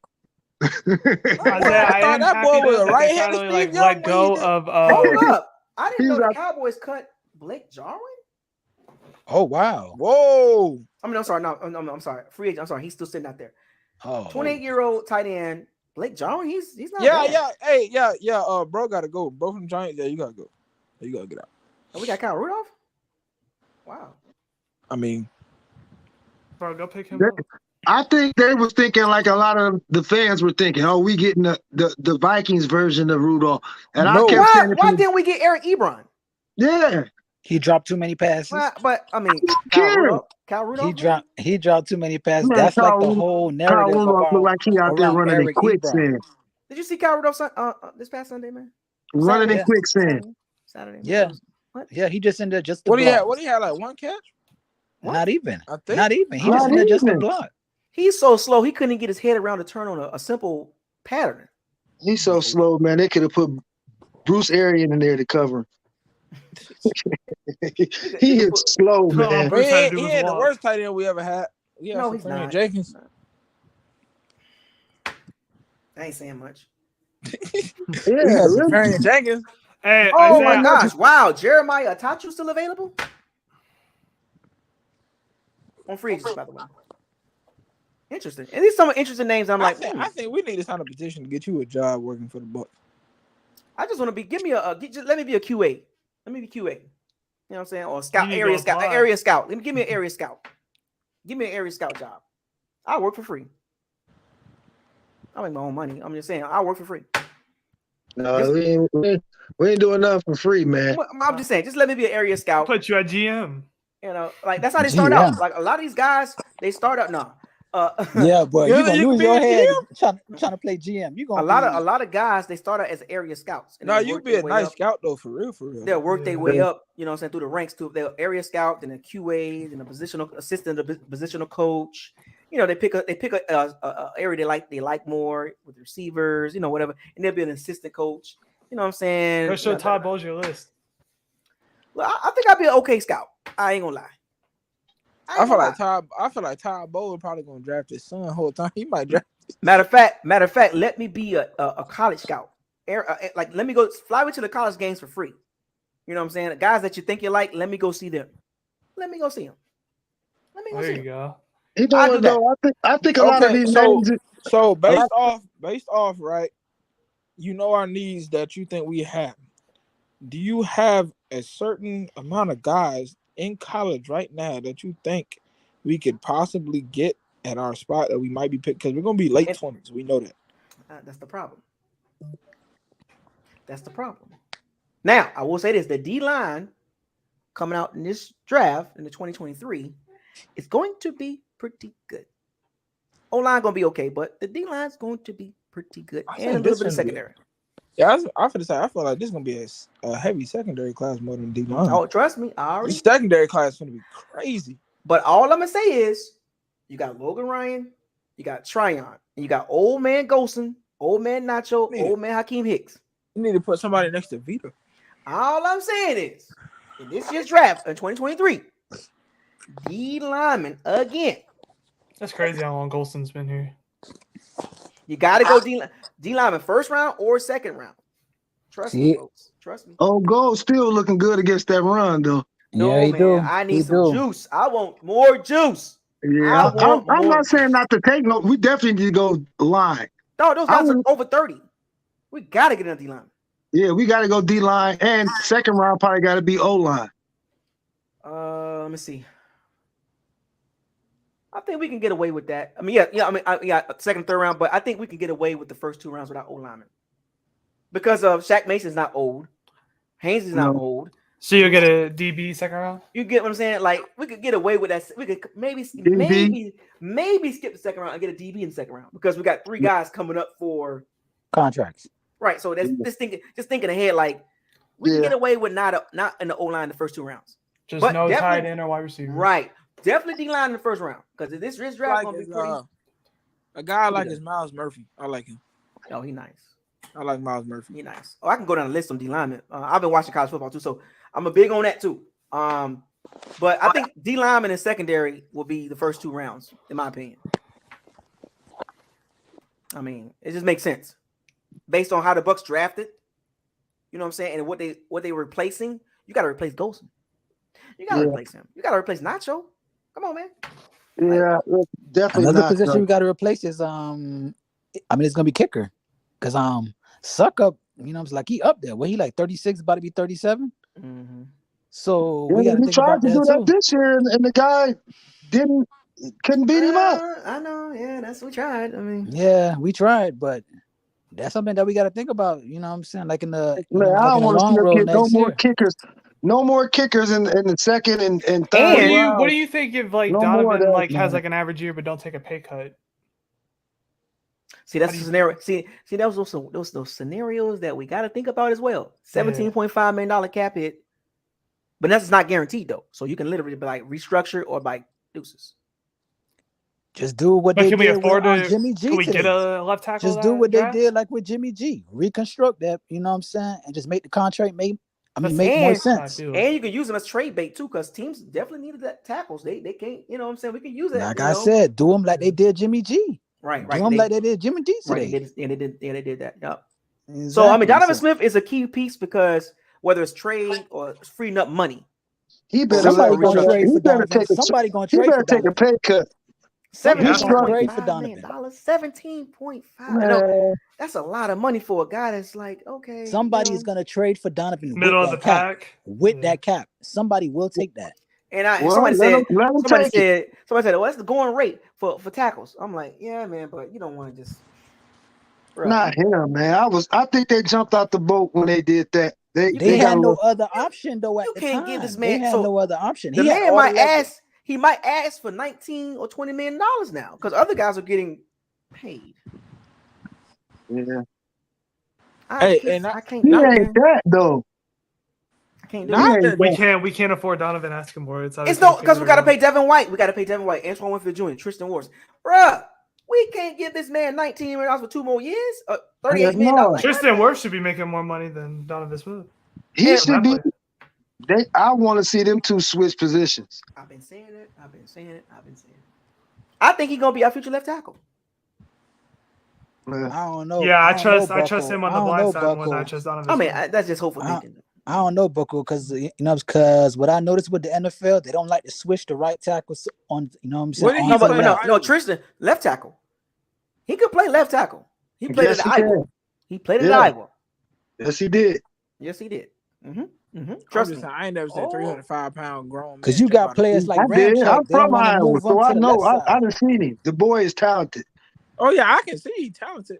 No, but I get what you're saying with the Ryan Ramchek. If he a left tackle doing this, Ramchek played at Wisconsin. Ramchek played left tackle, and they moved to the right. Because remember, the Saints was like they had Armstead. It was like, we just want you on the team. We'll put you somewhere. That's how the Bucs got to think. Think like that. Look, I know we got Armstead. No. Give me Ramchek too. Well, I don't know. I mean, look. I mean, I don't know. Because as far as like the O-line, I don't think we should think like the Saints. No, they got a couple of guards that's playing out of position. No. I'm saying. Oh, okay. Think what I'm saying. If the guy is there at the position and you got Donovan Smith and Tristan Wirfs, and Donovan Smith contract situation is up in the air, we don't know, right? Is we going to extend him, give him $19 million a year for 2 more years? I don't know. But you better be weary. You better be weary of that situation. You don't overlook that, because what the Saints did, and I'm just not a full comparison, but in a thought process. Yeah. They got 5 first rounders. 5. You figure it out. Like Pete played left tackle at Stanford. We're gonna move you to guard. Well, he figured it out. The Bucs can do the same if they want to. They can say, well, it's like a Creed Humphrey pop up. Ryan Chance is old, right? He's 32, 33. 33. If a guy like that is sitting there at 25, 32, whatever, do you pass that up?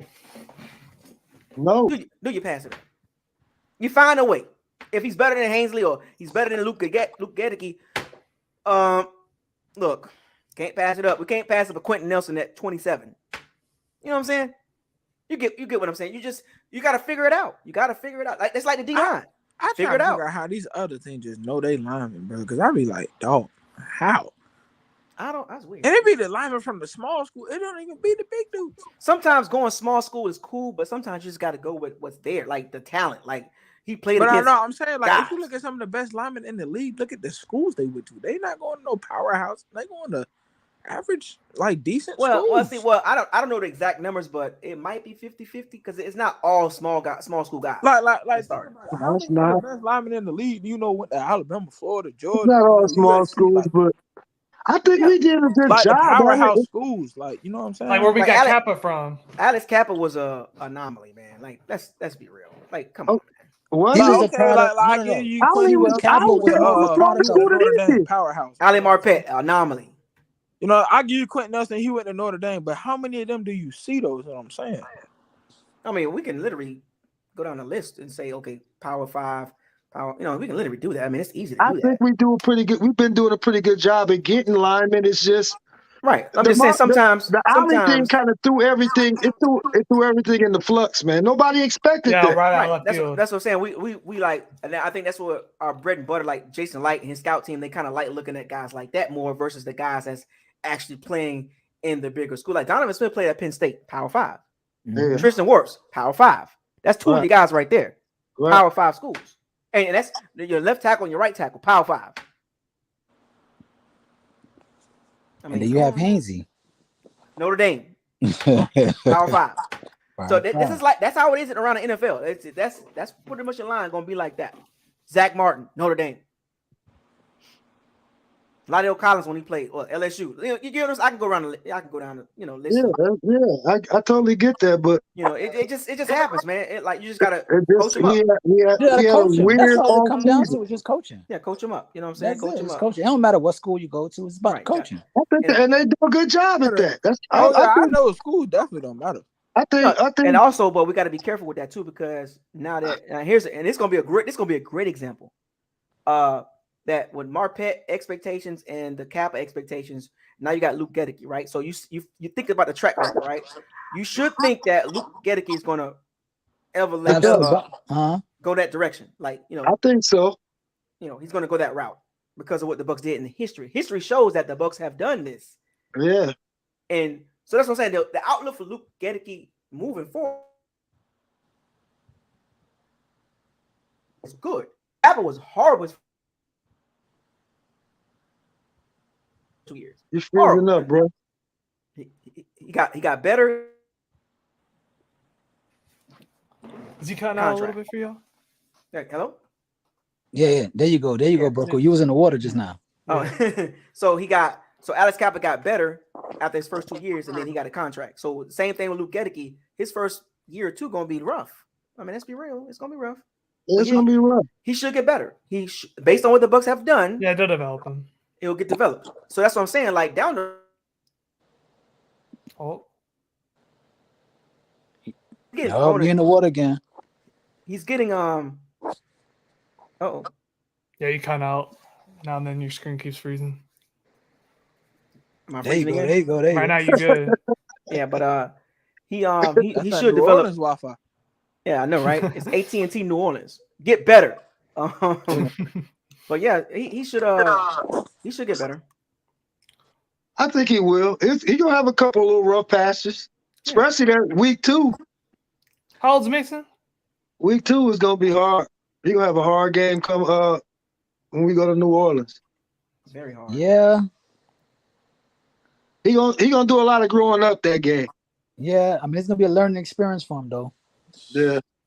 I think he'll do fine. I mean, I'm not really too much worried about the Cowboy game either because I don't really. I'm not really worried about them, bro. They front four don't scare me. They don't. Only Saints, though? Micah is the only thing they got. That boy Hutchinson they is got a beast. they got DeMarcus Lawrence too. I think Don't they still got what's the name? He on a decline too to me. Don't they still got Leighton? Yeah, Leighton Vander. Yeah, they got him too. He's a linebacker though. The Wolf Hunter? Man, please. Leighton Vander, he is not trash. He is not good. I mean, he's not the same player either. He injuries then depleted him a little bit. Yeah, man, he's not the same player, man. No, he's not. He's not what he was. Yeah, man. Shaq Mason is 29. 29. So he still got like 2 or 3 years left. Yeah, 2 or 3 years. Yeah. I'm gonna say this. You know, because it's like the first couple games, but that old line gonna be rocky. But as soon as they get like they groove together. I said that. You know what I'm saying? I think so too. They're gonna get on the roll. Once they find that stride. But I hope that what I don't want to see is if it because remember with young guys, and this is for any sport, confidence can be shattered early. True. Especially with the D line we're facing. That D line could. So we got to be careful with that. Like that's what it goes back to that structure. I ain't worried about the D line. That's like Todd Bowles as a head Luke. coach. Todd Bowles is the head coach, sitting down with Leftwich and Brady and coming up with a correct game plan. Not just for the offensive perspective, but just from a player development perspective. Yeah. Like chucking the ball 45, 50 times is not the recipe you want to do with two young guys. No, at all. I don't want to see Brady throw for 5,000. I take that down to about 45. Yeah, 45. And it'll get the guys, young guys, because the guys will catch on better run blocking quicker than fast. Now, granted, they look good against the Colts, but can they do that game in and game out consistently? So with everything you just said, Bucko. So everything you just said, and now, like I don't know if y'all know, but the Bucs was one of the worst in yak yards last year. We got to be one of the best teams in yak because we don't have yak receivers.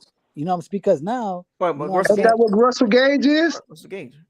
Well, now we do, but I'm saying we didn't have yak. Yeah, last few years we didn't really have yak. You know what? That's nothing to really. We didn't have those type of receivers. That's what ticks me off about like watching NFL Live and shows like that. They just make it seem like Russell Gage ain't even there. Well, because he wasn't on the radar, but he's never really been on the radar at all. Yeah. You know what I'm saying? Like our receivers are possession. He was the best guy. He was the best receiver. Russell Gage was the best receiver on a bad team. Like small shifty guys. You know what I'm saying? Like Chris Guy was possession. You know, we gonna need them guys. Go get it guy. You know what I'm saying? Like, yeah, Russell Gage. Remember, Russell Gage was the best receiver on a bad team. That's not saying a lot. Well, that's why he's under the radar. He was under the radar. Because he's the second best. Who's watching? He was the best receiver on that team. Who's watching the Falcons? He got more time because Ridley got hurt, right? Yeah, he got more time because Ridley was. He got suspended for Kyle Pitts took that. You know what I'm saying? But I'm saying like he tight end. But I'm saying for us receiver, they was talking more about Kyle Pitts as a tight end. You know, receiving wise than Gage. So that's why I tell people like we got to see what Gage can do when he's actually. Man, I wish we had. I thought Ridley's suspension took an effect this year, not last year. Yeah, this year it takes effect. Yeah. Play this year. So he got hurt last year. Not gambling. I don't know how much I wanted Kyle, man. I knew it wasn't gonna happen, but man, you don't know how. No, we weren't gonna get Kyle Pitts. That wasn't gonna happen. No, I knew it wasn't. I knew it definitely wasn't gonna happen, but man, just. I really think he's gonna show up for us though, because everybody focusing on Julio and Mike and. But it's like who you. That's good. The thing someone I like has to about get a our one-on-one. receivers is if they're all four on the field, someone's double. getting a one-on-one. Yeah, but there's only. Remember, I told y'all this. What the boy did to us, though. I told y'all there's only a few teams that can literally put out 4 guys to carve all 4. Only a few. But he carved us up though pretty good. Yeah, but look at our DBs though. Come on, man. Like. Yeah, but okay. So I expect him to carve up somebody else now. Yeah. No, but I'm saying though, like he will.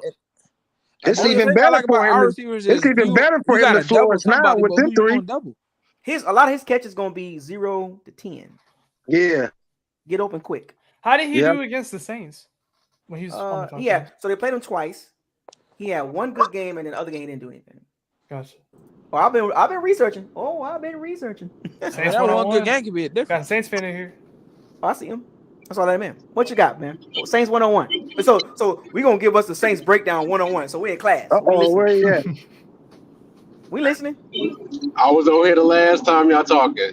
I know. This ain't my first rodeo. I know. We listening. Hey, I saw y'all boys coming up. I want to tune in because y'all always speaking some good knowledge. So I ain't gonna lie to you. Yeah. Appreciate it, man. That's what we do here. That's what we do here. I see. But I just caught the end of it, what y'all just said about it's only a couple teams that can match up with y'all. I say the Saints is one of them. Of course, obviously. Of course, yeah, we definitely think that. We know that. We don't think that y'all no slouch rap. That's all we've been talking about. Come on, tell us facts we already know. We already know this, man. You gotta tell us something that we don't know. Feel like that one guy who came on that stream, Isaiah. Oh my God! Don't bring him up. Don't bring him up no more. Don't bring him up. Bucko, what was that? That man got on Buccos. What was I was waiting for you like the. Yeah, you had let him have the floor. You enough, bro. I did it on purpose. When I tried to get him off, it was hard. It was like, okay, buddy, All right. So he kept reiterating. I'm like, all right, man. Okay, Had to be a I Saints was getting fan. aggravated. I was getting a little aggravated. I was like, the end. He was starting to Yeah, troll. He you was repeat trolling. yourself, my boy. He was trolling. I was trying to He be was respectful and trolling. not hang up on him. So I was giving him the opportunity, the benefit of the doubt, but he started But getting I'll on my give y'all nerves. boys this shit. I'll give y'all boys this much. We gonna split this season. We ain't Okay, there gonna we split go. y'all. It's gonna be I a think split. so too. All And right. the reason I think we gonna split with y'all, I don't see y'all beating us in New Orleans. I No. don't see it. But I think this time around, the way we embarrassed, the way the Saints, like I ain't gonna lie to y'all, and I was at the game. Tuesday, The way ain't the Saints embarrassed y'all at home, y'all not gonna allow that to happen again. I think we're gonna split too. I said it too. I See, actually think we win in New it's a Orleans. lot of Actually, I ain't Saints gonna lie to fans you. here I feel down like, here yeah, in I feel like Dallas. we gonna split, but I feel like we I win feel like in we New play Orleans. better in New Orleans. I don't Yeah, know we play why. better in New Orleans We than we play do. better in New Orleans than Yeah, we do than at at Oh home. man, We play. Well, I ain't gonna we wait, are not wait, gonna like I win said, that I was game at in the New game. Orleans, bro. I was at the Bro, game think at about Tampa, it, and bro. We I play will say better when one we're thing. in New Orleans than we do Hold when on, we're hold on. in Tampa. Saints 101. What you say? I was at the game at Tampa. One thing, y'all could have beat us. Y'all stopped running that ball, and y'all Exactly. for what reason started passing? Didn't Got we say tricked. that, Bucko? We said that last time. And like I said, I was there live and Brady, everything. And I was like, damn. Tuck the ball. Like, what you And doing? I was like, oh dang. gosh. I was like, Leonard Fournette is killing us. Then all of a sudden, y'all went away from that. I was like, oh, okay, well, and like I said, if we got Sean Payton that game, y'all beat us. Dennis Allen played it the most safest way. Because Sean Payton not going for no field goals all them times. I promise you that. No, he's not. Am I lying? Wait. Am I lying? He not. No. He risky. He'll go for it. Yeah. I told y'all last season, like I think the last time I was on here, y'all would have beat us the first game had not Marcus Williams got that pick off Brady, because Brady was marching. All I needed was a field goal to beat us. No, that was PJ Williams. PJ Williams. My fault. PJ Williams. All I needed was a field goal to beat us, and y'all was marching. I think it's gonna be harder for us this year. I do think we're gonna. Well, it's gonna be harder for us this year though, because we got that rookie coming in to an environment he ain't never seen before. It's gonna be hard. They're gonna attack him. Here's the thing about it. Y'all boys gonna get them coached up, right? I probably the thing about here's the key with the Saints. The Bucs can't go in there with the same offensive game plan they had the last 2 years. Can't do it. We're gonna have to run it. Can't do it. It's not working. Run the That's ball. why I said run out the 4 wide sets. Run out the 4 wide sets. Why we can't do that? Spread them out and run it. Run out the 4 wide sets. Why we can't do that? I will say this But though. one thing, In preseason, we have been running it a little more though. I've been seeing a lot of consciousness. They've been a little more conscious about running the ball in the preseason. I understand why. Yeah. I understand why. Yeah. So we're gonna have to continue with that. Look, now Maybe I get it. against Dallas. I do get it now. We did beat y'all in the playoffs. Like that now we can That use did it happen. as that did happen. That's a fact. Now I can add context to that game. Drew Brees pretty much just fell apart, obviously. Yeah. He fell apart. He's been fumbled a little bit though. And the Bucs had no respect for his arm at all. They had it is what I tell people with that though. Drew Brees, I don't know why he rushed himself. He rushed himself back too early. Yeah, he did. Even with Teddy B, we would have still been in the playoffs. And if he'd have taken like about a couple more games off, his arm would have been right. His wife came out and said it. Remember, his wife came out and said I'm he trying to still figure had out prep. who His wife came out and said that. They After were the season's playing over with, somebody, and they came through that line, and they knocked Drew Brees down. And ever since then, he was no, favoring that shoulder. that was Street. That was the San Francisco 49ers. The Niners. Yeah, it was the Niners. That's his who wife, it was. at the end of the season, and the season's over, his wife came out and said Drew Brees was not healthy. Cracked ribs still. I was like, well, why you had your husband out there playing if you knew this? I'm about to keep it 100 with y'all. With a lot of Saints fans, they're gonna like. We shouldn't have beat the Chicago Bears. If you want to be real about it, we should not have beat the Bears. And the reason I said that, we was a drop touchdown away from losing to them. Well, we lost to them, so I can't really say too much. But we did come Y'all back. knew what down it was. I think when Vita went down, when Vita went down, I think the whole moral of the team just was like, oh Lord. But we beat them last year though. Yeah, we did. We smacked them. We smacked them. Yeah, we smacked them. Brady was number one, but I did notice something that Levante David and Vita, for what reason, was not on the top 100. Oh, here you go again. Here you go again with this. Here you go again. But I disagree with it though because I think Vita a monster. By far the He's best. the unsung hero. He unsung. They've been talking about him a little bit more now. You know what's so funny? Like I listen to the media and like I listen to them for laughs and giggles or whatever. And when they talk football, when they try to talk football, they miss it. They don't do a lot of research. I already know that. They don't research these teams. They just say stuff. And now I always gonna pick the Bucs, right? I'm a Bucs fan all day. But it's funny. I find it funny from a football perspective. They said in the NFC South it's the Bucs and then everybody else. I was like, I'm like, wow. They so in love with Brady. It's like he can do it all, man. I couldn't believe it. I was like, they literally said the Bucs and then everybody else. No, like, Saints is our biggest problem outside of the Rams. Right, and I was just kind of confused. Well, not confused. I was just like laughing, like this got to be for a shock value because this can't be football talk. It's no way that you can literally say it's the Bucs and everybody else in the NFC South. No, that's not how it works. And the evidence show you is not the Bucs and everybody else. It's the Bucs and the Saints and then everybody else. like the last 8 games, they didn't even bring this up. I was like, they don't do no research at all. At all. That's why it's hard for me to listen to them. I listen to them because it's funny. Right. I don't listen to them for knowledge. I don't. They definitely don't have that. They don't. They do no researching, no nothing. They just I'll be honest with y'all, you gotta go. That's why you gotta go find podcasts like such as you guys'. I mean, on the Saints side, I listen to Ross Jackson. You see what I'm saying? I listen to TJ. But you gotta listen. It's all about podcasts, man. To get the real stuff. You gotta go to podcasts. Yeah. You can't go to the media. Right, radio's dead, TV's dead. It's about the actual people in the field. Like we out here, like we actually researching, we actually looking at stuff. We looking at tape. You know what I'm saying? There's a couple of guys out there that's looking at it, but a lot of like the national guys, they ain't looking at no tape like that. Like, it's all scripted. It's all They're reading off a script. Yes, it's all scripted. They all say the same thing. Each show come on and say the same thing. Cowboys. Brady. LeBron James. Kevin Durant.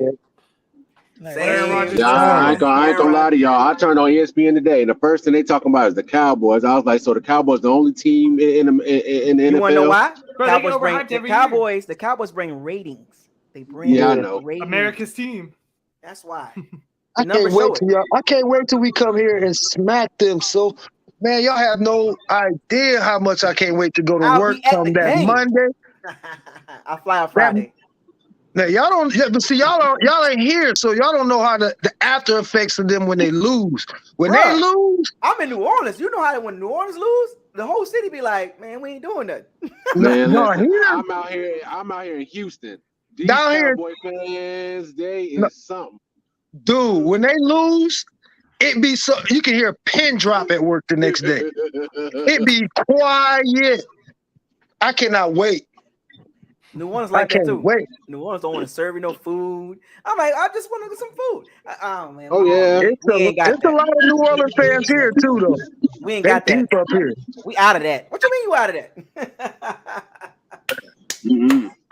New Orleans, they are. One thing I say about New Orleans, they are connected to their team, like they if the team turns as that team turns, like for real. Like, God Almighty, like they love them. There's a few fan bases like that: Philly, Steelers, Browns. You know what I'm saying? Green Bay. It's like they just could. It's like the city evolves around that team. Period. Like that's it. That's what it is. You know what I'm saying? That's true. Like New Orleans is right there. Like New Orleans doing good. The city is partying. Same here. Partying. Same here, man. You can't even pump gas. You can't even pump gas without seeing the screen in front of you flashing some cowboy stuff. And you would think that like after the game, you know, you party, you go to your sports bars and all that. No, it's the rest of the week. So Sunday they win in New Orleans, and Monday, Tuesday, Wednesday, Thursday, Friday. I'm like, God dang it, man! Every day is Fat Tuesday. All this traffic, everybody these bars, and I'm like, I just want to get something to eat. Right. I ain't gonna listen. That a couple years y'all Super Bowl run when we played. Granted, I don't think the NFL should have did that. Threw y'all right in the fire. against us on the very first game. Yeah, But when we beat I didn't y'all, like that I either. was down there in the French court. Man, listen. I didn't like It was that even about either. the Bucs. Everybody was just excited we got Brady again. And I think that was wrong too. They should have gave us a game or two before we played y'all. They weren't ready. Well, they set Well, the you gotta schedule look at up funny. well, I think that was more like a TV rating thing. I'm telling you, that's what they do. It was. Look at this. Think about Yeah, this. that was the COVID thing because everybody was watching us. Now We think was about able the to watch ratings. The games that week. ratings. The ratings that the Bucs and Cowboys pulled last year was so high. They did it again this season. Yeah. First game of the season, Bucs and Cowboys. It was so close. It was so good last year. We got Prime time. back on the Sunday same night. time Prime slot. time. Do it again. It's ratings. Prime Now, time. but I'm gonna hit y'all like this. We know it's rating. Deshaun Watson got 11-game suspension. His first game back is against Houston. Thank you. I'm just glad it wasn't us. We got him in week 11. Week 11. We got him week 11. Yeah, we got Well, we week ain't gotta 11. He see come back Deshaun. week We ain't got 12. to see Deshaun. Right. Nah, Yeah, we that's what I said. I'm glad it gotta wasn't see us. Watson. Yeah, we get to see. see Josh Rosen. No. Jacoby Y'all Brissett. see Jacoby. Jacoby Brissett. The picture. Yeah, it don't matter. No, but I'm saying it's funny how the NFL, like the Seattle and Broncos game, they got them playing. I think the week 1. Week 1, it sure is. They playing week 1. Y'all Sure being is. so obvious. Last time we played obvious. Jacoby was Miami, right? Yeah. I mean, NFL been doing that. Like they set up the week 1 Well, everybody thought the Super Bowl was going to be with the Rams and the Bills. I think who Cleveland played week 1? The Panthers, Baker Mayfield. Exactly. Well, there you go. There you go. And is Russell Wilson playing the Seahawks this year? Yeah. Yes, he is. Yeah, that's their first game. First game. That's the first game. It's the Broncos and Seahawks, and then It's all ratings. Ratings. And let's not lie, we all gonna tune in to all them games. Like think about it this way. Why all of a sudden we play the Patriots when Brady come to us? Like think about it. When Brady came to us, we never all of play a the sudden just play the Patriots. Matter of fact, the first game of the season is what? The Bills and Rams, right? Yeah. That it is. That's what everybody thought the Super Bowl was going to be. Super Bowl preview. So they put this the first game of the season. No, I got us in the Bills. I ain't gonna lie to you. Really? I got us in the Bills. Really? No. And you got Von Miller. They trying to set it up. Yeah, it's Von Miller, Buffalo. They playing the Rams. Like, y'all trying to really be obvious. Storylines. Yeah, it's all storyline. Storylines. Ratings. It's all scripted. I mean, it's ratings. The whole game. I mean, listen, it's ratings and everything. I do play fantasy, so I got to tune into them games, see how my players gonna do. So that's it. I watch it. I was gonna watch it anyway. It's all must see TV because we Every all time I want watch to see my what fantasy happens. players, they do bad, so I don't watch the game. Wait a minute, don't the Dolphins play the Chiefs this year too? That they do. Yeah. Wow. Yes, they do. Tyreek been talking a lot about the Chiefs. A lot. Do the Raiders play Green Bay? There. I don't think Tyreek was happy there. No, I don't think the Raiders play Green Bay. They don't. Imagine. They'll probably play them next year though. That would have been good. Yeah, that would have been good. Devontae Adams said, Derek Carr is done. I'm like, well, you just left. Yeah, he's a Hall of Famer. He's like, huh? I mean, wait. But Tua said, time out now, because Tua sat there and said, not Tua, Hill sat there and said that Tua. Right. I was like, really? I was like, It's all scripted, man. But then like after Devontae Adams said that, then he came back and started bro crushing with Rodgers, and they started talking like, hey, he's the best, this and that. Man, it's all scripted. It's all for No. I think when Rodgers and Adams, I think they was playing with each other because you can kind of tell. Yeah, they friends. Yeah, I thought it was funny. I was like, really? Now I don't think. Hey, I think Hill don't really like Mahomes that much. I'm not gonna lie to you. Well, I think Hill just want a spotlight because it seemed like he's selling out. I saw a thing. I don't know if it was fake or not, but so a girl asked Tyreek, "What would you?" Oh yeah, I saw that. I saw that. Would you be handcuffed to Jackson Mahomes? And he's like, Jackson Mahomes. He's like, nah, man, I can't do that. I can't do that. So I don't know what's going on with that situation. Money. Obviously, Kansas City has some money. They signed Justin Reed. They had some money. They could have paid Tyreek. I don't know what that is about. I think Tyreek just wanted to go home because they wanted to send him to the Jets, but he was like, nah, I want to go to Miami. Yeah, but you know what? That's one thing I can say I've been respecting about these teams. I think Miami next year. I think Miami is loaded. I would have went home too. I think Miami get Will Levis next year. They loaded. It's all on Tua now because he got weapons all around him. And I think you got Waddle on one side, Tyreek on the other. Hey, for real though, what y'all think? Y'all think that's a bad take? I I don't think Tua's that guy. Y'all think that's hold on? Y'all think that's a bad take? Miami get Will Levis next year? I think Tua's gonna hold him back. Quarterback ever been good. I said Will Levis. Name one good Alabama quarterback. He don't go to Alabama. He goes to Kentucky. No. We talking about. Well, I get what you're saying, man. We're just talking about Alabama quarterbacks, like Mac Jones. They're gonna say Mac Jones. Mac Jones. Mac Jones is. I'm still shaky on him, man. Broadway Joe. We've been talking bad about him. He looked bad. Hold on. Broadway Joe. Wait, am I tweaking? Did he not go to Alabama? It's the coordinators, man. It's coordinators. It's the Patriots offense itself. They ain't got no offensive coordinator. No, it's that he don't got Patricia. No, Matt Patricia, and they got Matt Patricia and Joe Judge as his OCs. Like, what the heck is this? No, it's not that. They got two different game plans on the save Sunday. His ass no more. And the first round running back, he don't got that no more.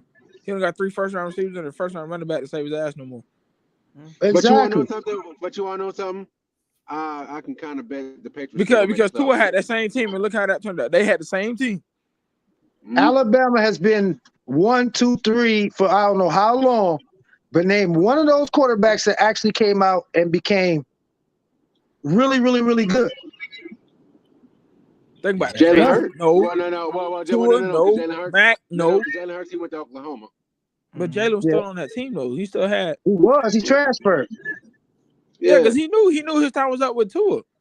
Damn. Yeah. I remember That's it why was he so much transferred, hype 'cause behind Tua. AJ McCarron. It was so much hype behind That was media. That was media. That was media. Hey, y'all remember they were hyping what's their boy Jake Coker at one point too? I just never seen a good Alabama quarterback that just went on and became elite. I mean, let's be. Well, I mean, we all could be honest though. When you think of Alabama, you don't think of their quarterback. It's more towards you think of that running back. It's the D line and the running game. Everything else but the quarterback. Everything but the quarterback. Y'all think Bryce Young gonna break that curse?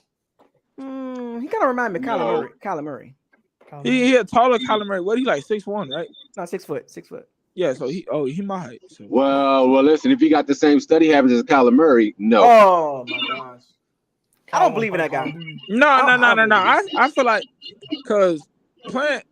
I'm gonna take it back to high school. Playing for Mater Day, they don't play that. Them boys actually watch film. Kyler Murray, man. But him coming out of Mater Day, give Kyler Murray a line. Give Kyler Murray an O line. Give him a playbook to read. Give him an O line. They don't have everybody O-line. can't. Hey, hold on. You can't have everything. Can't be perfect for everybody. Jalen Hurts is doo doo. So is Tua is doo doo too. Everybody wants the perfect line. I think the Eagles are gonna be good this year. I think The Eagles gonna win that division. Sometimes as a quarterback, you got to make up for deficiencies. This might sound disrespectful. I'm not sold on Jalen Hurts either. I don't think he could. I'm not sold on him, but I'm sold. The team overall is really, really good. Who they still got Miles Sanders? Yeah, they're very, very good all around. The only weak spot is the quarterback. So let me go back to Kyler Murray. I think Kyler Murray and all the stuff that came out with him, I think the jig is up. He can hide as much as he can, but he got no study habits. He play games. He's a gamer. He's a gamer. Not having warfare. That's what he's like. Not having Hopkins. That hurts too, though. And he's not a quarterback. He's not a quarterback that's gonna make everybody better. No, it's like Tua. Got to have a bunch of guys around him. Yeah, as much as that part whenever they fall off at the last. He's just good. They're good at extending plays, but front running. Yeah, front running. Yeah, that's what the guys. I do like their jerseys though. I like their new helmets. He's come off like a spoiled brat. I like them Saints new helmets too. Them black. No, what is the matter of fact? Let's get on that. The Saints got something the all black. The whole. Come on, Tampa. Tampa need a Carolina got the all black. Tampa, come on, man. Carolina's got nice a new too. one. The Jets got a new black one. Yeah. The Patriots got a white one. Jet black. I think they got the jet black. We got to wear that pewter more, man. I don't know what is the Tampa. No, I think Tampa Bay needs a red helmet. A red, like red, period, like red on red. Yeah, red like a red chrome. Like the color rush jerseys of the alarm clocks. A red chrome helmet. What are they doing? Crazy. What is Tampa doing? I'll tell you what, those alarm clock color rush jerseys were pretty fire. Actually. Yeah, the color rushes were. The color rush, them are all the all red color rush is kind of hot. I don't understand their department or whoever. What is going on? Well, they can't get the creamsicles either. I would like too. Until next year, the creamsicles coming out next year. All these other teams are just putting out nice, You know what I'm saying? Like, yeah, how many I think how many teams got a new jersey or like something new 10, this year? It's like 8 or 10 of them, something like that. Man, Well, we've been trying to get the creamsicles Saints for like 2 years, when I right? seen the Saints in Carolina come out with helmets, I'm like, come on, man. Really? We've been trying to get like I'm the like, creamsicles hello? for like 2 years. I'm like, hello, Tampa. Yeah, no, what you doing? even the Falcons, they changed up. They went back to the red helmets. Oh, you see Buffalo? Everybody Did you see Josh Allen walk out a couple weeks ago with the Buffaloes? Like it was like blue red. Like I was like, oh Lord, have mercy. Yeah, everybody showing out on us, How man. do y'all feel about the sideline hats? It says Ed Mars. Them was fresh. You talking about the camouflage ones? There's those, and then there's one that got like it has the logo and the flag like below it or whatever.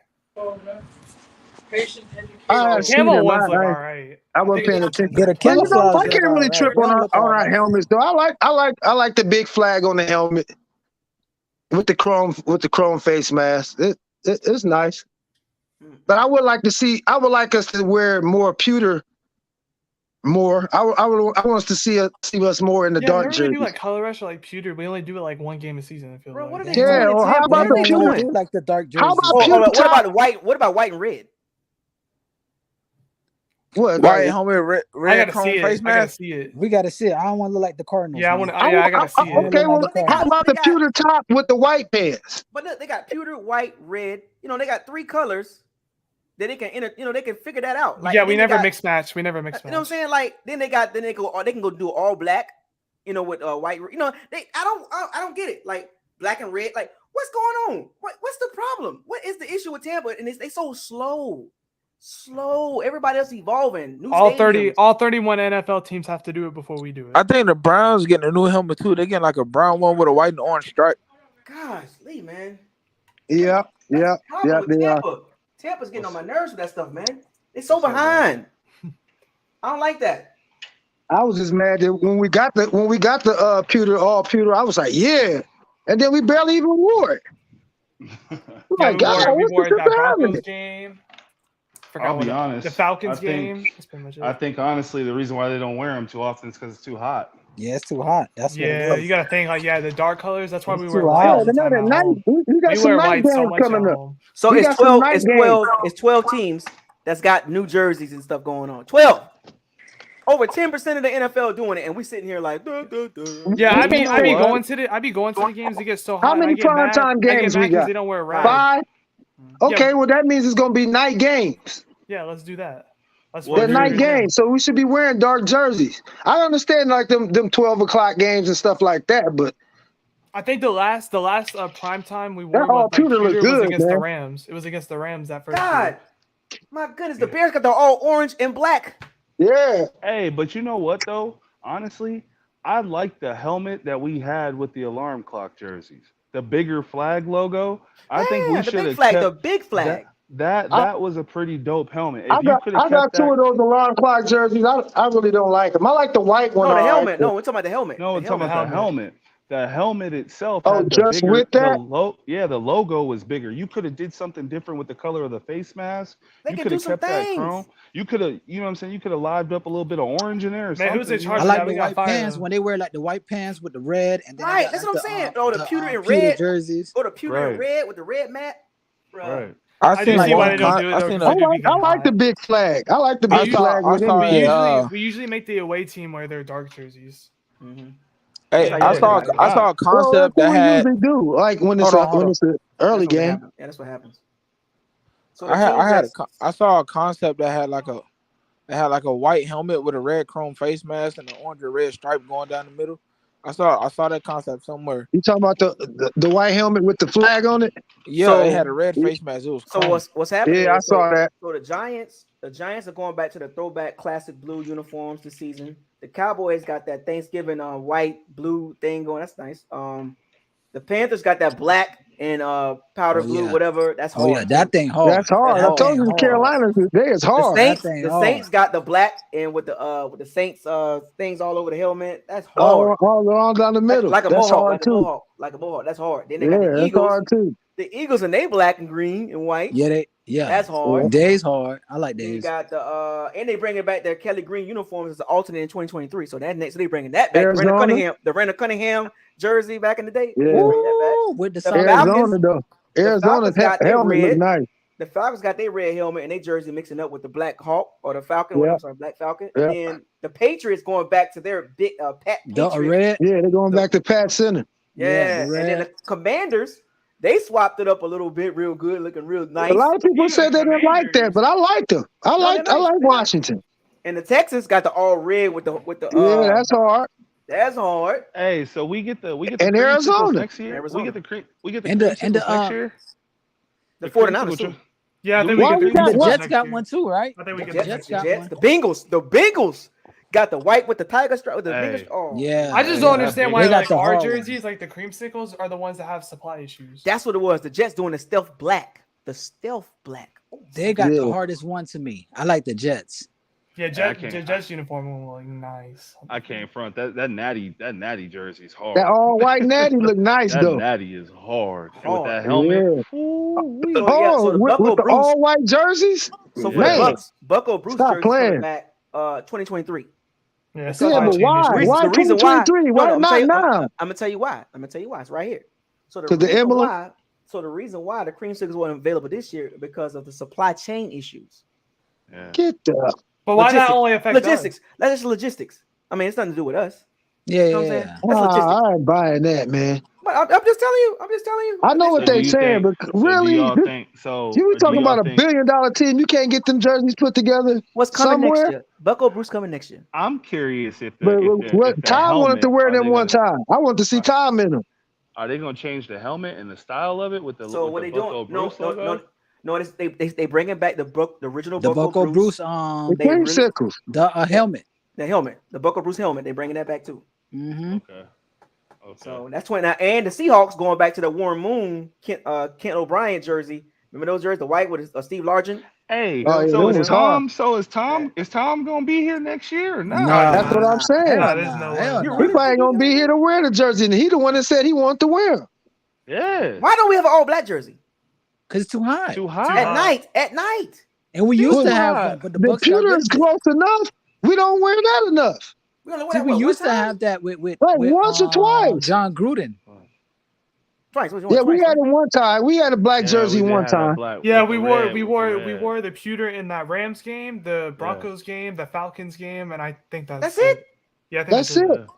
What's the point of having that? You don't even wear it. What's the point? That's what I was just out to say. I was like, man, y'all got it, and then don't wear it. But we never wore our colors. Games this year. I want to see it in at least 3. We have red in our jerseys, right? Why not red pants with like a pewter stripe and like what's up with that look? With the red, like, cause we got red, right? We have red in our stuff. So where's the red pants with a pewter stripe or a white? I tried that combination on Madden. It didn't look right because of the white numbers on the pewter. No, change the the pewter outline. Yeah, because you got the white numbers. Right, but but change that instead of doing white because white can kind of make things look funny. But what about changing the numbers? Like the red pants, the pewter. With outline with red. If you get like the red numbers outlined in white, that might look a little different.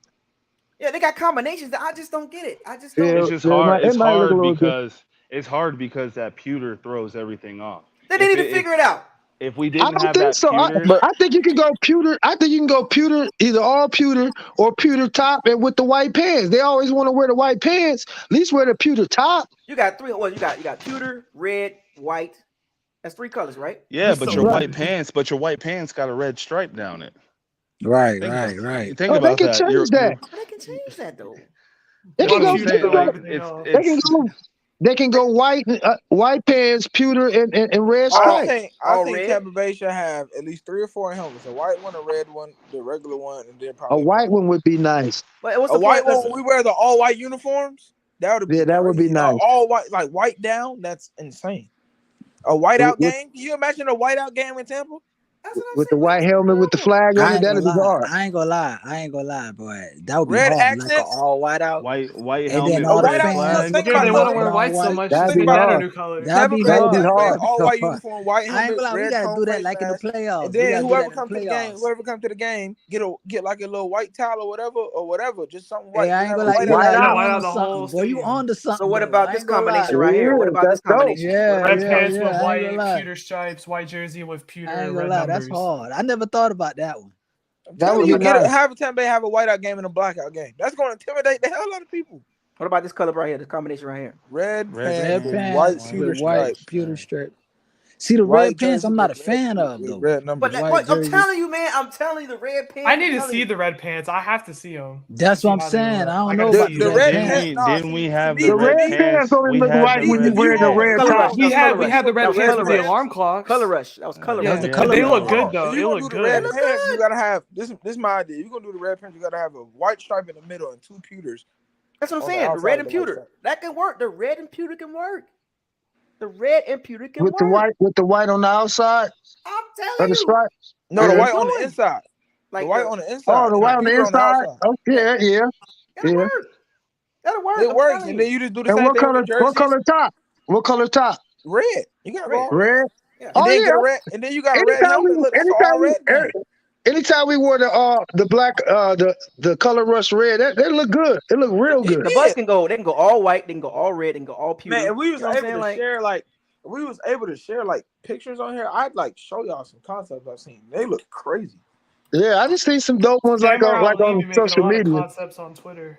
The Bucs just need to update a few things. Obviously, right? Let's make it clear. Like our stadium is the 11th oldest in the NFL. I would love to have a dome or a roof or a now think about that for a second. The 11th oldest. A retractable roof. Yeah. That means the Bucs stadium is becoming outdated. It is. It's getting so hot to sit out there for that long. Yeah, you on the west side of They that stadium. need a retractable roof. It hurt, Yeah, dog. we need a You're retractable done. roof. I was out there for. Trust me, I'm with y'all. I was out there with the old sombrero, the concrete. It is hot. Yes. I was selling cotton candy. I'm telling you, it's hot. Like the Dolphins, don't they have no, not the Dolphins. Someone has a retractable roof. The Hard Rock Cafe is it's a retractable roof. Yeah, that's what we need because it gets too hot. Minnesota got one. And you're in those red seats too. The red seats. We need that. SoFi got one too. SoFi. We need SoFi. We need one of those. Arizona got the But then you got to take into account the parking. Boy. The parking ain't the best at Ray J either, though. Too. No, so. they need to upgrade that too. They need to upgrade. They need to upgrade the whole stadium. Yeah, you got to go all the way around the stadium just to get in that parking spot. That's weird. It's definitely outdated. That's why they got to upgrade everything pretty much in a nutshell. Let's upgrade the stadium, the parking. And they got the money to do it. Hey, Isaiah, are we able to message you on Facebook? Because I can send you these things that I seen about the uniforms. Yes, just send it on Facebook. I'm not gonna lie. I want to see a bigger pirate ship in the stadium. That's what I want to see. I want to see. So like the equivalent to Jerry's TV. Yes, I want a big, huge pirate ship, like right boom, there, bro. Or make the whole stadium like a pirate ship. Yeah, one of the things that they did though when they added those new seats and the south end zone. Yeah, why they got rid of that whole food area too? That's bad. With the new seats in. People have been talking about that already. Who's gonna sit there? Who wants to sit there? Really? It's at an angle too, so it's like. And there's no bathroom over there either. Yeah, there's no. Yeah, you got to go all the way around and go to a bathroom too. See, that's what I'm saying. I don't know. I said this a couple of videos ago. About 5 to 10 years from now, they're gonna be like, all right, new stadium talks. Let's do it. Everybody's doing it. Vegas, they got a new stadium. New England, they doing something to their stadium right now too. It won't be ready till next year, but I seen it. See what I'm saying? The little blueprint of it. Buffalo getting one too. Big old light tower they building on that mud. I mainly because Buffalo about to get one. Yeah. If you could a dome. If you could change or add anything to the stadium, what would you do? Retractable roof. Retractable roof. I agree with that one. Retractable roof. Or you got to change the seat colors. Why? Because it's too the red. It's just absorbs all that. It's hot. And you're wearing a red jersey there too. Oh my gosh! And then it rains. Then it rains pretty bad. Yeah, it rains too. You in a tropical area, man. You need a retractable roof. Miami got Hard Rock Cafe. Look at their stuff. Yep. Yeah. Yeah. Right here by me, 10 minutes. Yeah, from and I me, feel bad right here. because I have season tickets on New Orleans, the west Dome. side of the end zone. Dome. And like at 4:00, you want to be on that side because the whole east side gets shined on the whole game. Oh my god. Whether it starts at it's 1 the or worst. 4. So if That's you're the on the home worst. side, you're good at 4. But if it's like 1:00, there's nowhere in the stadium you can't you're sit unless like you're cooking. under. When you Like think you're in the about it, 200. 1 o'clock pretty much game the too. whole 1 o'clock South. Yeah, game. 1:00 games. The whole South That's what's gonna does. suck because we have all these primetime games that we're playing later. After Brady's gone, we're not gonna have these anymore. We're gonna be playing at 1 like o'clock. every game. 1 o'clock. Every 1 game. o'clock. 1 o'clock. You can't. Any team that's like south of, because hell, even Tennessee got it done. Carolina, South Carolina. They're the only one. But they don't get as hot as we get. No, they don't. No, they don't. But everywhere else, Miami. The humidity Arizona. too. Oh my gosh. Hey, Like it's I insane. Las live, Vegas, I live here in Dallas, Arizona. New I live here in Orleans, Arizona, Atlanta. bro. It's hot. Jacksonville It's don't hot. have one either, though. Dry heat, right? It's hot, bro. But that stadium, I went to the game last Sunday against Baltimore at the Cardinal Stadium. That stadium is dope. That is It look big. It look huge. It is Where is that? massive. Arizona. It is massive. Oh yeah, that thing late. It's in Glendale or is it actually Phoenix? It's in Glendale. It's in Glendale. So it's like, and then they roll the grass in from outside. That's hard, man. That thing look huge. It looks. Yeah, everywhere's starting to get a roof now too. Yeah, every stadium getting a roof. Is it me or the Bucs stadium looks small to everybody else's? It is small. It's one of the. I want to say especially with the ship bottom there, 6. it looks real small. It's the bottom 6. The ship looked bigger than the whole stadium, to be honest. It's the bottom 6 in the league. I looked it up. I looked up the largest stadiums in the league. It's like at the bottom 6. Glazers, what are you doing, man? It's 2022, man. Because like had that grass lot that they could use to expand to like parking. 6th smallest stadium in the league. That's what I said. It's the bottom 6. Look, and then they over here charging us season pass to get in training camp. They over here charging us season pass tickets just to get in training camp. Minnesota got a nice stadium. Oh yeah, it's hard. It is beautiful. I was It's there. hard. It was beautiful. I was like, holy. In Minnesota, I seen that, boy. it's dope. It is like I'm looking at this Minnesota stadium, like, what is the Glazers doing? Yeah, everybody. Yeah, when you go out and actually go to the only games, team down south that don't have none is Carolina, and Jacksonville. You know what? The Mercedes-Benz Superdome in Atlanta looks really good too. All of them do. Everybody got a dome, but us 3. I'm gonna tell you a great stadium with a great experience in Seattle. That stadium. Yeah, somebody said that. Yeah. That stadium is so loud. The way they built it, like the way they built it. Oh man. Hey Isaiah. Kansas City loud too. Hey, Kansas City Isaiah, loud. your Fire the Cannons 813 email. Check that. I just sent you something. Okay. Kansas City real loud too because they built like the stands is like right up on top of you. You can't hear nothing in there. If you on that field, it's hard to hear anything in Kansas City. They built it right up. They built the stands like right up there on you. It did say something about the Seattle stadium. Hey, I'm just glad we're not like I like our stadium like could use improvement. I'm just glad we're not like FedEx Field. FedEx Field, yeah. Yeah. Oh. What'd you see? What you seeing? What you looking at? He sent me I could share the screen. Yeah, could you show it? Let me see if I can share the screen. What he showed you? He showed you the all white ones? Yeah, man. I'm gonna see. Yeah, them all white hard, ain't they? I seen them already. Our stadium could be a lot worse, like FedEx Field. Their stadium falls apart. Horrible. Like, it's horrible. Let's see if I can share this real quick. Their plumbing, remember? Their plumbing, their pipes. Yeah, drain on everything. Yeah, I've seen that. I think they got one coming up too, though. I think they finna change that up. They got to. We need to change ours. Yeah. How's our field that we play on? Is it like up there? Like, is our field good to play on? Man, our field would be great. I don't know because Mike Evans keeps pulling hamstrings. What we got? And Darden keep on slipping. Darden keep on slipping. Y'all see that? Ooh. Yeah, I seen that one. I seen that. Yeah, that's hard. They're all white hard. The big logo. Oh yeah, with the all white jerseys and the red numbers, killing them. If they want to wear white, we could do this. That is hard. I can run with that. I saw them. Them mugs is hard. I can run with that. That would be like, yo. See, like that. Look at that would be like the little Nike Color Rush type. Man, I'm saying, what are you doing, Glazers? Man, they focus I on just want Nike. to, as fans, we want to be fly too. We want to be like flashy too. You know what I'm saying? Like, yeah, we got the this jersey. creamsicles is cool and all, but man, you know what I'm saying? I We think need they can something switch else. that up a little bit too, somehow, some way. So next year, I seen another creamsicle that was hard too. I ain't gonna lie. So next year when they bring back Buckles Roots, I'm going to buy a few of those.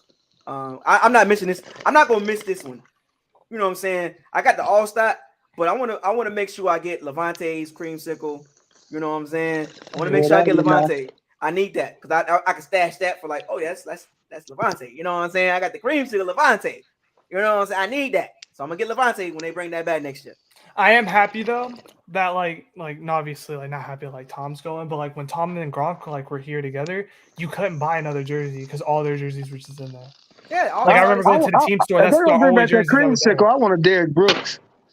Well, you know, usually when they bring back stuff like that, they kind of go back a little bit on a couple of guys. You know what I'm saying? Like, and so if you go like Sports Authority or on Fanfare, you know, you see them in there. I want like, a Derrick Brooks. Fanatics too, right? Fanatics. It don't feel right if it ain't a Mike Evans in my closet, man. It just don't. I got two. I gotta have one too. I want a pewter one like that. Don't feel right, man. You know what? Somebody made a good point. This is where college destroys the NFL. Stadiums. No, the jerseys, like jerseys? Stadiums. Yeah, stadiums. They destroy the NFL in jerseys and stadiums.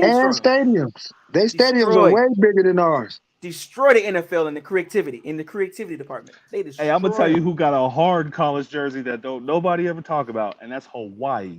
Hawaii got a the black with the chrome. West Virginia got hard too. West Virginia got hard one. West Virginia. Them boys hard too. West Virginia's new ones are nice.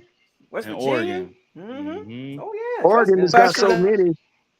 Oregon got so many. It's crazy. Talk about either. Who? Look at who else had a fire one? I think Oregon State had a fire one. Yeah, no, they got you know who underrated? You know who underrated? Memphis. Memphis. Yeah, they got with the chrome helmet. Got that gray helmet with the blue tiger stripe. That thing is cold. Oh my god. Cold. Yeah. Cold with it, boy. I'll be watching. I never really realized how much bigger the stadiums are than ours. I don't know if you noticed. Florida got a new helmet. They got a blue one now. Yeah, they got a blue one now. Yeah. Yep. You're right. Florida got a blue helmet now. I'm so glad they did that. But yeah, back to college stadiums. Yeah, Florida.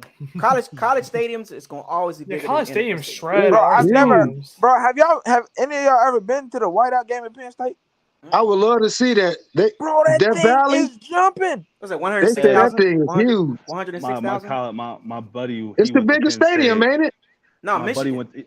Michigan is. I think Penn State is second. Man, Ohio State is up there too. Penn State, man, let me tell you something. That student section, when you standing there behind it, you can't hear the person next to you that's like Death Valley gets loud, bro. Don't let LSU be a high-ranked team playing at like 7:30 at night. Yeah, it's crazy. It's crazy. Those are the two biggest stadiums, Michigan and Penn State. But see, just because it's big don't mean it get loud. Tennessee's big too. Tennessee's big too. You know what I'm saying? Like Michigan has a big stadium, but I don't think it gets louder. I don't think it gets louder. I didn't realize Lambeau was that big. You know what I'm saying? They get louder than Penn State. Like it's bigger than all those teams, but it don't get louder than none of those teams. I didn't realize Lambeau was that big. Which one? Lambeau. Oh, Lambeau's dope. Lambeau's a very good stadium. I love Lambeau. I've been to Lambeau twice. It's one of the biggest in the league. I think the only one that's bigger than it is FedEx. I mean, the Giants and Jets. Their stadium is. I think they have the largest. The thing about Lambeau Field is so original. Like it's originality. Like all the way back to the '60s. Like you know what I'm saying. That's what you are. That's where you at. Lambeau. It's in Green Bay. You go there. That's the first thing you see. Just a big old stadium in the middle of this little ass town. They don't do all that futuristic stuff at Green Bay. They like It's definitely throwback, but it's big though. You know how long the waiting list is for Green Bay tickets, season tickets? Man, you died 3 times.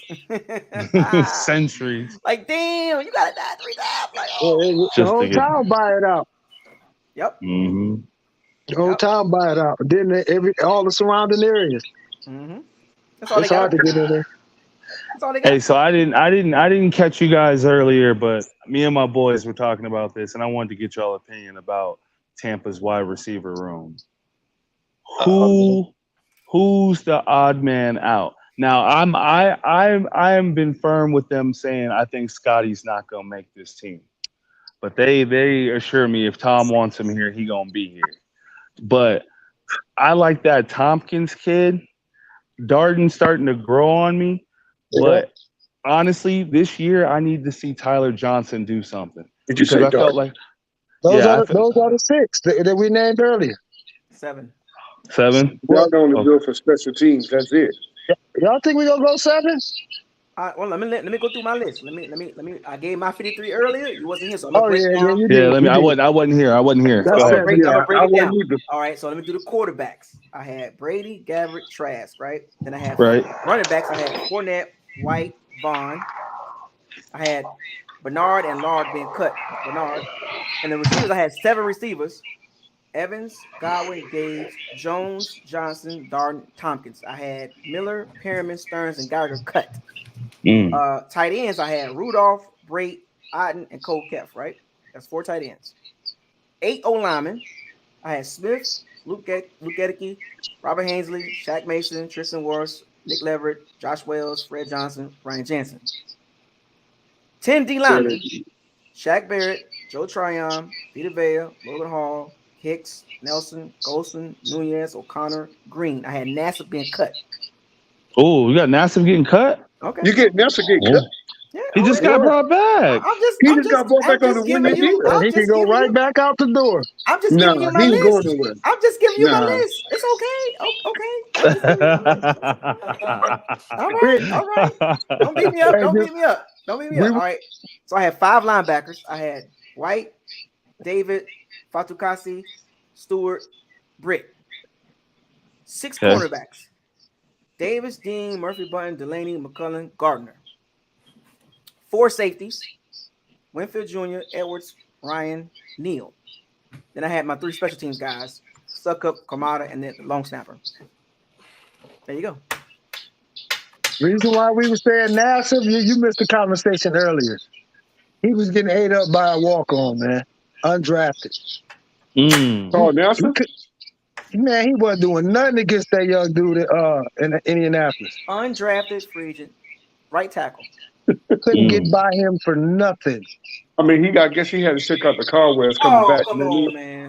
Man, you got to be able to beat an undrafted rookie. Come on, bro. But he knows the scheme. I mean, he didn't win. He didn't win not one I rep mean, he against can that play young good dude. in it, even if he knows the scheme. So y'all wasn't kind of glad that he came back to the team? No. I mean, I was cool. I'm cool with it, but I wanted to see something in preseason. I understood why they did it, but now I understand why they went and got Avery. Against those guys. Well, help me out. Here's why I say keep Nassib. I'm gonna be real with y'all. I don't trust Akeem Nicks to be healthy this whole season. I don't. What did I say earlier? I don't. Like I get 4 games out of him at the most. That's kind of where I'm at. And that's that. When we signed him, I was on the fence. Like, why? Just give Sue what he wants and keep Sue here. But this dude has been injured, bro, like crazy. Last 2 years. So well, let me ask you a question. What was that out there though? The options for he was with the Bears too. I think he checked out mentally with them. Like, hey, I'm still hurt. I ain't playing with these guys. Because when I seen him in the Indianapolis games, he looked good, real good. He did. Right next to Vita Vea, he looked real good right there. Exactly.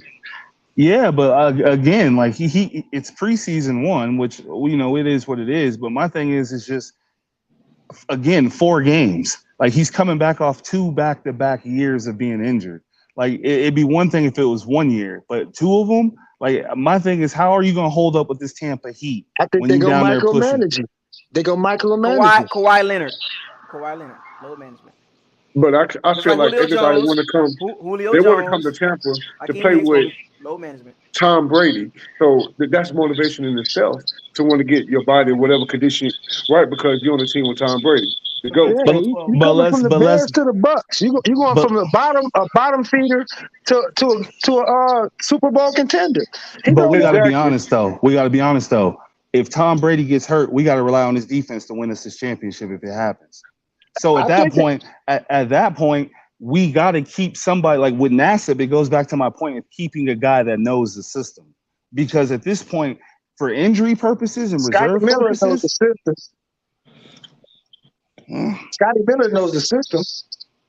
That don't mean he should be on the There's a team. lot of receivers in front of him, though. Now, Scotty I will Miller say knows the system. Darden knows the system too.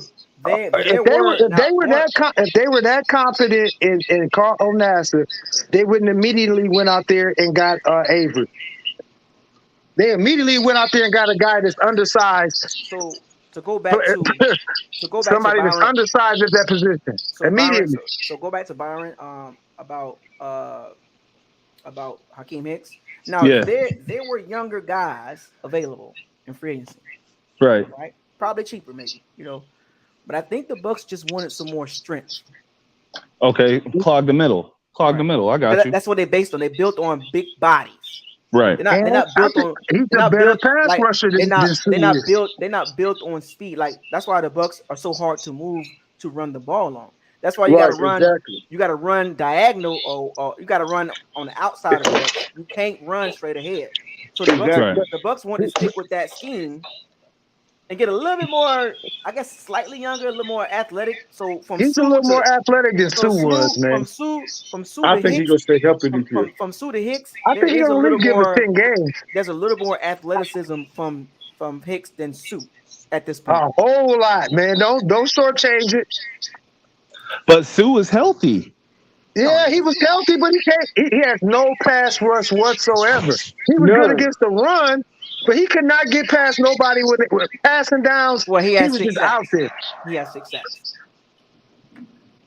So Hakeem Hicks, that's the baseline. I need 6 sacks out of Hakeem Hicks, right? I think we'll get about 7 or 8 from him, because when they was going against that first team offense against the Colts, man, he was the main focus. They was putting 2-3 men on him, trying to stop him. He was getting still getting through the line. And he was still getting through the line. It's a lot of I was like, yeah, okay, that's what we need right there. Yeah, but how many plays are you gonna get like that from him? All I need is a couple. All I need is like the first because couple downs. because if he goes, you know who's back up next? It's Noches. So now you got Noches and you got Vea. My point to you is with Sue is I know Sue didn't push and wasn't as athletic as Hicks might be, but Shaq Barrett did get 20 sacks off that edge coming from Sue pushing the way he was pushing. Again, I'm comfortable with what I know. And I know Sue is going to be available and Hicks may not be available after week 4. And then what do we do at D tackle? He wasn't getting no pressure at all. Like down the stretch, he wasn't doing. He was not getting no pressure. Though.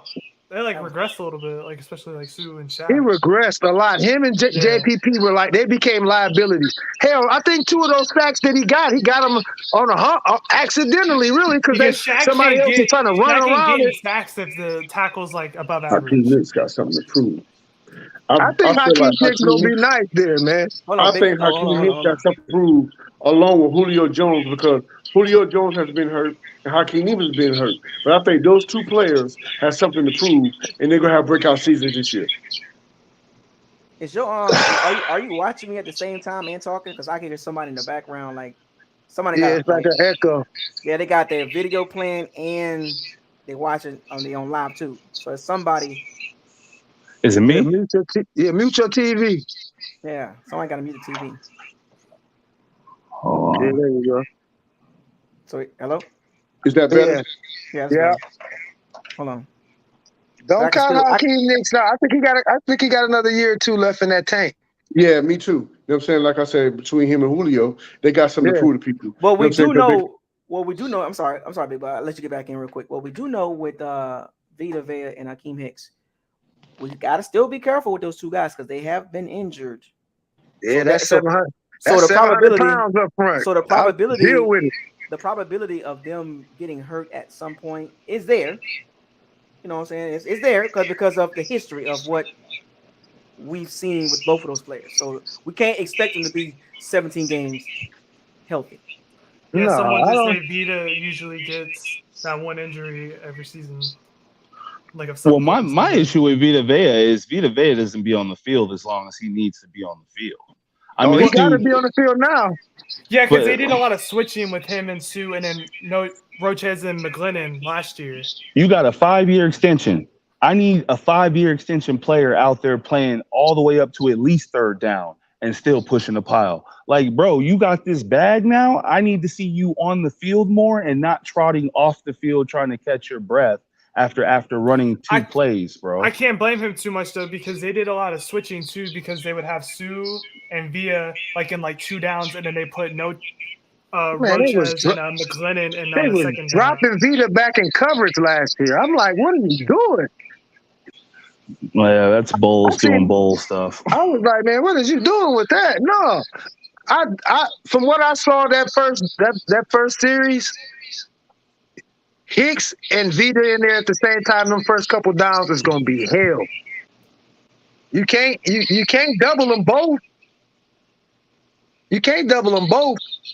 And that's basically been what they've been doing in Vita. They just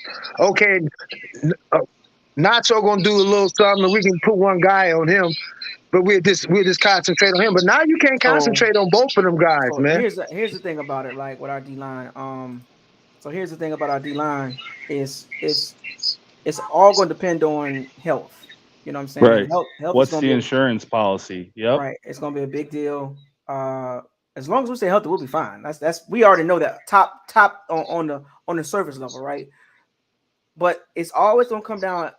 NFL seasons can be very tricky, right? And we already seen it with the Bucs.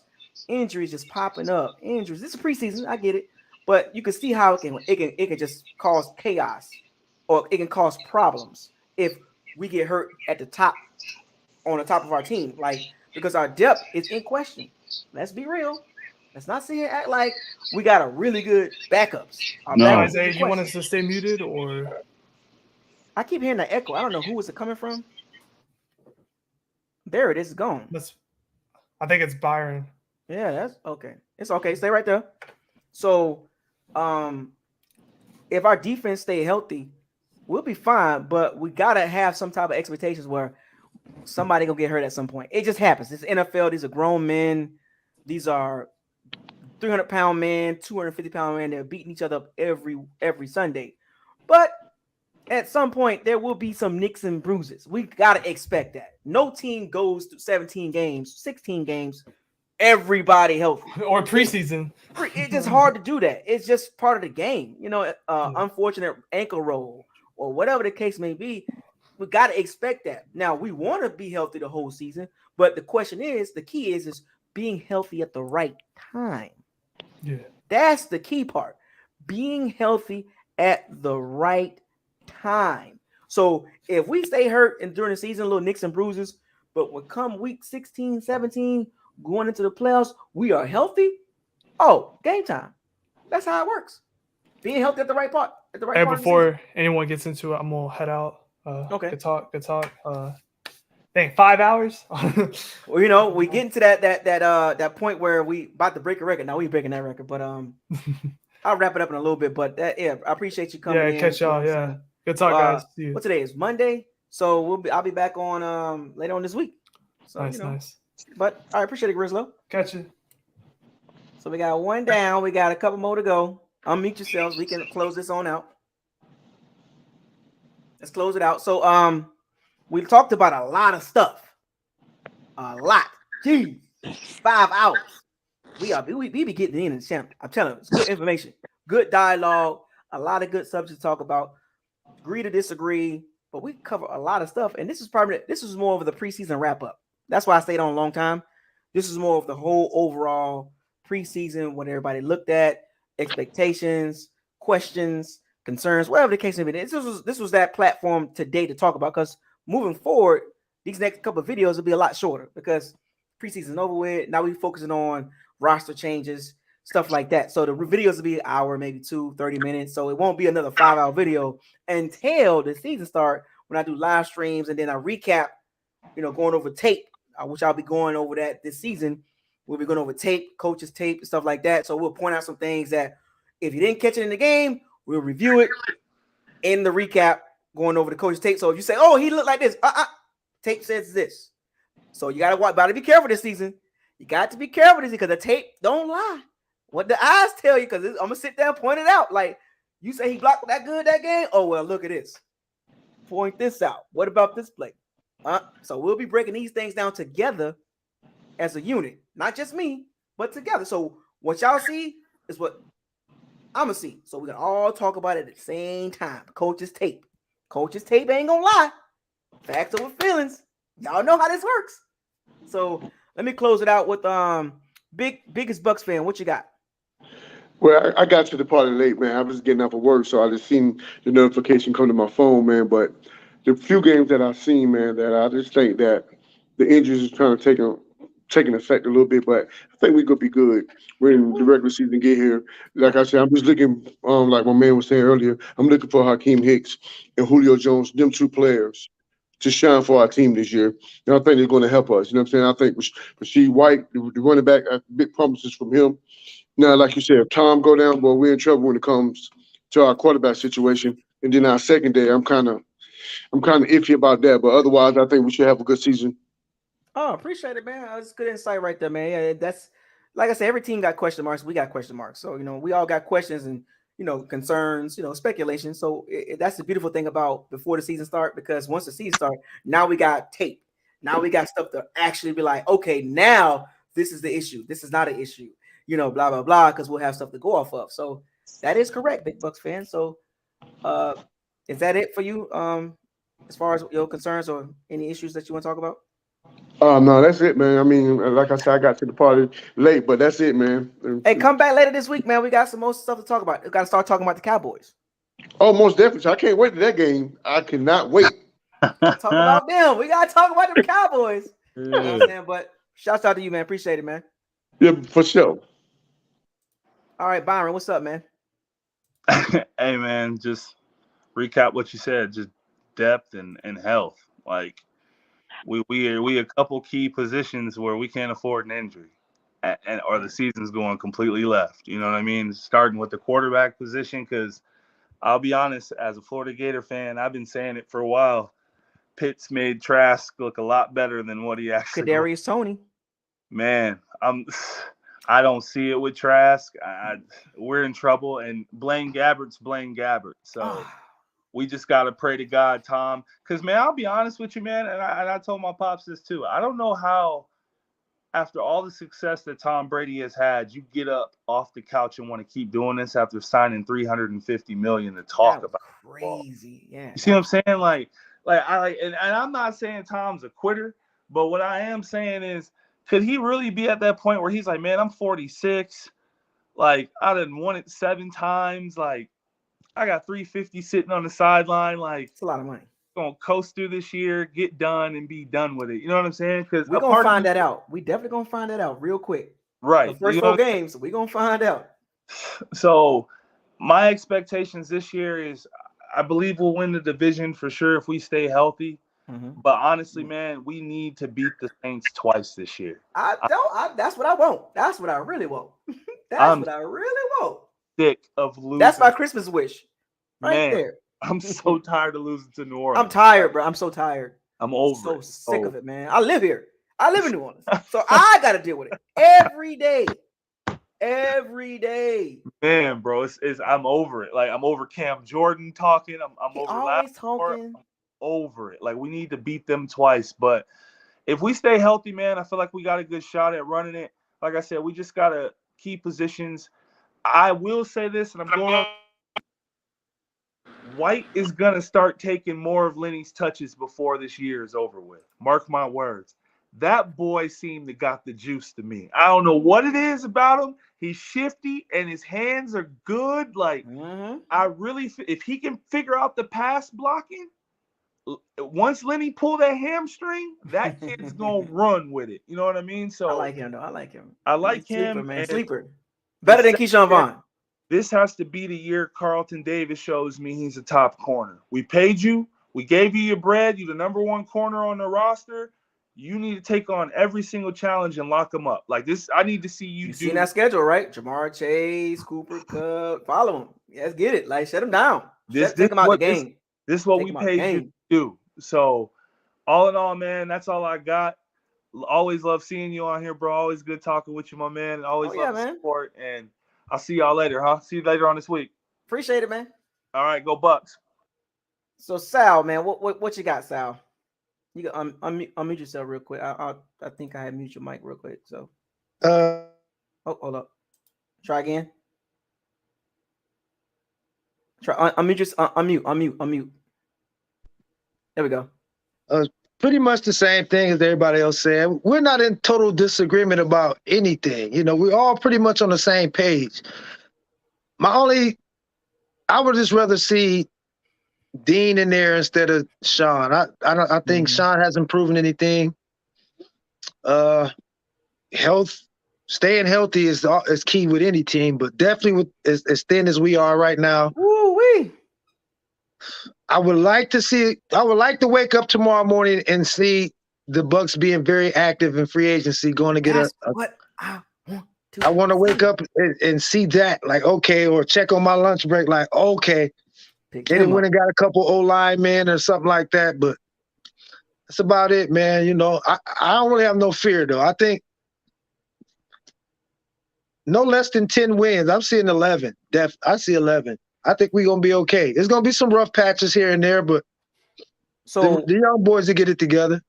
So, like, going back to that depth problem, and we've had issues with that previous seasons. That's becoming a more of concern to me now. Now that we're talking and watching a couple games, and I'm like, man, am I comfortable with the guys behind the stars? I'm good with the stars. I'm good with it. Oh man, it's just that at some point in the season, there's going to be some nicks and bruises. And can we count on the D Delaney's? No. Can we count on the McCullum maybe possibly? You know what I'm saying? Can we count on the Keanu O'Neal? Because he's a backup, you know. Yeah. Can we count on Keanu O'Neal? Can we count on maybe Josh? You know, it's just one of these games, or maybe two of them gonna be like, we gonna need y'all for this one game. Depth is a big problem. Even on that O and D line, really. We can't afford to have too many. That Indianapolis game, when they played them backups for so long, man, I was just like, oh man. It's scary. That opened my eyes to the fact that we are really shorthanded. But outside of the top 22 and maybe another player there. Yeah, a couple guys after that. It's concern. Yeah. That's why I'm like, man, remember I said it was a secondary and the interior. I think I'll have to move that depth up to the top. You know, move the depth up to the top of the concern list, because it's like, next to special teams. We talked and we're talking for 5 hours. It's kind of like, as I kept talking, I'm like, all right, we get at the top. Backups. Like, we got to make some changes here and there before the season starts. I got a feeling. I just got a feeling we're going to need these backups at some point. Not a lot, but just a little bit here and there. We need you to feel like D. Delaney. Remember he filled in last year? Yeah. And it was like, oh. Ross Cockrell. But you know what? Like you said, it's like you said, they need to get active now. That way, be up front, be forward, forward. Get aggressive, and then by the time we get like the Knicks in week 5, 6, 7, you know, the guys would be more acclimated into the system by then. But see, I want to feel like I feel about the linebackers, right? So they got Levante and you got Devin White, right? But I'm good with 03. You know what I'm saying? Yeah. I'm good with him. He can come in and go make some plays. You know, we seen it. We literally seen it in preseason. He was all over the place. You know what I'm saying? So I'm like, all right, cool. If Hicks get hurt, Logan Hall comes in. He's a starter. I don't know. You know what I'm saying? Like, you know what I'm saying? Like, it's just concern. It's a concern. A little bit. I'm not as concerned about Logan Hall coming in. I think just him being younger and twitchy as he is an upgrade from what we had. I hope it be like the Joe Tryon rookie season. Yeah. That's what I'm hoping for. I want to see that type of season, right? Just, you know, just couple here, couple there, you know. We didn't really get a chance to see it because they wasn't playing him like in the Indianapolis game. They didn't play him with the starters. I'm like, come on, I want to see him with them guys. The guys that's gonna be you, because he gonna play. Logan Hall gonna play. Yeah. So why he ain't playing with the guys he gonna be playing with? Exactly. That was weird. Exactly. That was weird. I just thought that was weird. That was a good catch though. That was weird. Yeah. I was like, That's about it though, man. That's all I got. Yeah. So later on this week, we're gonna dive into those Cowboys, man. 2 weeks of talking about Cowboys and Bucs, and Oh man, I have to go through that every day down here, man. Well, you're gonna go through it here. You're gonna go through it here for the next 2 weeks. I need to back up because I'll be down here all by myself, man. I'm gonna try to scour the Cowboys network to get some of those Cowboy fans to come on this channel. I'm starting that tomorrow. I'm gonna reach out to a few of them, tell them to come through. You know what I'm saying? But a lot of them are kind of you know, you got your fanatics who just the Cowboys can do no wrongs. But it's been a few of them like, yeah, I'm kind of worried about. I kind of like what y'all did on that D line. We're a little worried about that. They are. Some of them are. I want to see what they say about their boy Trayvon Diggs. That's what I want to hear from their mouth, from what they say. They think he's nice. They think he is the second coming of Dion or something, man. That part they are delusional about. They really think that boy is not. Because now they're gonna be in the locker room. They're gonna get challenged. Yeah. See, they got to come over here and play. Bring them over here, because I can't wait to hear them. Because I'm gonna bring all everybody. We're gonna come on. We're gonna be like, oh, excuse me. Let's just break this down. 1,000. Right. I'm just saying. He gave up 1,000 last year. Just saying, but we'll see though, man. All right. Appreciate you coming on, man. Peace. All right, Eli, you the last one, buddy. All right. Yeah. So basically, just to touch on what everybody said, you know, I just want to see more depth. You know, I've never been a guy as a football fan to like, trenches. You know what I'm saying? I think that's been my problem because I played in the secondary. I was always been a skill position. Right. I'm always in the secondary, because that's what makes a defense. But now, as I gotten older, I realized the front seven is actually what makes a defense the most. I'm telling you, You know man. what I'm saying? Me playing safety growing up and playing quarterback, you know what I'm saying? I just like the flash, the swagger. Yeah, that's what we are. You know That's what we do. So it's like, that's why I try to worry about who we going to get at DB? If we draft an O-line, I'm like, yeah, I don't care. You know what I'm saying? Like, you know, it's everybody like, oh, that's a good pick. That's a good pick. I'm like, who is this guy? You know what I'm saying? I started that focus like 4 years ago. So like I've always been a DB guy, receiver guy. Any skill position I've been like. But see, what it is, I kept seeing the Bucs trenches just get not doing it. Like I just kept tired of seeing that 4 years ago. That's when I started. I was like, because I started the channel 6 years ago, and the first couple of years out, it was like, offense is top 5, whatever.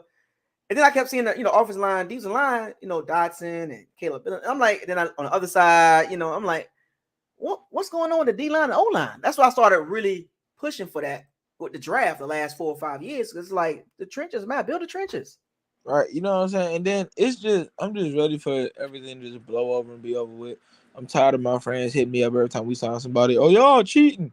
Y'all doing this. Right? Y'all need everybody. But I'm like, dude, if you look at our roster, yeah, it sounds good on paper.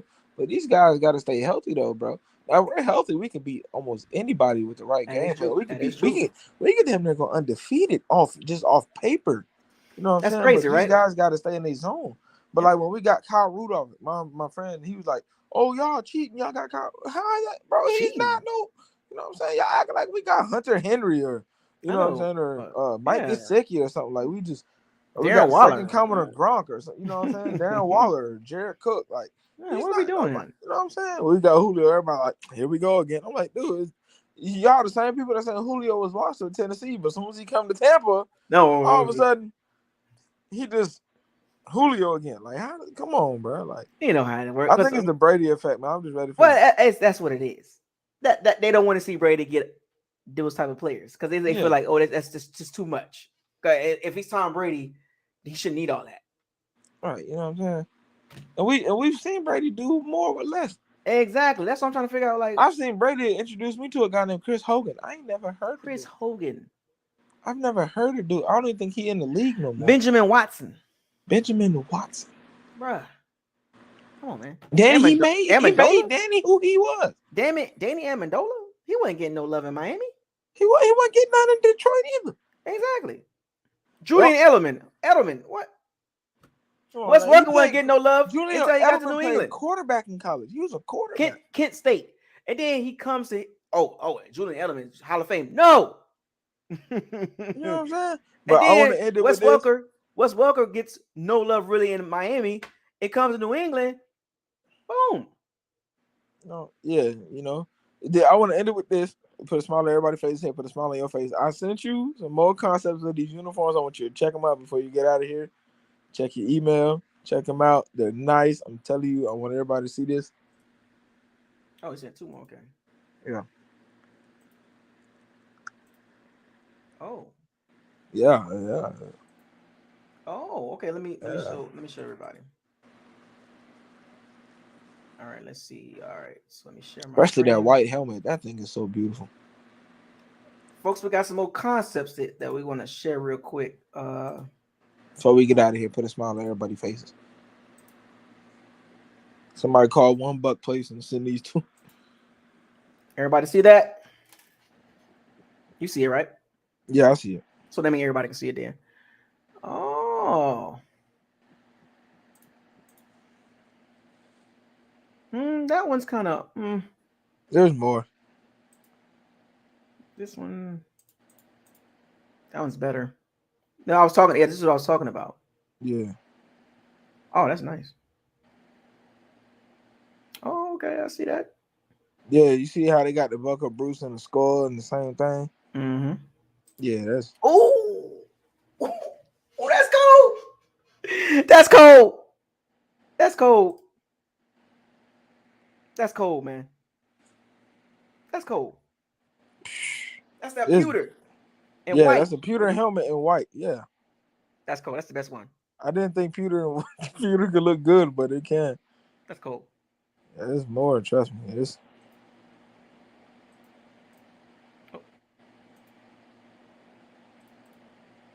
I like this one too.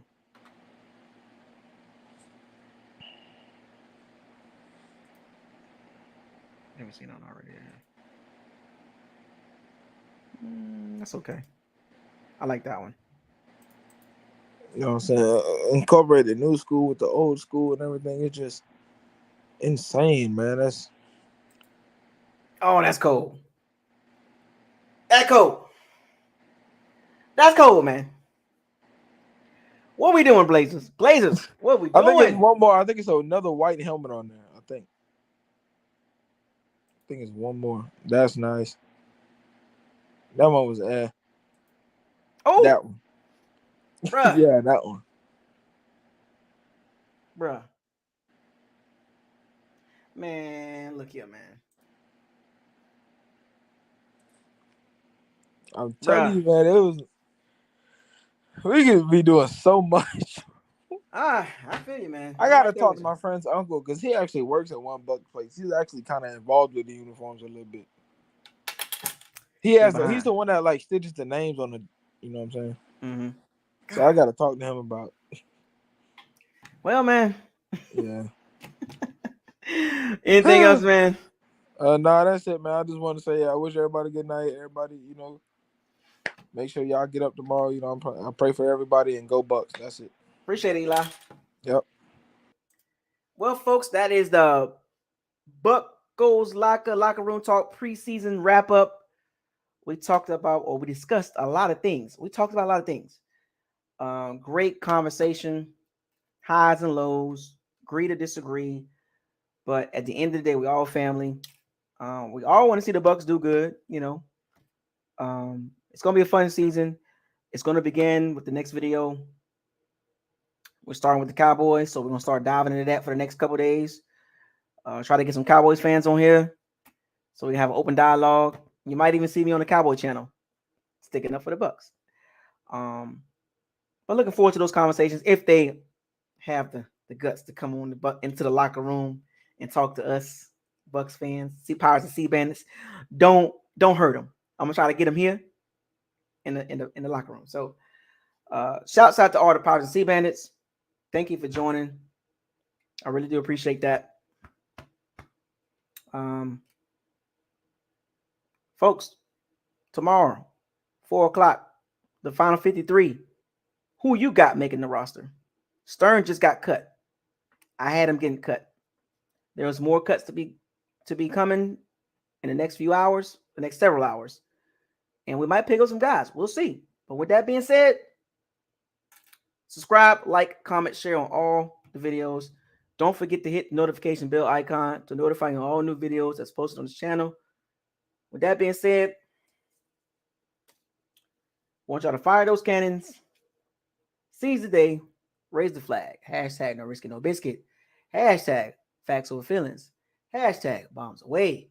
Hashtag stay humble.